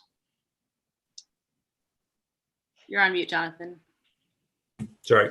So yeah, well, first I want to just acknowledge that staff also understands the urgency associated with this. I mean, we're talking to property owners and tenants and brokers, and we clearly get the need to move thoughtfully but expeditiously through this process. There are some discrete amendments that I think may be helpful. CUP is one of them. There are some maybe some adjustments that we can make to just the retail definition itself, not on the scale that we've talked about this evening, but just more fine tuning. That might be helpful. And I don't think controversial, but at least have some clarity to address some of those issues while we concurrently tackle the more sort of district specific citywide approach to some of these larger issues that will take a little bit more time. So I think we can do it in a two-pronged manner. But this year's really, I mean, so I would look to direction from the council if you want us to come back this year, or, you know, come back directly to the city council as opposed to going through the planning commission on that. Well, I think the long-term planning, I think the planning commission is excellent for that because they have the time and, you know, expertise to kind of really do that. But I think what you're talking about, the CUP, getting rid of some of the red tape, getting some of the no-brainers, because I think no one here wants our city to be hammered by this. So I think, yeah, so I don't know if you could recommend perhaps an amendment that the maker and seconder could consider, and that could bring something back this year that would help prevent some of the vacancies that are bound to start occurring soon. So, yeah, so, you know, I would like to maybe defer to the city manager a little bit on this. I mean, this year is coming up quickly, and we've got a lot of reports that we're putting together, you know, and, you know, we want to do our best work for you. So I feel like, you know, January would give us a little bit of space to do it. But if the council directs us to have something back in December, you're looking at December, I think 14th or 16th is when we'd be able to come back. But, you know, I'd want you to understand that that's a pretty quick turnaround for us. So what, can you actually just share those ideas? One of them is, I guess, I'm going to paraphrase, waiving the CUP process for permitted uses that require a CUP. So I think we would want to take a look at the CUP thresholds for certain uses and raise those so that not every use is getting captured by a CUP. Another one, just by way of example, Town and Country has come up a couple of times this evening. There's a tenant that wants to locate in at that at that center, the use that they're proposing is a takeout use. It's no seating, but you pick up your sandwich that's prepared and you take it off site to either sit at some of the tables that are available, or you take it to another location. That's a definition that's called takeout service in our code. And the parking standard for that is like 1 to 45 or 1 to 60. But it's a pretty walkable area as we think about district specific language. That doesn't strike me as a use that would necessarily fit in that higher intensity parking standard. So I think it's just how we look at what is retail, prepared foods, grab and go type of stuff. It could be very helpful at this time, as long as it doesn't tip the balance towards something more intensive. Okay, so I heard two things, and I think, and Councilmember Tanaka, sorry to butt in, but your questions are actually really good and on point. One is, raise the threshold for retail CUP uses. Does that capture it? And the other is reduce the parking standard for takeout uses. I want to maybe not mess with the parking standard so much as I want to tinker with the definition of what qualifies as retail, and really focus in on those types of uses that are pedestrian or neighborhood serving, as opposed to talking about changing the parking standard. Do you mean all of retail, or are you still just focused on the takeout? Oh, well, I'm using that one example for the takeout, but there might be some other adjustments that we want to make. That, how we consider an ice cream parlor eating and drinking, or something like that. I just think there's these legacy elements of our zoning code that I think we can fine tune and address some areas without creating a big problem. Okay. Sorry. So Councilmember Tanaka, the floor is still yours. Yeah. So okay. So maybe the amendment is to raise the threshold for retail CP uses, and then basically have staff to come back with I don't know, Jonathan, how would you say it in terms of the second one? What would be a good way of saying that if we want to put that in the motion? It didn't take out. No. You use the term tinker or redefine what qualifies as retail. I didn't want to use the word tinker in the motion, so I was hoping for something more eloquent than that. Revise the existing definitions of retail in the planning code and municipal code. And we think it's really, as opposed to the other motion, that part of the motion, which is looking at adding types of uses, this is looking at what's currently defined as retail. And but it's too broad. I wanted to make it something that is more something that you guys can actually get going by the 14th of December, right? So what's achievable? That's what I'm looking for staff to talk about. Adjust. There, that would be great. There you go. Okay, so how's that? It might read something like direct staff to return to council with minor adjustments to the definitions of retail and thresholds for conditional uses. Okay. To blank. The blank may be increase or pedestrian activity or something along those lines that also identifies the goal and the reason. To increase retail activity and decrease vacancies. Yeah, I liked what the mayor said.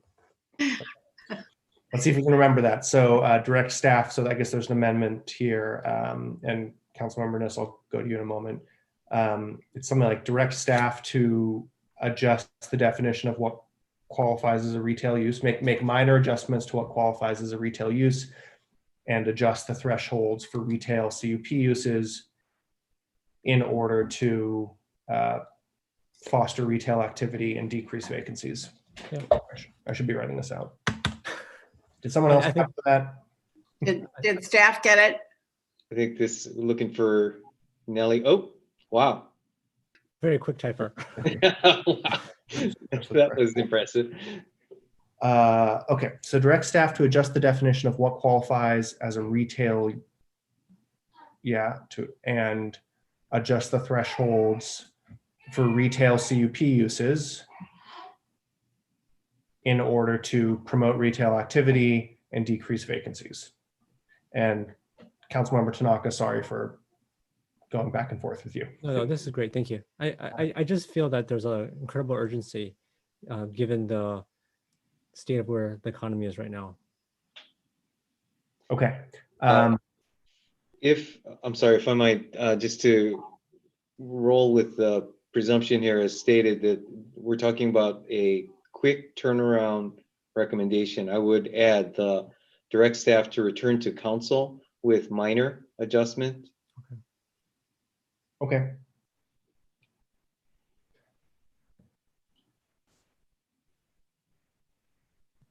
Adjustment to the definition. Adjustments are just. Adjustments. Thank you. Adjusts. It is getting past 10 p.m. And so I'm interpreting that as you want us to return with an ordinance then that would implement these changes, and the council could discuss then whether we got that right or modify it how you want. Yes, but that's what we'll come back in December. For the record, we're crafting motion language that the council has yet to vote on. So just be clear on that. Okay. Councilmember Tanaka, anything to add? No, here? I think this is good, right? I think this kind of captures the urgency and should give staff the ability to try to stem the tide. We could see right. I mean that those 50 names that Councilmember Nis showed earlier on Exhibit 3 is truly terrifying, and I think it's important that we act quickly because, as I said earlier, when things start falling apart, it really falls apart, right? When you start getting holes in your retail core, it's pretty ugly. So we don't want that. Thank you. I'll accept this, Councilmember Nis. Yes, and I told you I've been on those phone calls for Cal Ave and for University Avenue, and they are really anxious, if not desperate, to have some support from us. So I'm glad, Councilmember Tanaka, you included this. Yeah, good questions, Councilmember Tanaka. Okay, that's incorporated into the motion. I see Vice Mayor Du Bois, Councilmember Filseth, Councilmember Koo. Yeah, so appreciate what Jonathan Lee said there. And again, I think, I actually wish we could include his language, which wasn't just about promoting retail activity and increasing vacancies. It was, minor changes for pedestrian and neighborhood serving businesses, right? And so again, I think if we're going to try to do something by the end of the year, it should be minor. And if we can stick to that, then maybe we can get something done. But again, we're at November 9th. We got Thanksgiving. We got the holidays coming up. So I think you got to really keep the scope pretty reasonable. And again, you can come back with some much better thought out proposals in January and February. But that example you gave, that made total sense, right? It's almost a COVID type business with a takeout component. If those are the kinds of changes you come back with, I could support that. Okay, Councilmember Filseth. Yeah, I wonder if you might consider splitting out A and B to vote separately. I can do that. I think that would be good. I think to the city attorney, those are separable, right? A and B.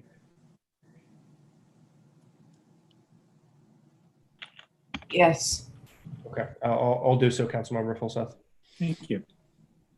I still see some hands, but I believe both of you have spoken.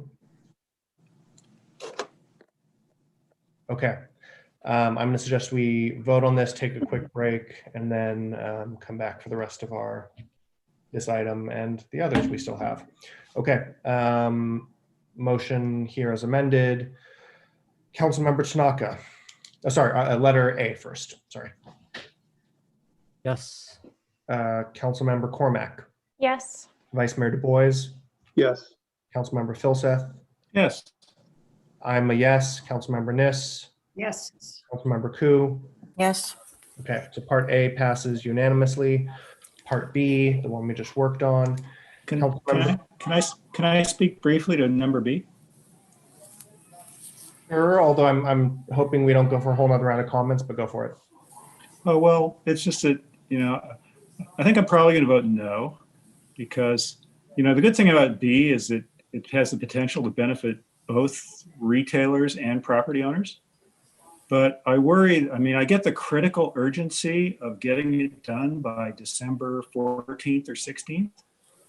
But I worry that, the next council might not agree and they'd be tempted to reverse some of the stuff if they didn't like it. And I think that would be messy.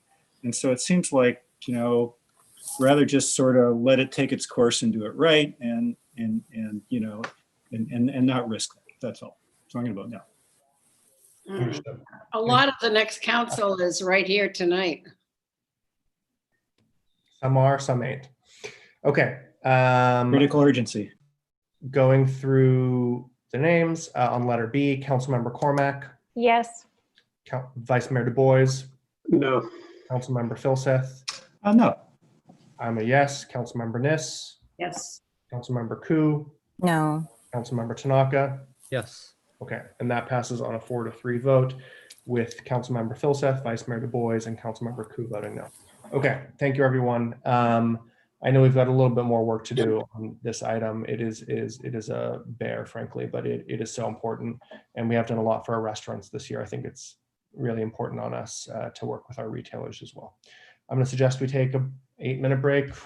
Adrian, are we going to make it through everything or not? Probably not. I'll check in with the city manager. So I'm going to suggest we take a break until 10:20. Okay. Okay. Good. Thanks. All right. Thanks everyone for the hard work.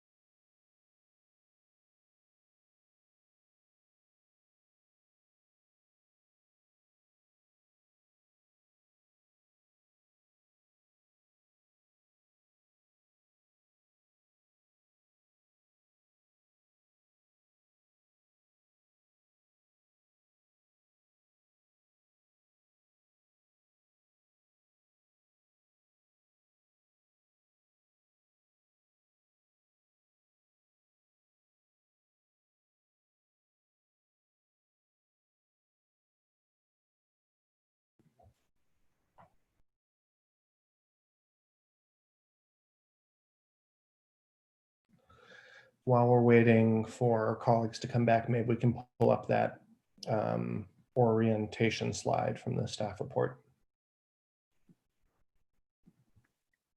Sure. If the clerk will let me share. Great. Yeah, you can go ahead and share. Thank you. Welcome.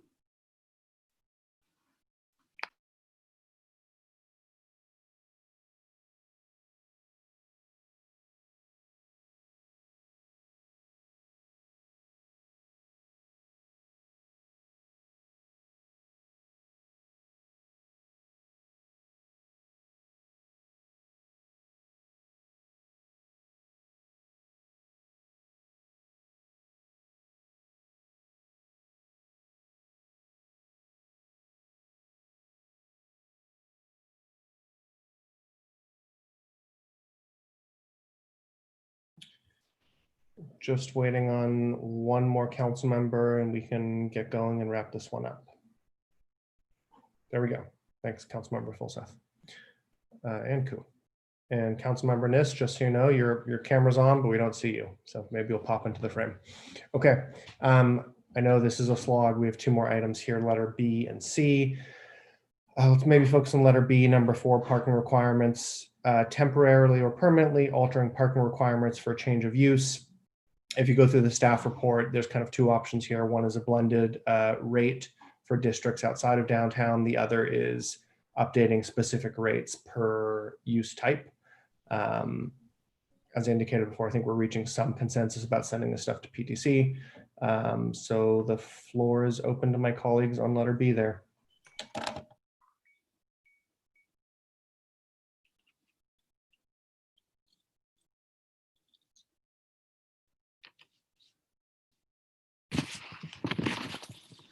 Okay, I'll ask a quick question to staff. Why do we only do the blended rate downtown and versus other areas? And then which is easier to implement if we go forward with the strategy? Well, I'll answer the second question first, and then perhaps Jonathan Lake can address a little bit of the history of the development of the blended rate for downtown. In terms of implementation, I think a blended rate is, whether it's one blended rate for the whole city or if there's different blended rates in other areas. And of course, we'll be talking specifically about CalAV for the next item, if the next item is called this evening, is certainly easier to implement, and everyone, the planners, the property owners, the potential applicants would know this is the rate of square footage to my area. They can easily do that math. This is how big my place is. This is how much parking I need. Do I have that parking there? If we were to do a temporary, suspension of any parking required for on-site for changes of use, that would, if that expired, then that would be hard to keep track of over time as uses come and go from place to place. And I think if you mentioned also potentially updating, okay, I'm a restaurant, what's a more modern ratio for a restaurant? What's a more modern ratio for each category? That is perhaps maybe more specific. Some parking experts would question the efficacy of that, and even kind of the knowledge of, are we sure that that's the right amount of parking spaces for a restaurant or for whatever use it is? And so a blended rate could be a little bit, again, easier for changing uses between uses for sure. And updating each use's parking ratio would perhaps be a bit different body of work, and perhaps more work, and certainly result in a table that folks would have to kind of read through to understand where they fall. Jonathan, did you want to address the history of the development of the blended rate? I'm just personally not familiar with how we arrived at the 1 per 250 square foot for our downtown rate. Yeah, I'm not going to have much more to add. I know I knew this better at a earlier time when I've been here. There's probably folks that are listening to this that could recite the exact history of why that came together. I know it's related to our parking assessment district and how we've put all that in place together, and we've used the blended rate to just accommodate that. I did want to just underscore what Rachel said a moment ago. The the idea is interchangeability of these different retail uses. And our parking standard now is off by either a lot or a little when you compare restaurant to retail. And looking at ways to find uses that are more in line with each other in terms of parking, where there may be a little bit of flex in one way or the other, so that we can encourage some more flexible use of space. So that's sort of the reason there. And I know we've talked a little bit about restaurants and with the current shelter in place policies, so there, it may be a scenario where you have a restaurant next to a vacant retail space, and because the ability to have that at 25% occupancy, there just may be some synergy at some point where a property owner may want to see that space occupied, even if it's nominal rent, to support more of a restaurant use there. I mean, that's one example under COVID, but just generally, we're seeing this acutely is on California Avenue. That's an area where it's really been challenging. So anyways, all on there. Thanks. Councilmember Fulseth. Yeah, question of staff on something you just said, Jonathan. Is there any, so right now the parking requirement for restaurants is, I think, 1 per 80 square feet or something like that. And for retail, it's a little different from that, but not much. Do we have reason to think that those numbers are no longer good numbers and the actual demand is different from those and needs to be updated? So I don't know. We don't have that data to substantiate that. We do have in our code, the zoning code, the Cal Ave used to have 2 sets of parking standards, one for the general area and one for the assessment district, which was a lower rate. But now that the assessment district, and I'm going to get the terminology wrong, but the bonds or whatever is matured, right? That lower rate is no longer available anymore, right? And so that's just been an area of we've seen it again and again where a tenant wants to come into a retail space and they can't because there's no on-site parking, right? No ability to buy into a in lieu program or buy into the assessment district. Right. So if a tenant wants to come into a retail location but there's no parking, presumably the tenant, their business model is going to draw cars, right? So why would it be a good thing if they come in and draw cars if there's no parking? Right. So there's already an existing use in that tenant space, presumably, right? That would retail of 1 to 200 or something. Right. So, ideally, I mean, that's the way it's been working now is you find another retailer that can come in with that same parking ratio of 1 to 200. 1 to 200, right. But we're not seeing a lot of that. What we're seeing are, gyms, and I know we've seen a lot of gyms, personal service types uses, and restaurants, these service-oriented uses. Restaurants have a higher parking demand. And so anybody who wants to expand a restaurant, pre-COVID, especially, but potentially even in our current situation, there's just no chance. It can't happen. Right. You can't intensify any of the uses on California Avenue right now. So if we waive the requirement and they come in, where do the cars park? Well, again, I guess what we're trying to figure out is, so the obvious answer to your question is, we have public parking facilities in the area. We have street parking. But, I understand we don't necessarily want to rely on, all of that city resource for these private uses that are intensifying. What we're trying to understand in this COVID sort of situation is, are there, and this is why we raised the issue of temporary, but we flagged in our staff report the problems that you've heard this evening with a temporary, Right. use. Temporary is not temporary. Right. Yeah, it's problematic for sure. Right. Well, okay. So let me ask this then. Okay. So, I mean, if the blended rate is sort of a way of, relaxing parking requirements, right? Because parking is an obstacle to these uses and stuff like that, but there's still no plan to have parking available, then it seems like we haven't really made progress forward, right? But this seems like one of those things where, you'd like to have as little parking as possible, but not less, if that makes sense. And because parking's expensive. And so if there's evidence or reason to think that, our parking requirements are too stringent, then it seems like that ought to be the thing that's driving the amount of spaces that we need to plan for. And whether it's a blended rate or or a smorgasbord is less important than let's make sure that we don't sort of underpark ourselves, right? But not overpark ourselves either, if that makes sense. I would say. So how would we find that out? Yeah, I think it's a bit hard because to some degree you need evidence of things that have not been successful. Right? You trying to open something, right.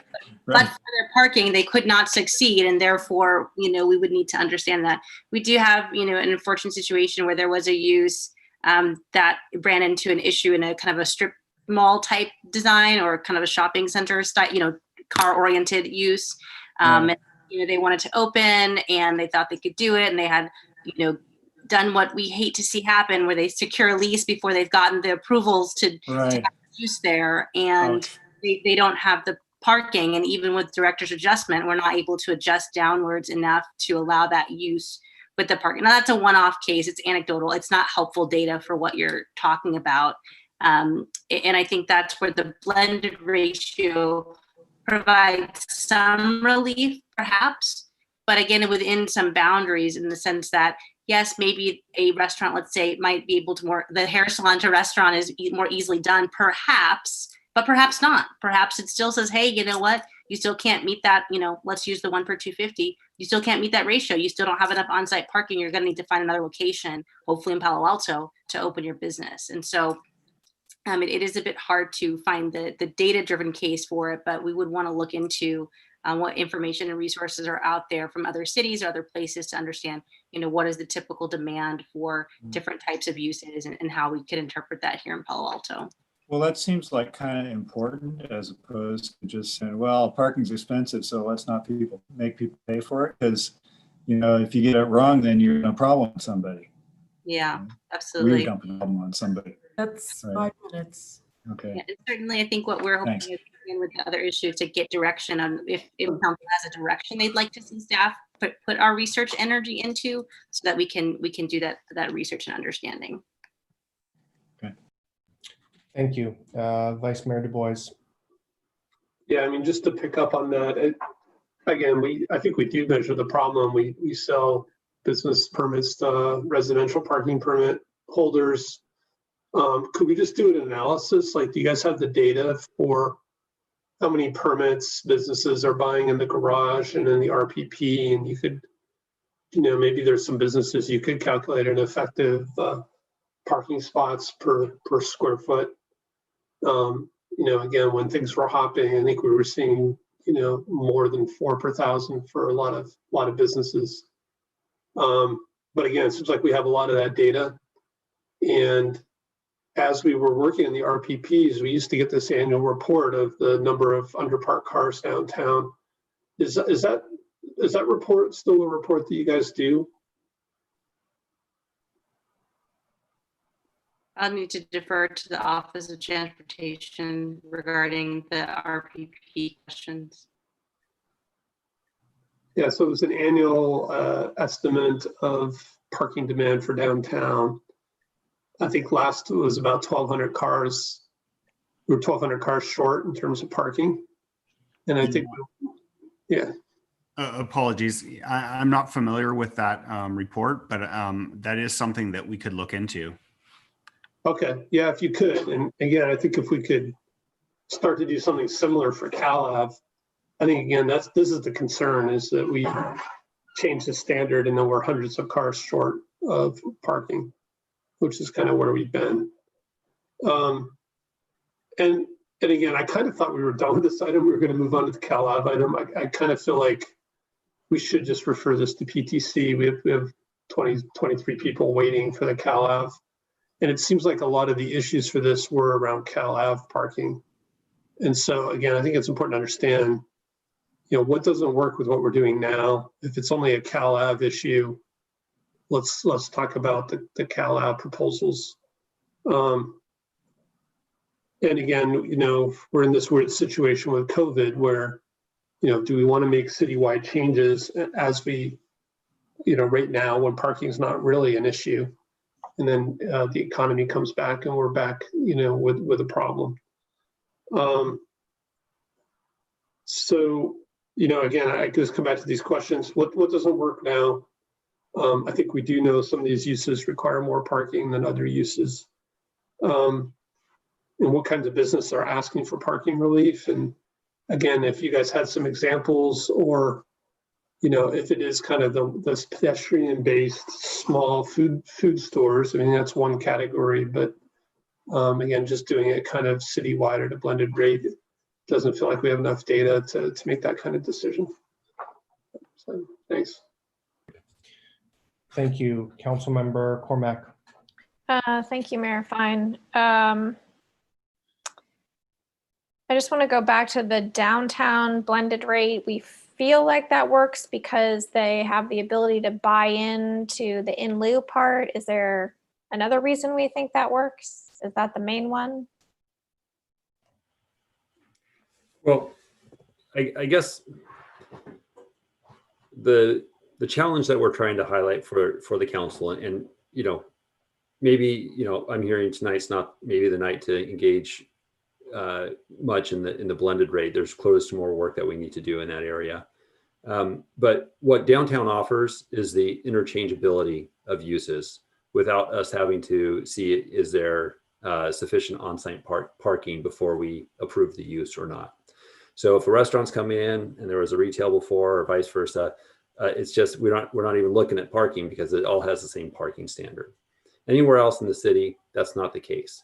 So if you've got storefronts that are becoming vacant, regardless of the reason, and another use wants to come in, it's always this exercise of finding out what was the use before, and is the new use more intense? And if it's more intense, the answer typically, if you're outside of the business district, is you're out of luck. And that's just, it's a hard message for us to deliver, particularly in these times. And so I'm hearing the blended rate needs more work. And I think the comments that we heard earlier from the Vice Mayor about CalAv is an area that is, I think, mostly on our mind when it comes to this issue. And you do have your next item that I think has at least a suggestion or two on how to address that. But to answer your question, Councilmember Cormack, it's just that. It's just the interchangeability is much easier. So in some respects, then, there's almost an advantage to opening downtown as opposed to California Avenue, because you have a little bit more certainty and you can make changes without, is that true? What do you mean when you say opening? I mean, if you wanted to open a business, it might be easier to do it downtown because you would have a little bit more flexibility in terms of changing the use of something. Yeah, I think rents play into that, and probably a whole host of other factors beyond parking. Okay. I'm not opposed to the blended rate. I just, I think actually it might solve for some problems. I don't feel like we have enough information this evening in this section of this item without talking about the next item to make any changes. So if we want to send this to PTC, certainly open to that. If we want to just not deal with this until we sort through the next item, I'm not sure if we'll have more clarity at that point. I guess the thing that I like about the concept of the blended rate is it says we're going to manage at an overall basis rather than at a specific unit basis. And I think it's possible, as I listened to our discussion earlier in this item, that we're all starting to recognize that we can't manage at the micro level. You know, we're not going to be able to pick and choose which things go in which places at this super high level. So I think the blended rate might have some advantages, but not ready to make that happen this evening. Thanks. Thanks, council member. I'll make some quick comments and maybe we move on from this one to the last item, letter C. So this one for me, when I made the motion a few months ago about this, was largely driven by CalAv. And in particular, it's based on two things. One is the preponderance of gyms, which we've heard a number of complaints about. And the reason is because they have a lower parking ratio, so they go in. And two, that block where the Palo Alto Baking Company used to be. And that building does not contain any parking, right? And so in order to change that use, they must procure parking. And I know some of you may disagree with this. Like, I don't believe we have parking problems in Palo Alto in terms of the number of spaces. I think it's about management. And frankly, you know, that we're requiring businesses to pay for or procure parking spots when we're not charging for the spot in front of them, I think is ludicrous. Kind of building on that, somebody mentioned about, you know, office to blame for traffic and parking. We have an unfortunate natural experiment going on right now where offices are empty across Palo Alto. And, you know, trips on Hamilton and Lytton, we heard earlier, are back to almost pre-COVID levels. Offices are still empty, right? And that should be telling us something, that maybe some of those parking and traffic problems were not caused by office as much as we like to religiously believe they are. I don't think we're going to get to a motion on this item. Which one are we on? Item B. If others have comments on this one, happy to hear them, comments or questions. Otherwise, I'd suggest we move on to item C and then on to our next item for the night. Councilmember Tanaka. Well, I mean, for downtown, so Jonathan, given what you're saying, right, you're saying that the blended rate, you know, having kind of an assessment district in downtown gives you that kind of flexibility. It's kind of like what Councilmember Cormack says, allows you to manage it at a higher level. I mean, would that not make a good PTC item for them to work on? I mean, because I mean, ever since I've been on the planning commission, this has been a problem, right? I mean, it's been a problem forever, and you know, I think yeah, I mean, it just seems like it's a solution that we know works in one downtown. Why would it not work in another? Right. And I think it comes back to where we started this discussion with Councilmember Philseth. You know, downtown we have parking structures, and you know, we can have conversations about whether it's an adequate amount of parking. And you know, in Cal Ave, we also have some parking structures, and we have a certain number of available parking spaces. I don't know what the exact number is, but it's, you know, there's a fair amount of parking resources available. So I think it's a conversation. In fact, I believe that the city council has even directed us to explore an in lieu parking program in the Cal Ave area. So, I mean, that's actually something that's on our list of things to do. And I think it's appropriate for us to have that conversation. It gets a little bit harder, I think, citywide when we're talking about El Camino and the available resources are kind of scattered about. But when you have these focused areas, it's makes more sense to have the conversation. So how do we, I mean, from the staff point of view, how do we move forward on this to, you know, because I literally like been talking about this for 10 years or longer, right? How do we move from just talking to actually doing, to actually, you know, we know it's an acknowledged problem on Cal Ave. What do we need to do to go from an acknowledged problem to actually going towards some sort of solution? I believe your next item deals with Cal Ave. So getting to your next item is a near-term strategy. Beyond that, citywide, I do agree that having this go to PTC for further evaluation makes sense. I think clearly from tonight's discussion, this idea, the concept of the blended rate is not ready to move forward. Okay. Councilmember Philseth. was going to say, if we're going to send some to PTC, I think it's reasonable to have PTC look at it. But look, the real problem here isn't the blended rate per se, right? Although I agree that it makes sense that it's easier to manage. The real problem is, have you matched your supply and your demand? Okay. If the blended rate makes it easier to match supply and demand, that's a good thing. But if going to a blended rate disguises the problem that your supply and your demand don't match, okay, then it hasn't helped you, because that's the real problem here. Okay. So if the PTC can look at that, fantastic. Right, and I think that gets back to Councilmember Tanaka's question. There's a whole lot of study. But actually, I think the next item is actually pretty interesting, because I actually think, we might be able to make some estimates of supply and demand in the CalAV area, because we got enough variables controlled. So, Councilmember Niss. Very quick comment. Talking about the traffic that seems to be back on Hamilton and Lytton, is that right? Yes. So I would guess, since no one's in those offices, that the office people used to come by train, and this traffic must be coming from elsewhere. Any other opining or not? I don't know that you could make a direct correlation to that, because we're not assuming that traffic that was previously on University is what's relocated exclusively to Hamilton and Lytton. So there are, I think, other factors. But we agree that most of the offices are empty, and we agree that probably a lot came by train, right? So generally, traffic on the freeway is picking up too. So people are either going back to work, or, there's something going on. I don't know. I agree, Tom. There is something going on. I don't know that all the offices are empty. School, people are going back to school, including teachers. Yes, there's been some speculation. I think it's both essential workers, like our medical workers at our many medical facilities, and are continuing to work in person and serve their clients. In addition, there has been some research showing that people are making more local trips. So all of the folks who are working from home may be making these trips to the grocery store or to whatnot. And of course, I think hopefully everyone's minimizing the trips to those that are needed, but more trips being made by car.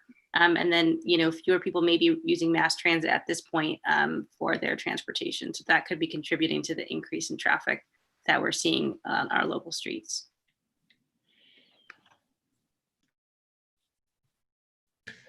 Councilmember Niss, are you? I am done. I'm ready to move on.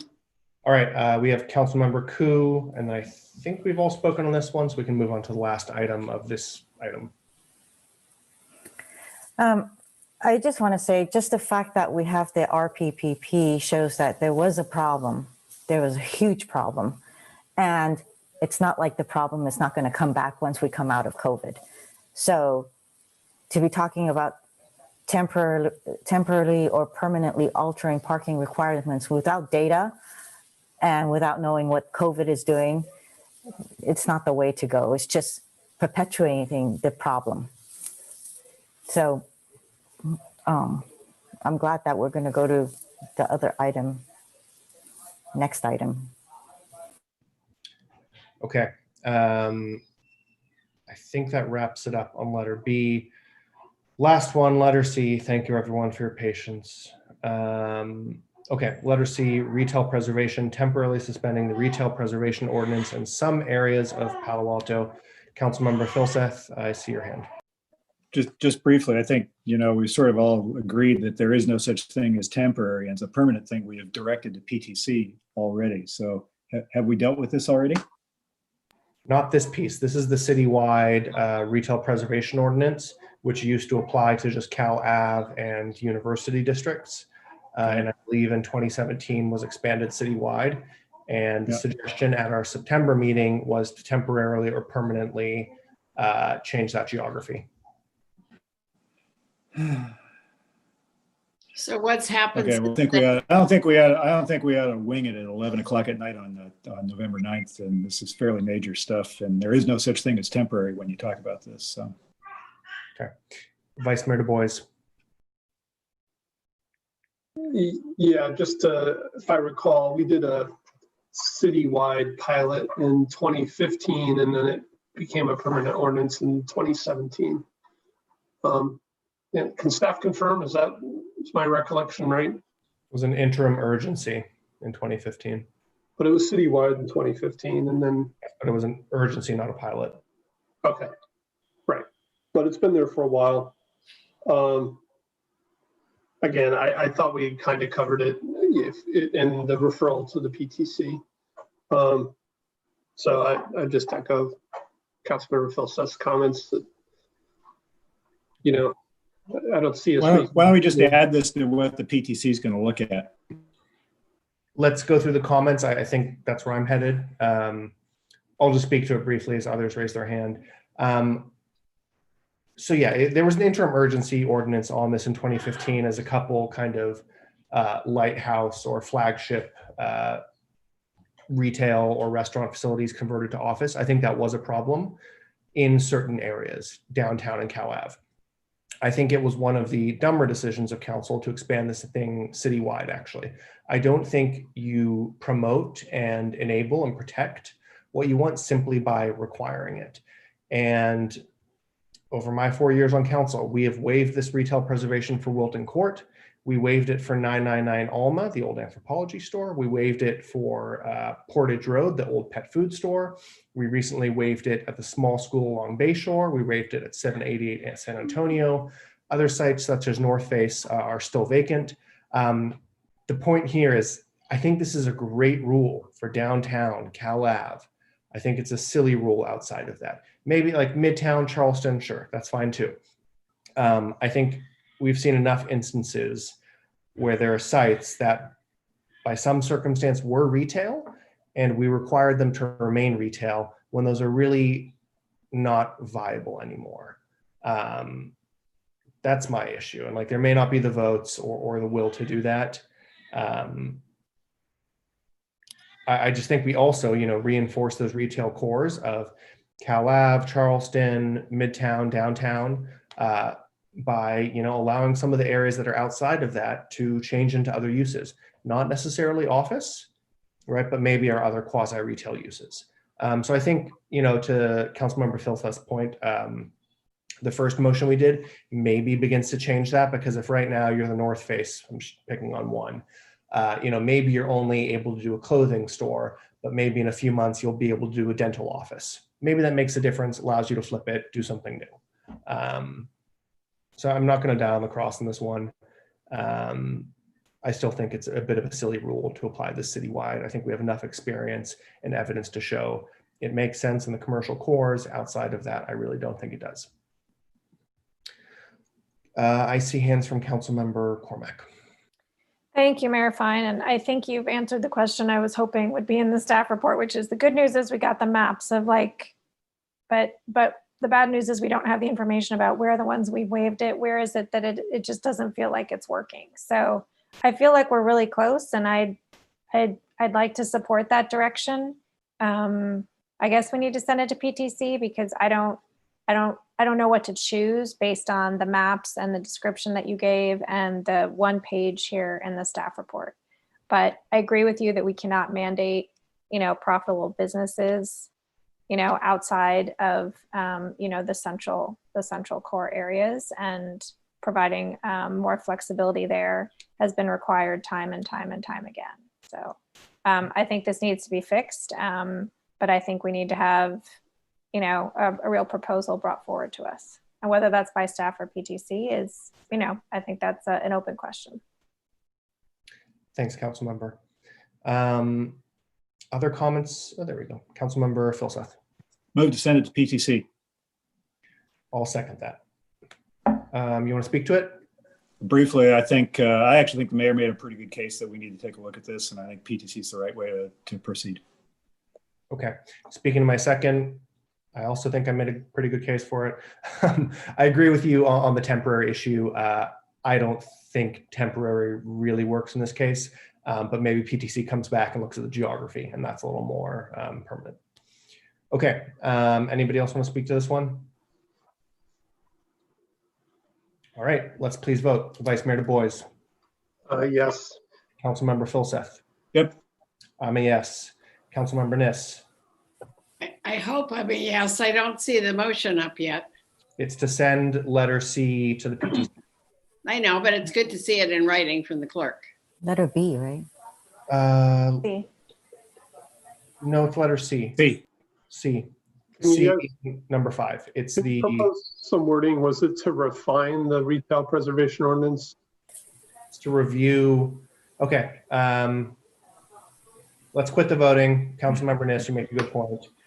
Councilmember Filseth, your motion, my second. Let's look at the language. To review the geography of the retail preservation ordinance in Palo Alto. Sounds good to me. Okay. To review the geography of the retail preservation ordinance in some areas of Palo Alto. In Palo Alto. Okay, much better. Okay, yes. Thanks, Councilmember Niss, for making sure we go through the motions. Okay, kicking it off again, Vice Mayor Du Bois. Still yes. Councilmember Filseth. Still yes. I'm also a yes. Councilmember Niss. Yes, still a yes. Councilmember Koo. No. Councilmember Tanaka. Yes. Councilmember Cormack. I had my hand raised. I'm sorry. I would like to vote yes on this, but I had my hand raised before we started voting because this is just a review. Don't we want them to make a proposal and send it back to us? We did spend a lot of time on that on an earlier motion. Good point. You're correct. Okay. Do you have a language amendment? Sorry, everybody. It is getting late. Whatever we had before, which was the... Evaluate and propose. Yes. Councilmember Filseth, is that okay by you? Yep. Okay. Sorry, everyone. We are going to vote for a third time on this one. I just want to make sure we all agree to the language. Tom, you're up first. Yes. Councilmember Filseth. Yes. I'm a yes. Councilmember Niss. Yes, and thank you, Councilmember Cormack. Okay. Councilmember Koo. No. Councilmember Tanaka. Yes. Councilmember Cormack. Yes. That passes on a 6-1 with Councilmember Koo voting no. Thank you, Councilmember Filseth, for the motion, and thanks everyone for voting 3 times. Okay, it is 11 o'clock. We have 2 more items, the California Avenue parking garage policy and a response on regional housing needs allocation. The city manager and I discussed that the RENA item can potentially go next week when we have our item on race and equity, as well as the 788 San Antonio item, which has been moved to that date. Does that sound okay to everyone? Yes. So we go through the Cal Ave garage and So move the ABAG deadline was extended, is that right? Yes, we will miss the public meeting that's upcoming, but we will make the comment deadline. Jonathan, could you confirm? That's exactly right. So we won't have a letter in time for the Regional Planning Commission meeting, but we would still meet the public notice deadline. Do we do that item and do Cal Ave garage later, or I mean, which is more time sensitive? Well, based on what was just suggested, I do think the Cal Ave garage item, because you're already discussing so many of the same issues, might be best to push forward rather than to have to restart much of that discussion. Okay. Okay, Councilmember Filseth, I see your hand. No? Okay. Oh, all right. Sorry, hadn't lowered. It's okay. Okay, so for the record, we are going to start with item number 12, California Avenue parking policy. Item number 13, we have moved to November 16th. Item 14 has already been moved there. All right, thank you, everyone. Late meeting, I know it's 11 o'clock, and staff, please kick it off. All right, our Chief Transportation Official, Mr. Kami, will report for staff. Thank you. And I'm just gonna, I think Nate is pulling up the presentation here. So I'm Phil Kami, Chief Transportation Official, and tonight I'm joined by Nate Baird, who is our city's parking manager. Tonight, staff are here to discuss the new California Avenue parking garage and related parking policies in order to determine how to best use the new parking supply that's been added to the California Avenue Commercial District with the new California garage. Nate, can you go to the next slide? And before diving into this presentation, it's worth noting that there's currently a significant supply of free parking available for all, as the commercial parking restrictions both on and off street are still not being enforced. However, after commercial time restrictions are resumed, staff recommends designating the upper levels of the new garage for employee permit parking only, Monday through Friday up until 11 a.m. And then after 11 a.m., visitor parking would be allowed on the upper levels in order to maximize the capacity utilization. This approach would provide space for the approximately 120 Evergreen Park Mayfield RPP employee permit holders that staff recommends be transitioned over, and also would accommodate the approximately 228 waitlisted employees that have been seeking California Avenue Business District permits. Employee California Avenue Business District permits are currently valid at all California Avenue lots and garages. And in the past, a 60% show rate for permit spaces has been typical. And what show rate means is that means not everyone that has a permit shows up all the time. So we use 60% as the typical show rate. So the added supply should be sufficient to accommodate both permit and visitor uses. And while future usage trends are especially uncertain in this current economic context, the automated parking guidance technology systems that have been installed will provide staff with the ability to monitor usage trends over time and to make adjustments to both visitor and permit holder space set-asides as demand fluctuates. Staff considers the transition of 120 RPP employee permits as the first step in a phased approach to reducing employee impact in the RPP districts. The employee RPP permit staff recommends to be transitioned to the garages and lots allows staff to analyze the evolving demand of both occupancy impacts and usage in the new garage, the California Avenue Commercial District, and the RPP district. And staff also recommends reserving spaces for consideration of retail intensification, as was just discussed in the item prior to this one. And most importantly, tonight staff are requesting for council to only transfer half of the allowed employee RPP permits from the residential zones, which is 120 RPP employee permits, to the California Avenue, the new California Avenue garage at this time, to allow us to analyze this quickly shifting landscape. And next slide. And I promise I won't talk as much on the other slides. So the completion of the 350 Sherman Avenue garage adds approximately 300 new net new parking spaces. Although it's approximately 636 total spaces, will replace 310 pre-existing spaces. To the total California Avenue Commercial District parking supply, as well as its opportunities, as our opportunities to utilize a new parking guidance system that will allow us to more dynamically manage the city's parking facilities. We believe that parking demand and use will be changing in California Avenue Parking District, well, probably everywhere. And the parking guidance system, along with RPP parking monitoring, will allow us to make thoughtful adjustments in the future. Next slide. And this is the item that was discussed a bit in the previous item, but tonight we are seeking feedback in order to return to council at a later date with a more developed California Avenue in lieu fee program. Conceptually, the in lieu fee program would be designed specifically for potential retailers who might change to a more parking intensive business use. And I guess this example was used a bit already, but the example I really like on this is an existing restaurant that wants to expand to a neighboring vacant storefront. And I can just imagine that potential distancing protocols or something like this might make that even more appetizing. We already have an example of an in lieu program in downtown Palo Alto. However, the newly envisioned strategy is to annualize payments over years in order to keep the cost reasonable. And as with the downtown program, no physical parking space would be specifically dedicated to a property owner or tenant.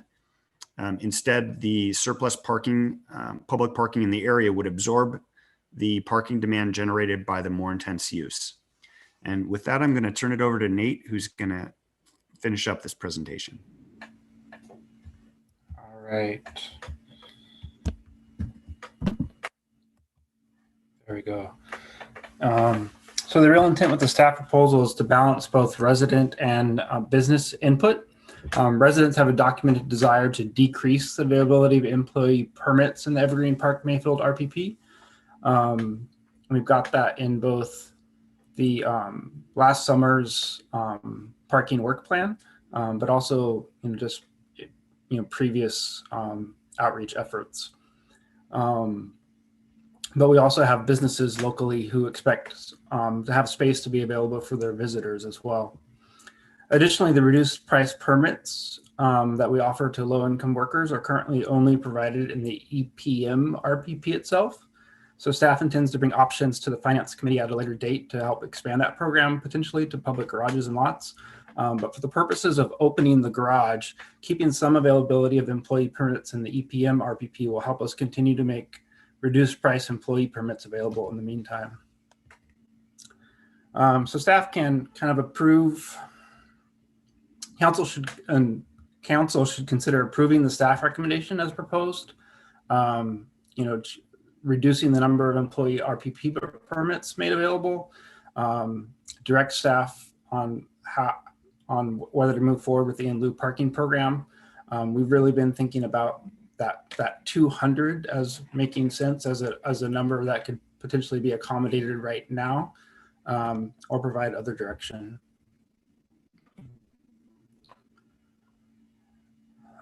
Following council's recommendation, staff will monitor what happens and come back with more specific actions while we continue to gather additional feedback from both residents and businesses. We really do see this as kind of a first step toward taking in, kind of observing what happens and how the spaces are used. Anecdotally, we really do see a lot of the parking availability right now, and not in just the new garage, but even the existing garages. If you go up to the upper levels, they're very empty right now.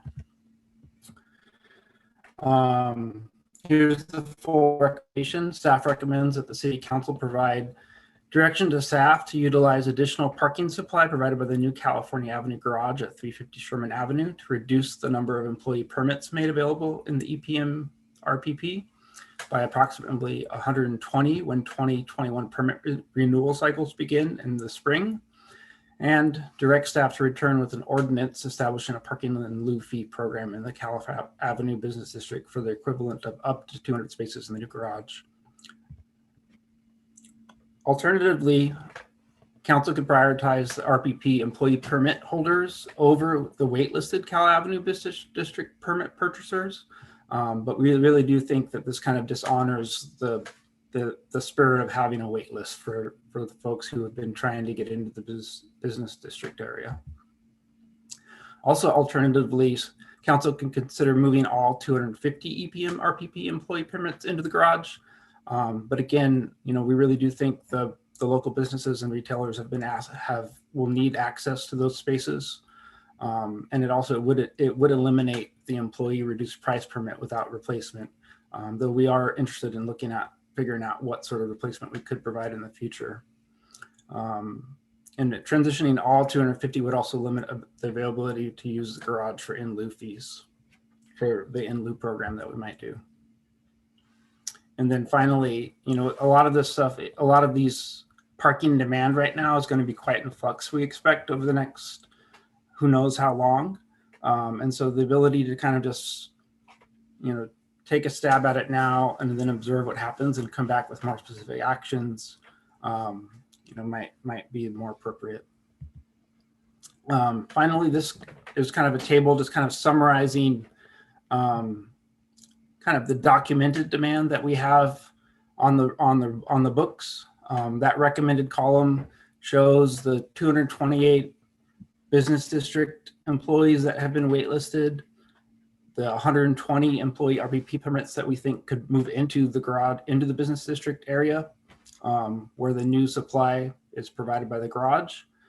And then, there's also that 200 number that we're thinking about for the parking and loop program. So if you add all those numbers up and think about a typical kind of 60% show rate, we expect that there will be enough capacity currently for this demand.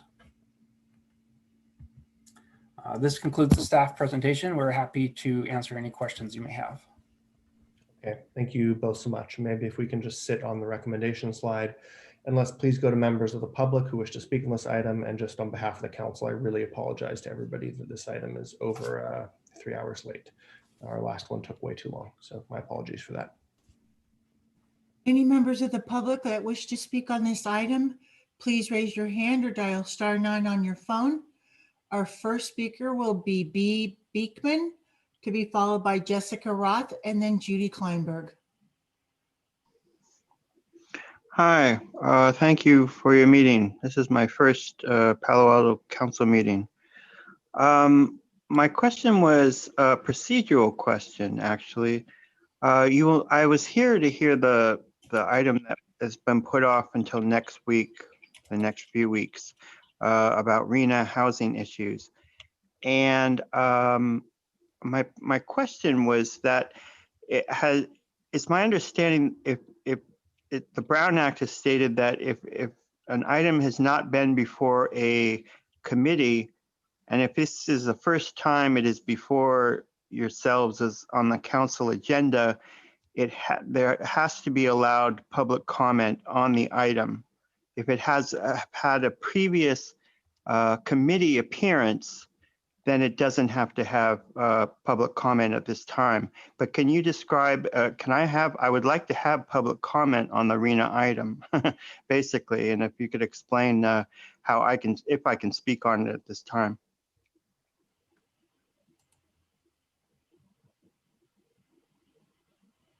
To our city attorney, any comments you want to weigh in there?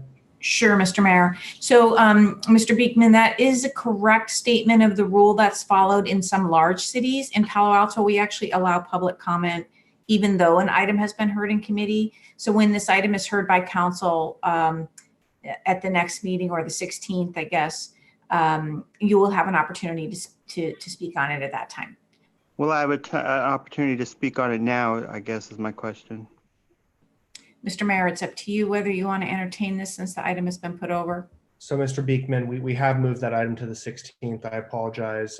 You've been on this Zoom call for probably way too many hours. We will hear it next week on the 16th, and we will publish an updated agenda to get that time out there. Okay, and I'll hopefully be there at that time. Thank you very much. Thank you, Mr. Beekman.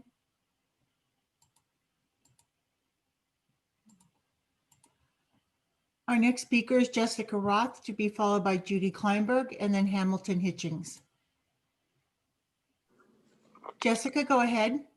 Okay, thank you. So I am concerned about the proposal of taking away the RPP permits in the neighborhoods surrounding California Avenue, hoping that we can negotiate with the neighborhoods to allow a lower number of permits to be distributed and possibly add College Terrace into the program. I think that we should all be able to come to a compromise on this. We can't allow all the permits to be taken away, because if it were to happen, we would not gain the spaces for our customers and patrons that we have needed so badly for so many years and fought for our parking garage. It seems silly to have gone through all this, the whole process, and spend all this money and not have a benefit from it. The merchants are concerned about the future as well as the present. And with street closure in the foreseeable future, we're all down.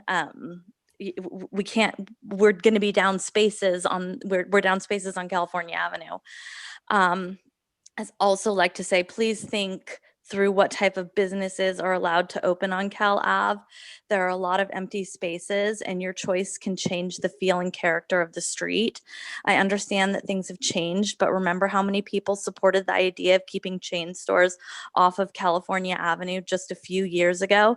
The ideas given like a restaurant expansion are great, but let's keep the integrity of California Avenue. Thank you guys for your time. I really appreciate it. And the city staff has been amazing to work with during this pandemic. Thank you.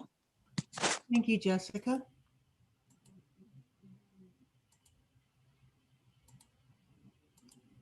Our next speaker is Judy Kleinberg, to be followed by Hamilton Hitchings and then Mark Molyneux.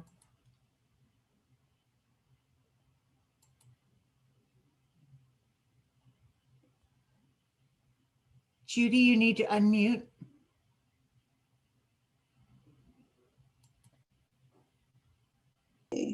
Okay, can you hear me now? Yep, you're good to go. Thank you. Too many buttons in front of me. Thank you. Okay, well, my time's almost up. Look at that. Good evening, Mayor and City Council. I'm speaking on behalf of the Chamber of Commerce. This proposal has caught the business community by surprise. The city did not seek out the opinions of the business community about the potential impact of doing away with employee street parking permits in the Cal Ave area. From our conversations with Cal Ave businesses, this new plan was not previewed or discussed with them, or for that matter with the Chamber, before the proposal was formulated and sent to the council. The first the Chamber and Cal Ave businesses heard of this proposal was an October 21st email from staff sent after the report had already been prepared. In all official discussions between staff and Cal Ave leaders, the goal of the new garage was always to increase area parking to support customer parking once the surface lots went away. This proposal would move all 290 employee street parking permits to the new garage by 2022. But it was always presented to Cal Ave businesses that the garage would add 300 additional parking spaces to address the parking problems for their customers, that the new garage would add to parking that would benefit local businesses, not eliminate employee street parking. This was to be additive and supplemental.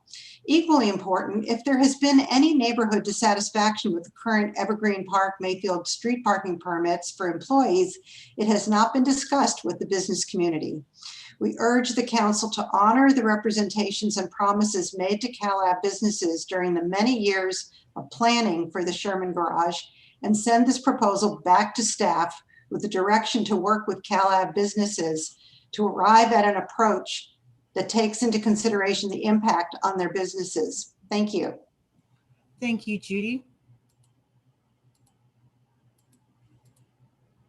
Our next speaker is Hamilton Hitchings, to be followed by Mark Molyneux and then Rebecca Eisenberg. Hi. Hamilton, go ahead. Can you hear me? Yes, go ahead. Thank you. The parking garage, first of all, has to offset the 300 existing spaces, which are, as Judy pointed out, used for customer parking. And I didn't see that on the staff's table. So if you added everything on the staff's table plus the 300, you come up with 845 spots. The reason you come up with 845 spots is because there's been scope creep. In lieu parking was not part of the original design of the garage, and they've added in this requirement for an extra 200 spots. And what they've done is cut the removal of the cars out of the neighborhood parking in half. Actually, and I don't think that's fair. You know, at very least, like, I don't know why there's such a priority on this new scope creep of in lieu parking over moving the cars out of RPP. I mean, there shouldn't be any full-time parking in the neighborhood once this garage is constructed.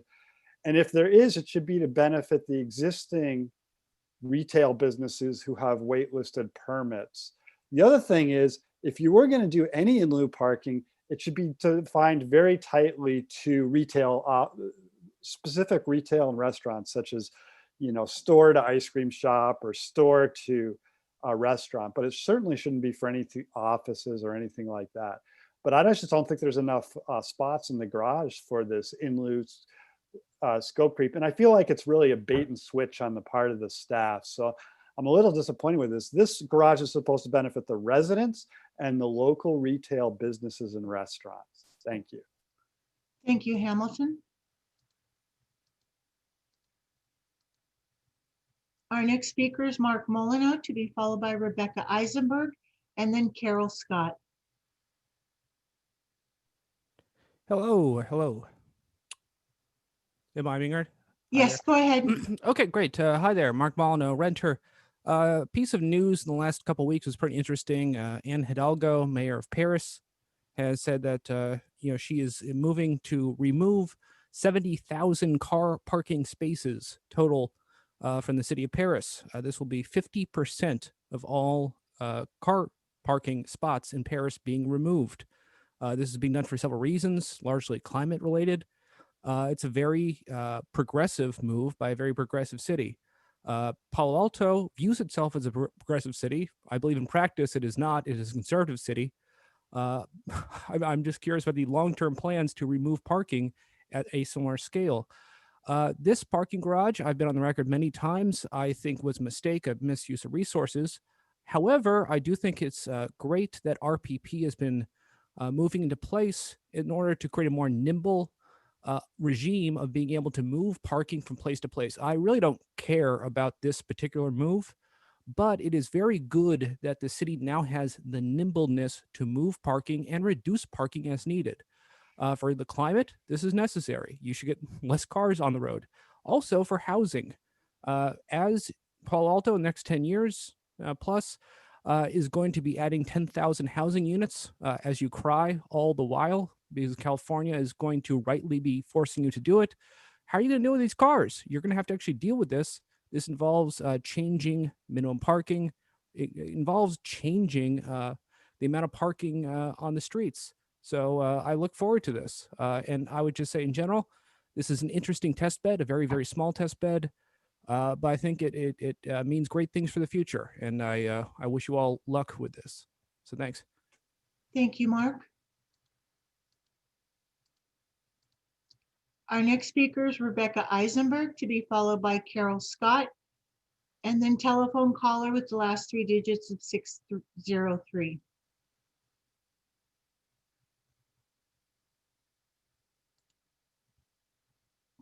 Hi. Okay, go ahead.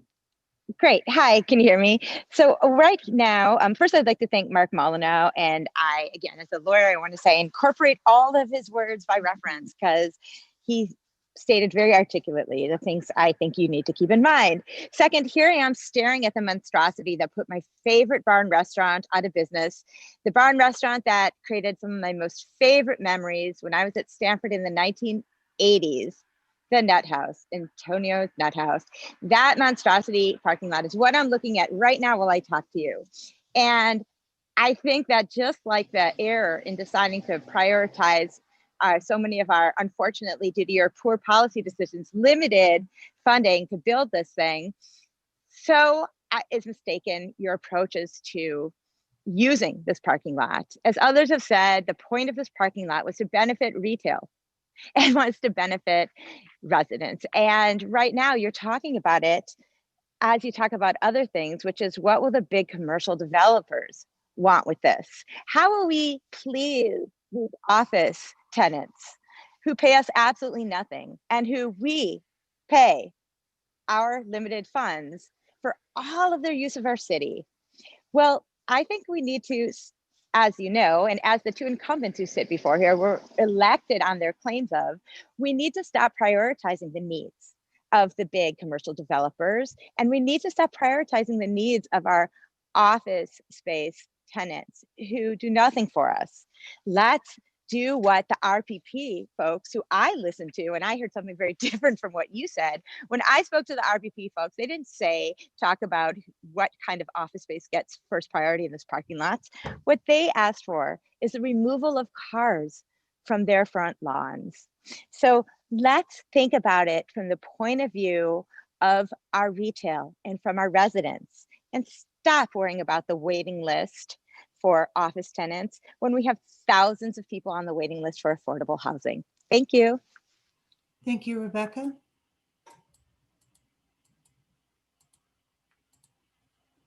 Our next speaker is Carol Scott, to be followed by telephone caller 603, and then Paul Machado. Carol, Good go ahead. evening. Good evening, City Council and City staff, or should I say almost good morning. My name is Carol Scott and I'm a resident of Evergreen Park. I urge the council to return the city's report on the new CalAv garage to staff for revision because its recommendations fail to accomplish the two primary objectives the garage was built to accomplish.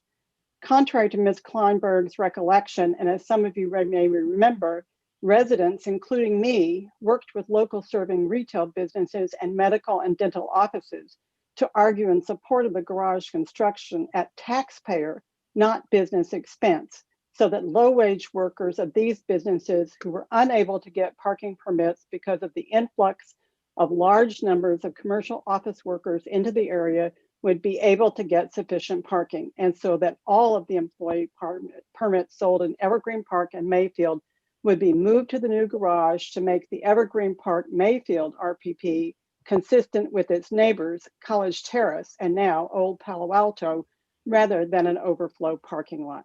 After all of the discussion in the prior agenda item about the problem of providing parking for retailers, it is amazing that low-wage retail workers who come and go throughout the day and often cannot take public transportation are not being given any spaces in the new garage, and employee permits are not being moved out of the neighborhood, despite the large increase in parking available within the business core.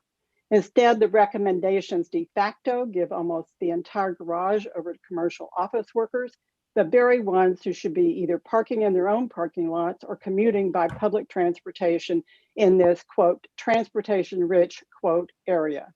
It is time for the businesses in the CalAv area to manage their traffic and demand for parking so as to live within the means of the parking capacity in the business district, especially now that the taxpayers, not the businesses, are paying. The taxpayers are giving them a large new garage at no cost to them. As can be seen from the discussion on retail and from the proposed in lieu program, to do otherwise simply encourages businesses to infinitely expand the demand for parking, as well as to eliminate parking within their own areas with no consequences to themselves, and then claim they need to park in the neighborhood.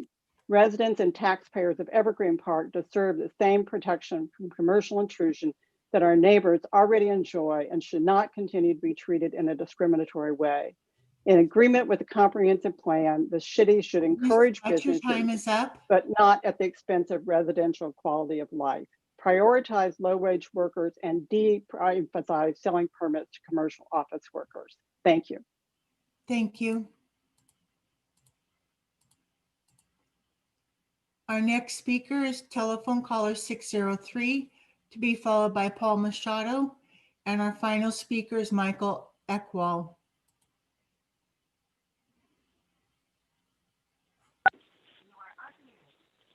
Yeah, I'll try to be as short as I can be, but I really think it's time, like the last speaker, Carol Scott, mentioned, which is the garage was built with taxpayer money by residents, really.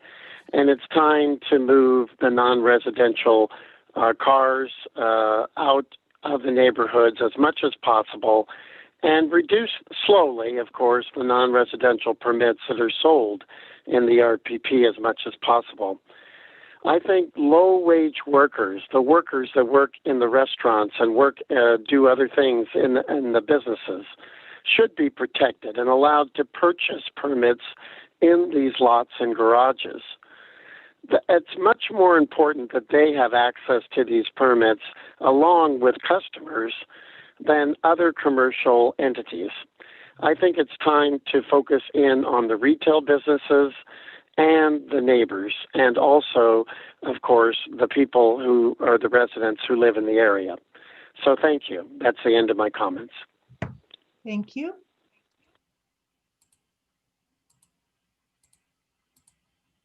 Our next speaker is Paul Machado, to be followed by our final speaker, Michael Eckwall.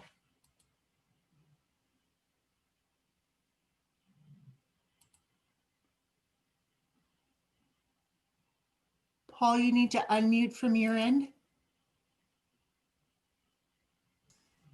There you go. Yep. Go ahead. Good evening, Council. When many small businesses and residents supported the construction of the new California Avenue garage, it was believed it would enhance the local quality of life. Local neighborhood serving businesses could park their employees, and the neighborhoods would be freed from the intrusion of all-day commercial parking. Now it is suggested that low-income employees that often work at small businesses will not be served by the new garage. Further, all-day commercial parking in the neighborhoods would only be removed at some uncertain future date. I asked the council to open the new garage to low-income workers, often employed by small businesses that have been most affected by the pandemic. Further, when the garage opens, cease selling parking permits in the neighborhoods adjacent to California Avenue, thus increasing the quality of life in these neighborhoods, which is congruent with the comprehensive plan. It is expected that business offices that are underparked, but promised in their TDMs they would resolve any parking issues, should not therefore need any parking in the new garage. I note the College Terrace RPP has been in place for years and does not sell commercial permits, yet the area continued to thrive. Thank you. Thank you, Paul.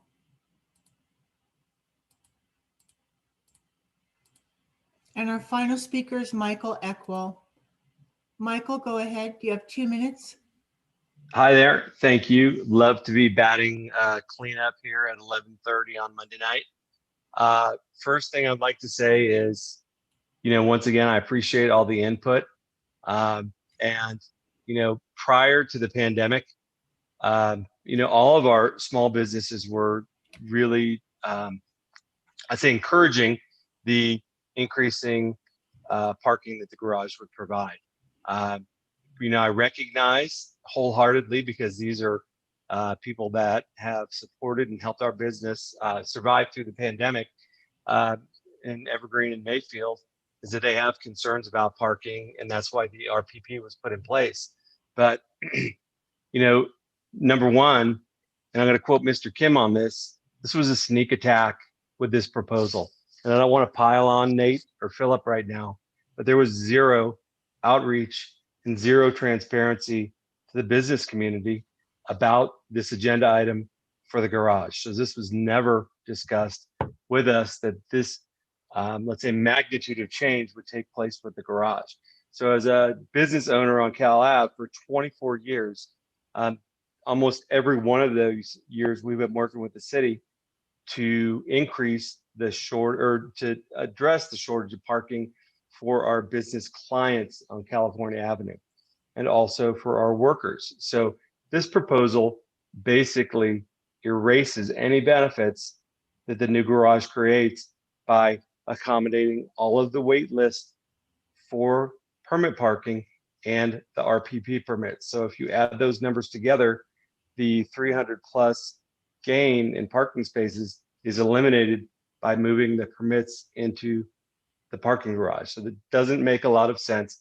I'm just urging that, because of the lack of transparency, because of the lack of communication with the business community, that this issue be put off until a more appropriate time, when hopefully we all get through and survive this business downturn, which is, I think, much more catastrophic than a lot of people recognize. Thank you very much. Thank you, Michael. And that's our final speaker, Mayor. Okay, thank you very much. Thank you to our 10 speakers for your comments, questions, and ideas. Let's return to council. Given the hour, I'm going to open it up to comments, questions, and motions. I see Councilmember Filseth. Yeah, thanks very much. I actually had 3 questions that I wanted to ask of staff to make sure I understand this. The first one is, if I understand this right, the only places that we sell employee permits in the Cal Ave area are in the neighborhoods and in Zone G. Is that right? Everywhere else is 2-hour and 3-hour parking? No, that is not correct. Actually, We sell additional approximately 900 permits in the other garages in California Avenue Commercial District. 900 permits in the other garages. Yes. And that's where the waiting list for the 228 comes from, is those are the people that were not able to get in to that limit, which we have is 900 in the existing garages. So then how many 2-hour and 3-hour spots are there in the Cal Ave area? Oh, is that something you have handy, Nate? It's approximately like 900 to 1100 or so. I don't have the exact number, but the total off-street, well, that's the larger area. And there's 900 permits in the other garages. So then 60% of that is, so there's 540 spaces in the other garages? Yeah, approximately. And lots. So then, yes, and in lots. the garages, there's going to be, sorry? It's the garages and lots combined, yes. Garages and lots. Okay. Yes. Garages and lots. And so you're going to add 600 to that with the opening of this garage. Correct. Not including the 300 it took away and so forth. Okay, so that's that changes one of my conclusions. Let me ask the second thing. I wanted to ask about the in lieu fee. So your example of I've got a restaurant and I've got a vacant store next door, and my restaurant expands into the store next door, and so I need to get parking, right? And I'm at a higher parking utilization than they used to be because they were a shoe store or something like that. Can you actually take track? I mean, when the shoe store went out of business, you know, their parking demand went down, right? And now your restaurant's going to move in and your parking demand is going to go up even more.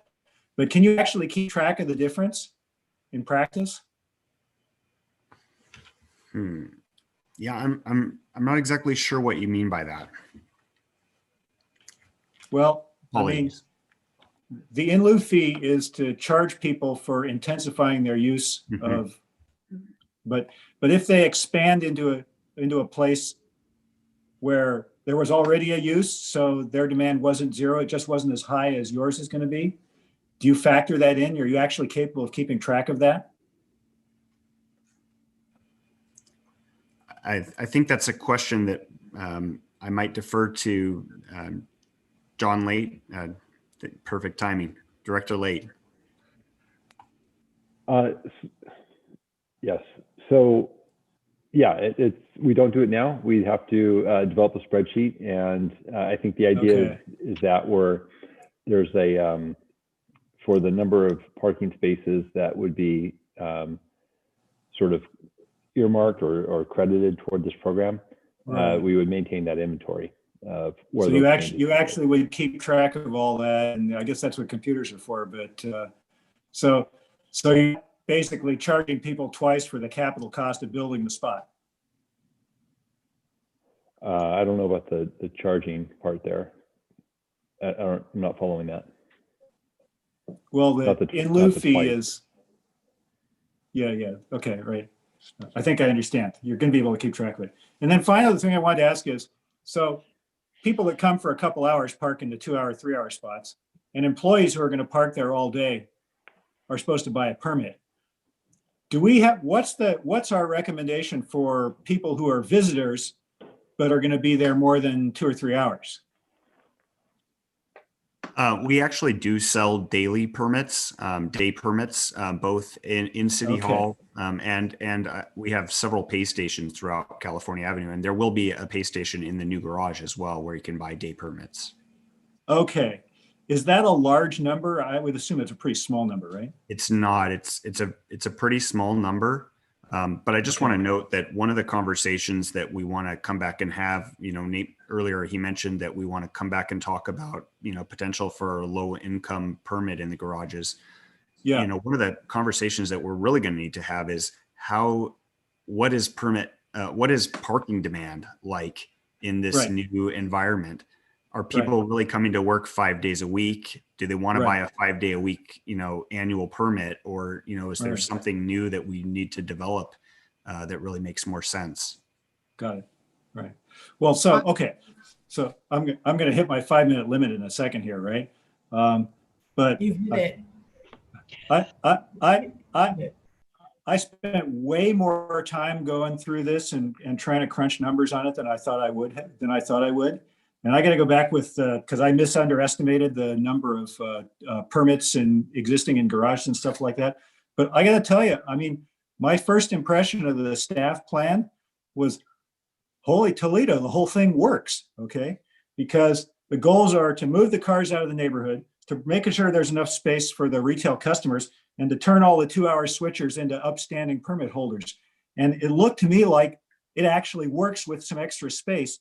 And the whole in lieu thing is kind of a red herring, right? I mean, it's really about intensification, and the way you can control intensification is with, TDM and, raising permit prices, which actually worked in the downtown area and so forth. So my impression is the whole thing actually works, okay? So, but, I'll turn it over, and I'm going to sit here and sling some more numbers and see if it's still feel that way, right? So, but I kind of like the staff plan, actually, right? I thought it does what everybody wants, right? So, okay. Staff, that's your opportunity to say. But it's one more thing, but it's essential to keep the low wage permits in the garage. That's critical. Councilmember Cormack. I confess I had a completely different reaction to the staff report than Councilmember Philseth did. I think there's a really big thing that's left out, and I don't think that question has been answered. Can you please tell me why we built this garage? I think I'd probably defer to the city manager. Well, as a matter of fact, I would say this was a discussion and a discretionary decision by the council. I wasn't on the council at that time, so I would really like someone to tell me why we built this garage, because get the employees out of the RPPs and to provide increased parking for visitors and businesses in that district. Because I heard a lot of different versions during public comment, and I remember as a private citizen, definitely did not hear anything about the RPP. That wasn't anything that registered for me at the time. Just telling you, it was a private citizen, right? I was like, oh, okay. The people that I heard said we really want more people to park here. So this level of specificity in the staff report, I'm not clear that we know the problem that we're trying to solve. I'm really not clear. Can you tell me then, if we're not super sure why we built this garage, and everyone seems to have a different impression. Last year, were there any complaints from Evergreen Park about parking availability?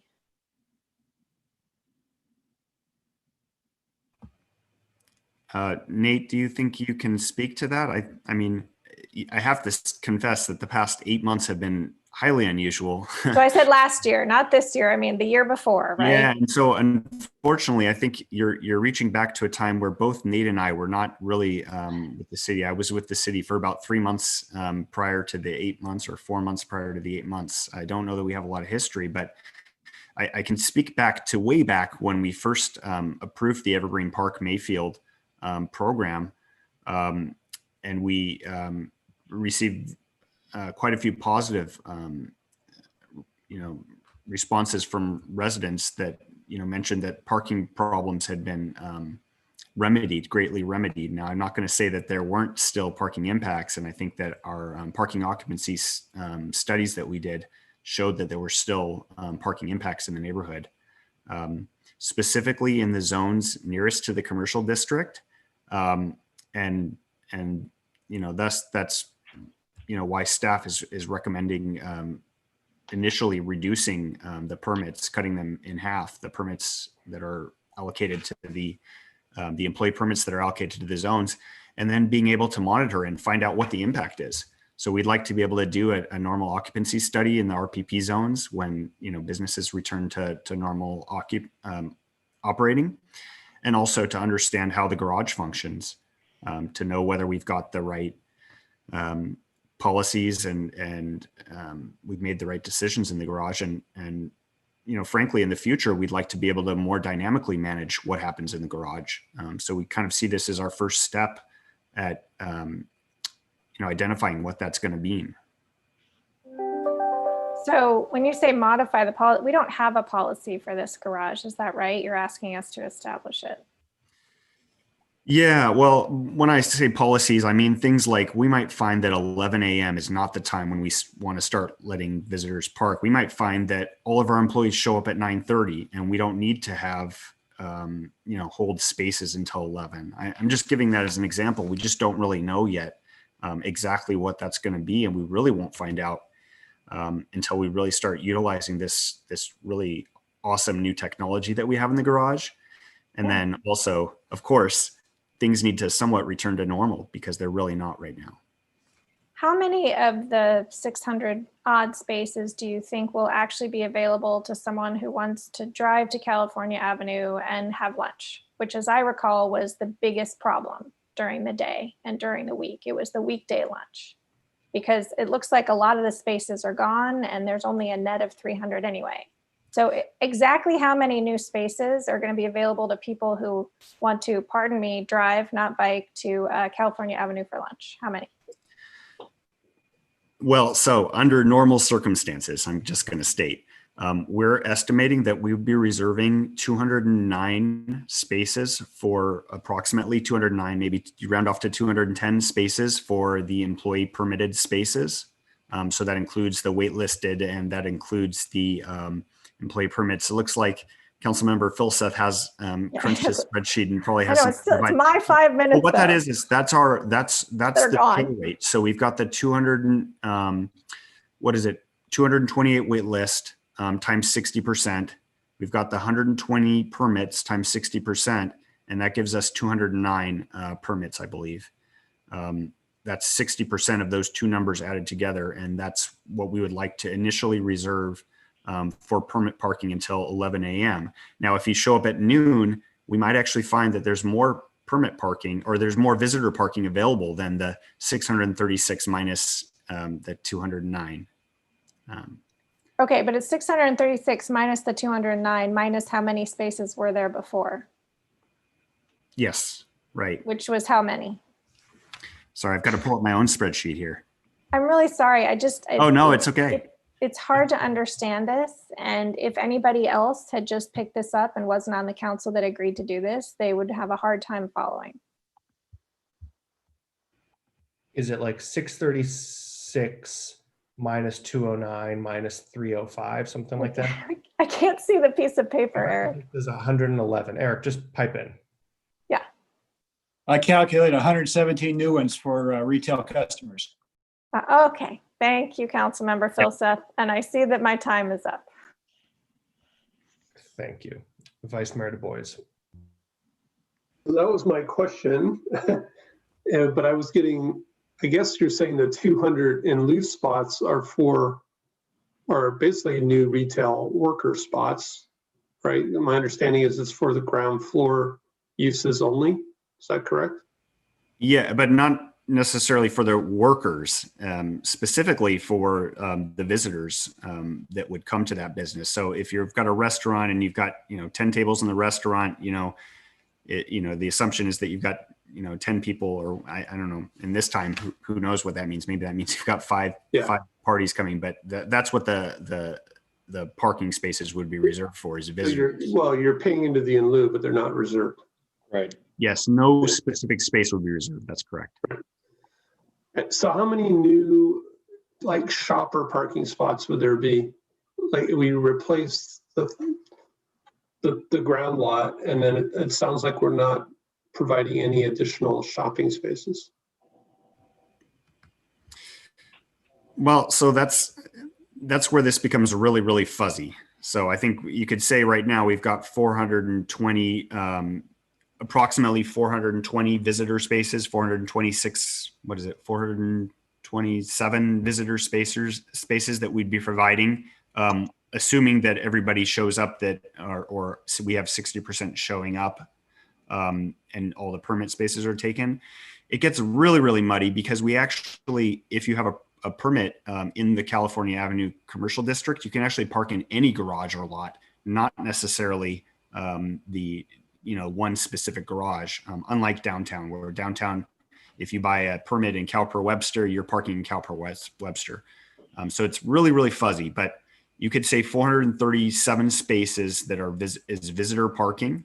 You know, in the garage would be reserved, I guess, for visitor parking if you were to show up at 9 a.m. Or before 11 a.m., I should say.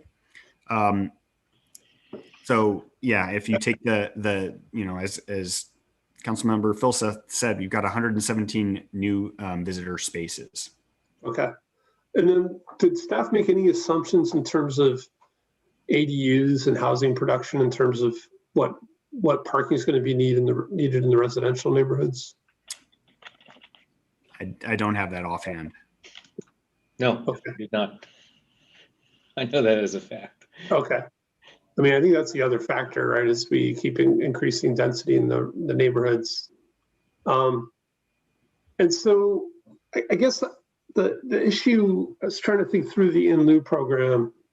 You know, again, I believe you're saying it's going to be eligible for ground floor users only. But again, we have this issue of really supporting the small retailers, the workers, and those are the low cost permits. And so, you know, people are having trouble paying their rent, and now we're going to ask them to pay $106,000 per spot in lieu fee. It just seems like a mismatch between our previous discussion in terms of wanting to support kind of community serving businesses. You know, who's going to be able to pay these in lieu fees?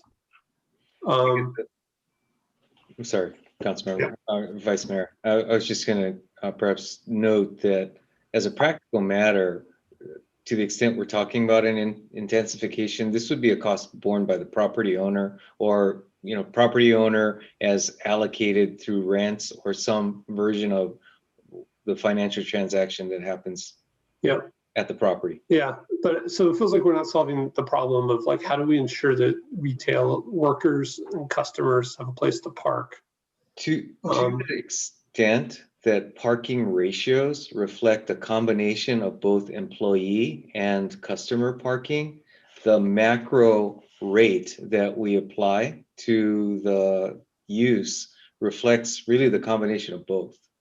And right, there's no guarantee, me as a small business owner, that every 6 months I'm in this race to grab a permit. I mean, I think that's the problem we should be solving, is some comfort that, okay, I got this business, I can renew my permit and not lose a permit. So I do remember the goals of the garage, and I remember, you know, this one actually went fairly smoothly, and that the residents and the merchants came in together and said they supported the garage.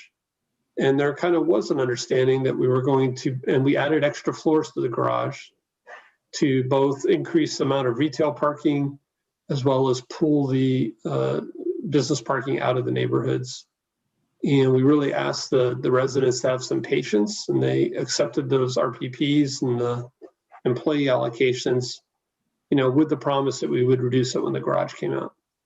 And I know you're suggesting an initial reduction, but you know, I'm not sure what a better time is to try to move those cars out of the neighborhoods. It seems like with the decreased parking due to the pandemic, we could move it all out. And when we start selling the next round of RPPs in the spring, just not sell them spots in the garage and start to measure the garage. I do want to say that, you know, the downtown in lieu assessment parking district, it's been messy. We've had issues, and I think there are expectations that people pay into that there will be a parking space available, and we're not building a garage down there. I think the Cal Ave parking assessment district worked much better, and that the business owners paid into it. We built the garage. Once the bond was paid off, the assessment district was ended. It was very clean, you know, and now we built this new garage with taxpayer money, not with an assessment district. But we're adding in this in lieu wrinkle, which, again, to me, I'm much more interested in figuring out, like, how do we actually let lower income workers get permits and move into the garage, and kind of reduce that intrusion into the neighborhoods. So, you know, I heard what the city manager said. This assessment is going to be rolled into the rent, so it'll drive the rent price up. What if we didn't do the in lieu fee, but we instead focused on kind of how do we allocate kind of permits to lower wage workers? What would we be losing if we don't do the in lieu program? Really, I think in the net, any, well, probably shouldn't use the term any, but it would eliminate the provision for intensification as it relates to reoccupancy of the retail spaces. That's what we would lose. And again, for better or for worse, our existing model that exists downtown relative to parking in lieu versus permits, is that those are separate issues. Those are separate programs that run largely independent of each other. Yeah, I would just add that the in lieu fee program is kind of a macro planning level exercise, whereas the operation of our parking programs is very micro scaled. And so they are very separate. Okay. Thanks. I think my time's up. Councilmember Niss.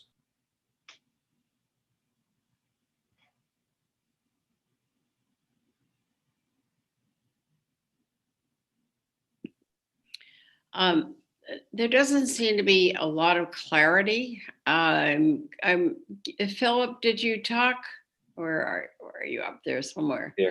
Yes. Did you have talks with all the restaurateurs and so forth regarding what their expectations were with the business folks? I'm going to defer to Nate a bit on this, but I think, so I just have to tell you that our sense, regardless of any talks that happened, is that this is a very divided issue. We've been hearing a lot about divided issues, but this is one where, I think Councilmember Du Bois sounded that like, it sounded like his description of how this garage came to be was collaborative, but the feedback that we've received more recently was certainly not as collaborative, and definitely a little bit more like the public comments that you heard, which are, the businesses prefer that we leave the RPP permits alone and allow the visitors to park in the garage, and the residents prefer that we move all of the RPP employee permits to the garage. So it's an awkward situation at best, right? I think that's fair. That's a fair. As usual with parking. Well, yes, it is usual with parking. Well, let's discuss maybe the one good aspect. As I understand, this actually will have the wayfaring, it will have the lights, it will tell us where to park, where there's a spot, how many spots are left. Is that correct?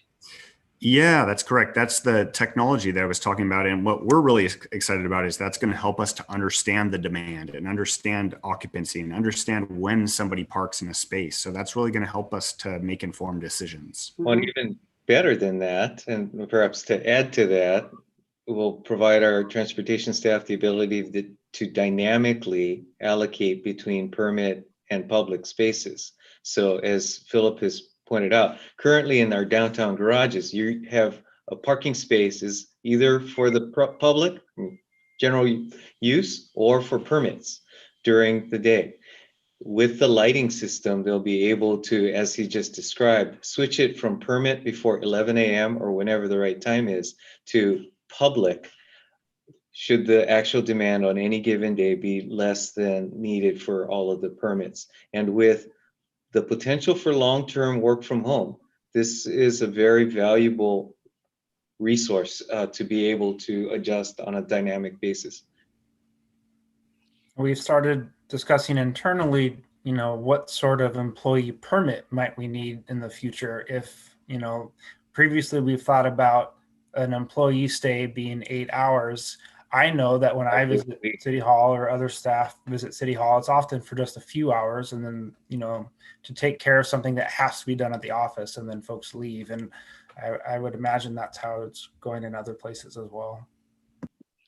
So Go ahead. Sorry, just a quick lead in with some of the discussion we'll bring back to you on the 30th.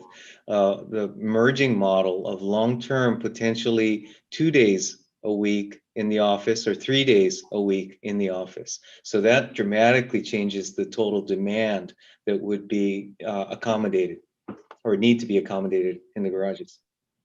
However, there's no absolute, we can't count on that absolutely for the future.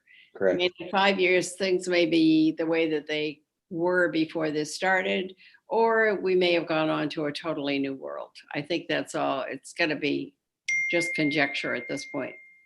But are you looking at Nathan and Philip and so forth? Are you comfortable with what you're presenting to us tonight? Do you think it's the best we could do? Yeah, I am comfortable with what we're presenting tonight. I'm comfortable that we can make all of these things work, and comfortable with the fact that I don't think we're taking too drastic steps. I think that we're doing things in a measured manner, and it's going to allow us to collect the data that we need in order to make future informed decisions. And that's really why the staff has proposed a phased or staggered approach to eliminating employee permits in the RPP zones. I'm sure we're going to hear a lot more though. Parking Yes, is. I have a full work plan. We have a parking action plan that is being developed to review a lot of the suggestions that were put forward last summer. There's a lot of unanswered questions about parking and employee demand and how that use might change.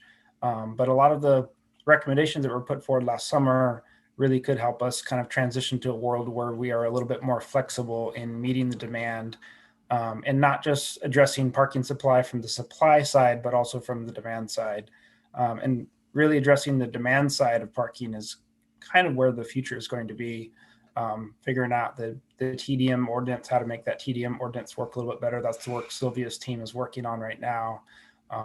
And there's going to be a lot more work on that. So we really see this as a transitional step to where we need to be, with a lot of data gathering and a lot of additional discussion needed. I really do take the local retailers' critique about not talking to them. I think I definitely could have done more conversation with them about what we're proposing, but we have a lot of conversation intended to happen over the next however long to really figure out how we want to be in the future. This really is kind of interim to my perspective, but we have the garage, it's opening up. We need to have a opening day policy. This opening day policy, I really believe, transitions us from where we've been to where we will be going in conversation with our community. That's very reassuring. I think what I hear you saying is this is going to be a good starting step, first step, but you're willing to, I think, maybe alter or make it a smoother operation if possible. It's sounding a bit uncomfortable at the moment, but I'm glad you said you could have spent more time talking with businesses, because that's what I'm hearing from the businesses. So, okay. Councilmember Nis, if I might make a suggestion, I think, recognizing also that it's getting late and I think everyone's getting a bit tired here. It's only midnight. Okay, well, somewhere. The largest variable I think that we are dealing with that might be able to flex in the short run is this parking in lieu. So perhaps if rather than the 200 spaces that staff had recommended, that we were to cut that back to 100 spaces, I think it would provide additional, say, flexibility to see what works. And so, I offer that if it helps with the discussion. If not, if it adds one more variable that confuses people, drop it. But if that is something that might be of interest, then that might be a way for us to take the next step. That might be a good idea. To go back to what Councilmember Cormack said before, what she heard in the community, it's what I heard in the community too, and I was on the council. But my understanding was this was more about lunch than anything else, because it was so difficult to park on the Cal Ave in the Cal Avenue area that people would say, I've been driving for half an hour. I couldn't find any place to leave the car so I could meet you for lunch. And I think that, while I'm concerned about all the aspects of it, I think that's one of the ones that will stand out, especially to the merchants. That's 5 minutes. Done. Thanks, Councilmember. Just a quick couple comments. Really appreciate the dynamic parking, at least inside the garage. I think there's a fair argument to move employee permits from the RPP into the garage, although there's a longer term question of, do we do that completely in this district? Or do we expect, neighborhoods adjacent to commercial areas to continue carrying some commercial parking capacity? I'm personally okay with that to some degree. I know others aren't. The in lieu payments seem fine by me. I would just caution us not to use that in lieu capacity as potentially a cap on specific developments that we may or may not like. You've all heard me rail 100 times about the fundamental issues with parking management in Palo Alto. I still really believe we need a price for those spots on the street. And I'm glad to hear Director Kamhi mentioned that in terms of changing parking demand. If somebody's coming in 3 days a week for 5 hours, let's figure out a way to price that properly. One question, if we did want to maintain the low cost or the reduced rate permits for some of the RPP permits that are going to be moved into this garage, what's our best method of doing that? So the best method currently would be to, and this is how we conduct our sales, is we allow the reduced priced income permits to purchase first before we allow any of the other permits to be sold. So, retaining 120 permits in the RPP zone and the additional, 50 permits that are in zone G, all those permits would first be available as reduced price permits. That allows us to really assess the demand of reduced price permits, which is what we call the low income permits, but really reduced price permits, which is something that we actually don't have a good handle on the demand for right now either. But Director Kamhi, I think you also want to note that pricing of the permits is not before the council this evening. It's a separate. Yes. So, but pricing in the garage is not on this item. That's something that would be brought to Finance Committee along with a greater parking pricing. Okay. The current low price, reduced price permit that we have is in the RPP employee parking. Okay. So your proposal is of the 250 in the RPPs, you would move the quote unquote full price permits into the garage. They will pay that higher rate. And then ideally the reduced rate permits remain in the RPPs. Yeah, so I would say to simplify it, we would reduce the number of permits that are allowed, employee permits that are allowed in the RPP zones. Okay. Do we know, if we're halving, that 250 of the Evergreen and Mayfield RPPs, do we know how many of those are reduced rate permits right now? We do not. So unfortunately, we do not have a way to collect that data because we have lost our vendor that was selling the permits and we're switching to a new vendor. And so unfortunately, right now, we do not have that information. So that's something that anecdotally, it's been lower. It's been much lower than 50%, but I think maybe 30 something percent. But that's something that's why, that's another reason why we're asking to hold off on moving all of the permits, because we want to find out what that demand is like. Okay, that's actually helpful. And I think doesn't solve, but assuages one worry, which is we don't want to be funneling these reduced rate permits into the garage, suddenly have them pay, a full rate. There is a good social purpose, I think, in terms of what we're doing with the low income permits or low rate permits. And so it's your belief that splitting the RPP employee permits by half, you think the folks who move into the garage are the ones paying full rate, and the ones who will stay in the RPP system will be the low rate, the reduced rate, because they're getting first access. Yeah, that's correct. Okay, that's kind of helpful to me. So just one area I had issue. I was maybe going to suggest to my colleagues that the low rate issue in garages is something we could like direct finance committee to look at. Maybe that's something to think about, but I'm not going to go there. I will remind us all, it is 10 minutes past midnight. We don't do our best work past midnight. So if folks would like to make motions or continue this, whatever it is, I'm open to that. I have Councilmember Koo Tanaka. Is it coming back to us? I don't. Did Philip say something about on the 30th? Will this have a second reading, or is this? Will require an ordinance. Okay. So an ordinance will come back to council. I'm going to go to council members Koo Tanaka, then Philseth Du Bois. So one, I wanted to thank Nathan for, for saying that so you will continue to reach out to the community. It says over here that that there was inclusive of community stakeholders. So I hope that does not only include the businesses, but also the residents, so that you get feedback from both sides, and also the medical community, such as the dentists and so forth, because they were a big part of this discussion as well. Thanks for that. And then I wanted to understand a little bit more about the in lieu. So it is not for new building construction. They won't be eligible. Yes? Yes, not for new building construction. Okay. It would be for existing ground floor. Existing ground floor who are planning to intensify the use, right? So their use will intensify the parking demand.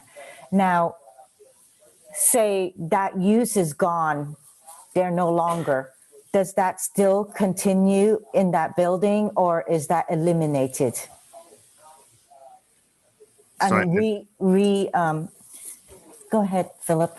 So I think, and feel free to correct me if I'm wrong, city manager, but I think our plan is that it would expire at the time that business is no longer there. And, I guess we could determine whether if it was the same type of business, if it was going to have the same type of use, if we wanted to continue it. I think our original, I think that's a refinement that we need to look more closely at, the impact of the Mitigation Fee Act, depending on exactly how the program is structured. It's fairly complicated, as council members have been struggling with this. So we will need to look at that in more detail. Yeah, I would think that, somebody who is paying so much money on this in lieu would expect for longer return on investment. So I would be cautious about that. And I think I also want to be certain that, most of the restaurants and retail, most of the workers over there are lower waged. And so I want to ensure that they do have parking somewhere close by, and that for them that it is addressed. After all, they are the foundation of any business to make it successful. I do agree, to some extent that there were some agreements to the residents and to some of the retailers and restaurant owners, as well as medical offices, that this garage is coming on board, and the RPP spaces will be eliminated and move over to a garage. So there just seems to be a little bit lack in operating in good faith, what they've understood all this time. Now there's a new thing that has a new item that has come up for them to consider. So definitely, I do think that there needs to be more work in this, in letting the everybody involved know what it is that they're getting into. But also, why is there not a permit system like the one in downtown for each of the garage, so then you can track them carefully? So I think the answer to that, unfortunately, is history. it's just how the California Avenue Commercial District has been set up, but it's certainly something that we'll be looking at as we look at wholesale parking changes. Okay, and so would that be part of the ordinance? I mean, could that be part of the ordinance that comes back so that we can include that? So each garage has its own permit system? So you can identify how many permits is going out, how many low income, and you can track it then and monitor each garage rather than not knowing once you sold a permit where that permit holder is going to go. It's certainly something that we could look at, and it's certainly so. I have to caution that right now we don't really understand fully the demand and what demand is going to be like. But yeah, it's something that we could look at, and potentially there are some benefits to having each garage have their own permits similar to the downtown system. And then to be honest, I'm glad that Nathan talked about the TDMs that is being worked on, but I would really like to see, what the program is itself and what is the implementation as well as the manner to enforce it, especially with, tech companies and offices, because those are the companies that we want to make sure that they're taking public transportation and not driving in. And then can you tell me help me understand targeted parking supply investments? It's 5 minutes. Just answer I that just question. meant the garage is a parking supply investment. Oh, okay. All right. Thank you. Thank you, Councilmember Tanaka. Okay, I just the most basic question, which is, do we really need to decide this tonight? I mean, it's 12:16, and like a lot of people said, I don't know if we do our best work at this very moment. So is it? I mean, can we just not continue it, or do we really need to do it today? What's driving us? I think, well, council ultimately does have discretion. I would say that we are getting really close to opening this garage. And so opening it out without some clarity as to how spaces will be allocated will raise lots of public questions and expectations and uncertainty. But because it seems like some people are blindsided, maybe not everyone, but it seems like it just seemed like maybe there could have been more outreach. Of course, there could be more outreach, but it seems like some people are surprised. It seems like there's more conversations that could happen. It seems like, like I do also recall about the lunchtime crowd issue, and this was kind of supposed to solve that. I from looking at the staff report and presentation, I don't even know if that actually does it or not. If this program solves that problem, it's not clear to me if it does. Now I do understand the point that, well, we'll kind of test and learn. So I'm generally a fan of that. But there's only one garage that actually has measurement, right? All the other garages don't. So it's a little bit hard to really do that. I mean, there's so many things going on, right? We have COVID going on. The offices are still shut down. Anyways, I just wanted to kind of get a sense. So when is the garage open again? What's the exact date? well, we don't have a specific date, but we're certainly within a month. Within a month, okay. Because I do wonder whether, I mean, I would love to have seen like a spreadsheet model of what this is going to do, so we actually know what problem is it truly solving, and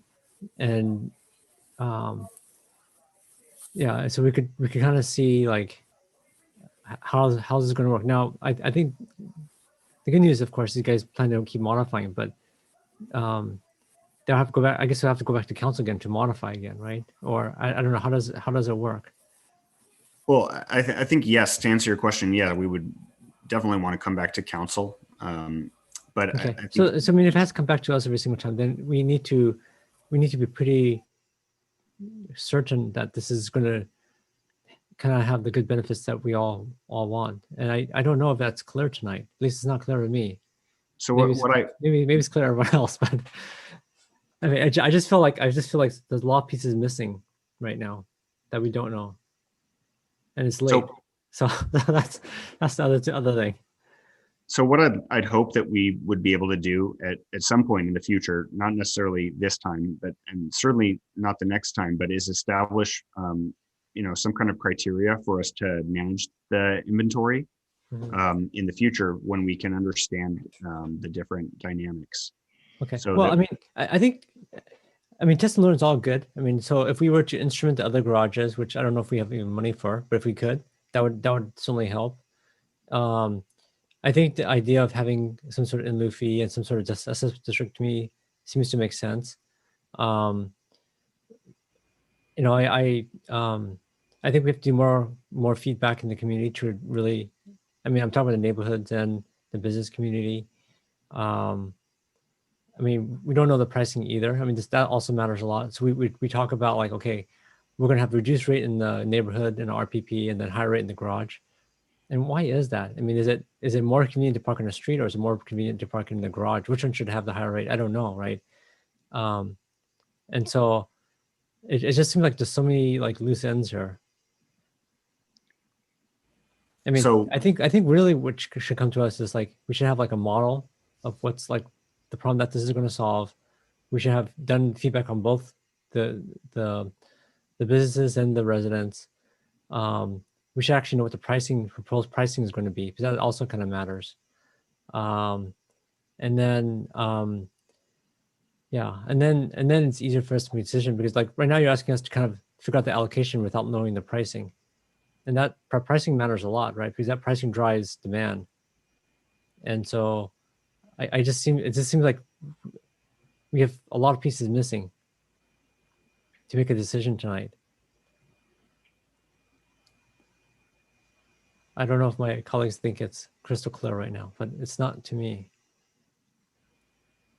So, and I just worry that if you're asking us to make an allocation decision now with all these pieces missing, we're going to make a decision that's not going to be as good as it could be. So maybe okay. So I'll make a motion just because it's late. So I'll make a motion that we continue this to what's a good date, city manager, for us to try to have some of these pieces together.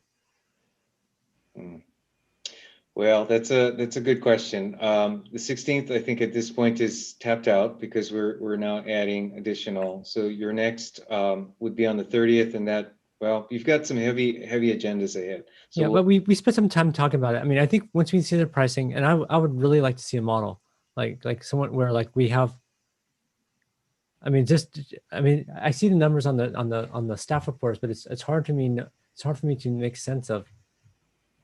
Is this right? It's really hard to know just looking at that. Like, I don't know that we can develop a model anytime soon at all. It may be a year and a half before we are able to develop a model. Well, I guess with some assumptions, data. right? But I do think we have coming up a proposal to transition to LPR enforcement. That'll give us.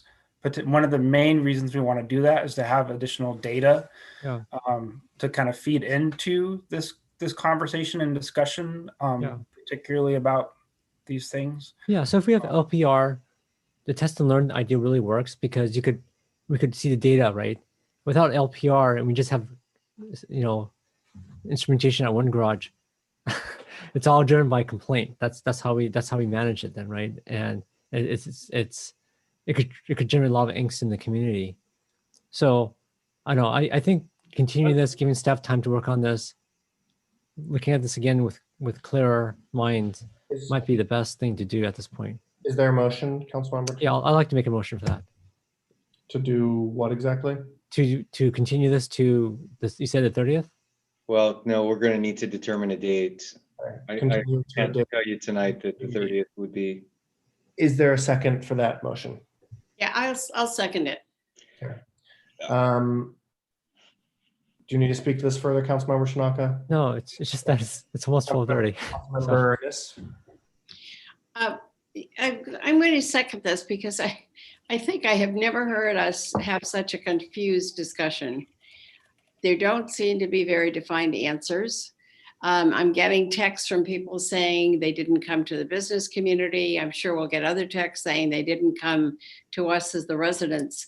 I don't know what staff can do from this point forward, but I would be uncomfortable saying to my constituents at this point It's not too clear, but we're going to try it anyway.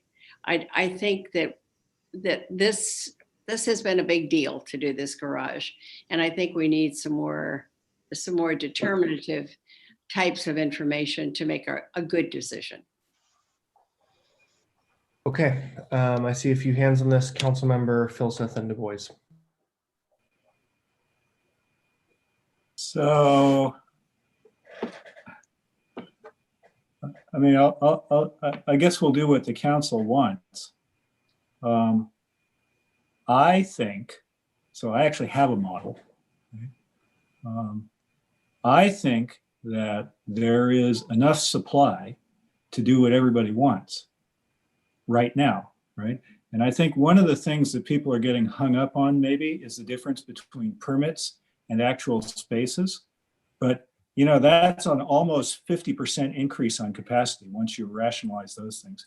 And if you add it all up, I think there is enough space in the garage today, okay, and comfortably so, to move a lot of the staff recommendation, move a lot of the RPP permits out of the neighborhoods into the garage, and also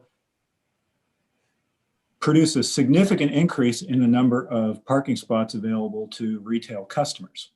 Okay, so I think it does. I think it can do both of those things as done, and I think the staff actually did a really good job on this. Okay, I get that people aren't comfortable with it. I get that it feels divisive, but I think it doesn't need to be divisive. And I think if everybody could find a way to chill out and we all look at the numbers together, and I think going to the business community is critical. Sounds like there's, that wasn't, that still needs to be done. And I think if the business community looks at the numbers, and I think if the neighbors look at the numbers, and everybody looks at the numbers, they'll go, okay, actually this makes sense. Now, the whole in lieu thing, okay, I think is a huge distraction. And I understand why staff did it, and it makes sense that they did it, but I think it's very, very confusing to people. And what I would say is the problem around that is not the in lieu thing, but it's future intensification. Again, it's all about supply and demand, okay? Right now, there is enough supply, okay? And then some, okay, with the garage. I mean, we built the garage, and once you factor in the 60% and so forth, there's enough supply. If we continue to increase demand by intensification, then we're going to run out of supply someday, okay? And so the in lieu thing is sort of all about who pays for future intensification, but the real issue is the supply, okay? And so in the future, the way to control the supply is we either got to control the demand increase or we got to attack it with TDM programs and raise permit prices and stuff like that. It's the only way we can control the demand. So again, I think we're worried about the in lieu thing, but I really think it's irrelevant to what we're talking about tonight. So if I wanted to proceed with this tonight, as opposed to continuing it, I would propose that we adopt the staff plan, add an amendment that we need to bring the reduced price permit issue in the garage to Finance Committee and get that going and get that finalized before the spring comes and we start selling these permits, okay? And that we would go out to the business community and the residents, with the model, with the numbers, have everybody look at it and go, yeah, okay, actually it does add up, right? So I think that's where we are. And I think the pricing on them is not relevant right now. I think we're getting hung up on the in lieu thing and the pricing for that, which I think is a huge distraction. That's all about future increases in demand, which is not what we're talking about tonight. But I think if we were comfortable, we could do that. If the council's not comfortable doing that, then I think we got to do, what Greg and Liz have suggested, which is continue it and everybody take a turn on this kind of stuff. But I'm satisfied that the thing works. But again, I think the in lieu thing is a huge distraction. Not that it's not something that's appropriate, but it's very, very confusing. Thanks, Council Member. Vice Mayor Du Bois. Yeah, so I support continuing it. I think I was trying to work through some math myself. I think I mostly agree with what Eric just said, but I'm not sure we should do it tonight. I think one big question I have is, how solid is the waiting list? I mean, have a lot of those people bought RPP permits or no longer want a permit? That's going to make a huge difference, I think, in our decision. Do we have any idea how current is that waiting list for garage spots? So I understand that there is a check every now and then that makes sure that people still want to be on the waiting list. I don't know that we know that. I just have to say that all of these numbers, I think, are very subject to how a return to work, return to office are. And I really don't have much confidence in any of those numbers for permits. Frankly, in the near future, at least, I don't really have much confidence in those numbers. Yeah, fair enough. So just my quick math, and maybe you guys, if we continue this, you can come back with thinking about this. So we have 636 spaces. If we were to keep the 40 on El Camino, which I think were mostly, those were close to where the dentists were, you know, so we would move 250 business RPP permits. So at a 60% rate, that's 150 garage spots. We have the 310 existing, I'm just going to call them shopping spots, 2 to 3 hour spots. That still leaves 186 spots to be used for the wait list or the in lieu program. I mean, it feels like we could do everything. I still feel like now is a good time to pull those back. And then what it does is it frees up a lot of 2 hour parking in the neighborhoods. Like we shouldn't overlook the fact that removing an 8 hour parker from the neighborhood street frees up a 2 hour, you know, four 2 hours parking spots if we ever need them. So it feels like we could do everything. The other question I had, which can wait till next time, I guess, is where does this money go? You know, we paid for the garage with the infrastructure fund.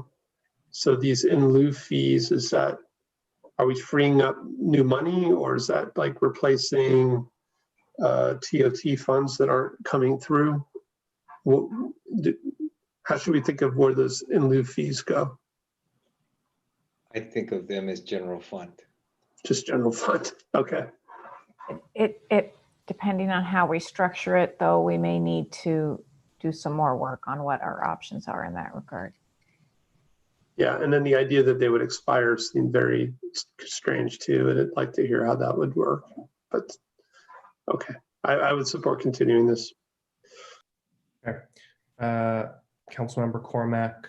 I am the fourth vote for continuing. I would love to see Councilmember Filseth's model. I concur with the vice mayor that it probably all works, but I just don't think that this has been presented in a way that, you know, we can. I just can't vote for this with confidence tonight. So I'm prepared to continue it as soon as possible. Okay, thank you, Councilmember Koo. I want to verify Zone G, the 40 spots, is that the ones that are on El Camino? Yes. Oh, okay, thank you. That was it. Just when you come back, I think there needs to be more information, especially when Molly speaks about we need to understand a little bit better how the in lieu works with the intensified use and whether it continues or it's stopped at that point when the use is ended, and also what the vice mayor and council member Cormack said. I think that's the one big part that is, like council member Filseth said, very distracting. Thank you. Okay, thank you. Councilmember Filseth, I see your hand, or was that from earlier? Actually, I was going to add one thing, which is one of the things that, not the least valuable thing I think staff has done is, I think from this, and again, I'm using pre-COVID, okay? So under the pandemic, there's tons of space, okay? Pre-COVID numbers, I think one of the things you can back out of the work that staff did is an actual estimate of demand, okay? And I think that's really important. So thanks, guys. Okay. Great. On that note, let's please vote on this. I'll go first. I'll vote yes. Councilmember Niss, Yes. Councilmember Ku, Yes. Councilmember Tanaka, Yes. Councilmember Cormack, Yes. Vice Mayor Du Bois, Yes. Councilmember Filseth. Tempted to vote no, but yes. Thank you. That passes unanimously. Thanks very much to staff. Thanks to all. Actually, Mayor, one quick question. I think if Eric did put together a model, it would be great if you could share it also with staff, and staff could take a look at it, and that way, when it comes back to us, we could move quicker on it. Understood. Mr. Filseth, maybe if you share with staff and we can share it out for the next time this comes to us. Thank you, staff. I know there's a lot of work in here. Sorry this didn't get passed tonight. Okay. Items number 13 and 14 have been moved till next week. So we now move on to council member questions, comments, and announcements. If you have any at 12:35. I had one and now I've forgotten it. Oh, I do need to tell you. Can you hear me? Yes. The Cities Association so-called annual dinner will be December 4th. Obviously, it won't be a dinner, but there will be apparently some kind of gathering.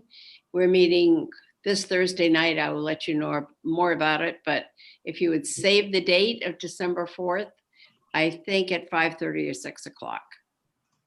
Thank you. Councilmember Tanaka. Really quick. I think Councilmember Cormack and myself, we were on a call with Joe Smitty, and they talked a little bit about the VTA money, trying to take that from the Measure B. I guess that was from the 2016. So that's something to think about. I don't know, maybe, I don't know if there's any legal things you have to do, but rating our potential grade separation money is probably not a good thing. And I don't know what we can do about it, but just want to bring that up. I don't know, Councilmember Cormack, I don't know if you have any thoughts about that, but it's not a.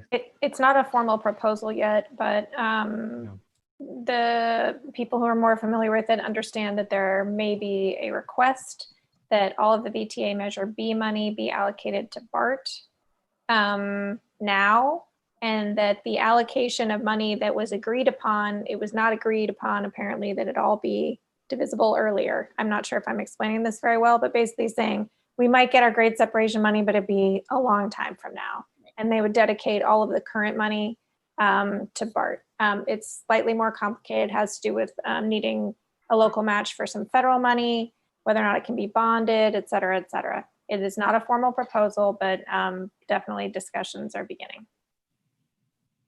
Okay, thank you. Just the one thing I'll mention, one of our public speakers mentioned a pedestrian fatality last Friday. And so I just wanted to note that sad occurrence and send condolences to our resident's family. Okay, if there is nothing else, it is Councilmember Ku. You're on mute. Thank you, Mayor, for bringing that up. Is there a possibility, could we please look into that intersection that the member of member of the public mentioned? Certainly, Councilmember and Mayor, as would always you should expect would be the case. The staff is following up on the circumstances of the terrible tragedy. We wouldn't want to presume any outcome at this point, so we'll let staff, both from the police department and transportation, do their work. Okay, thank you for that, Mr. City Manager. Okay, it's 12:38. Thank you all for a very, very long meeting. We are adjourned. See you all next week.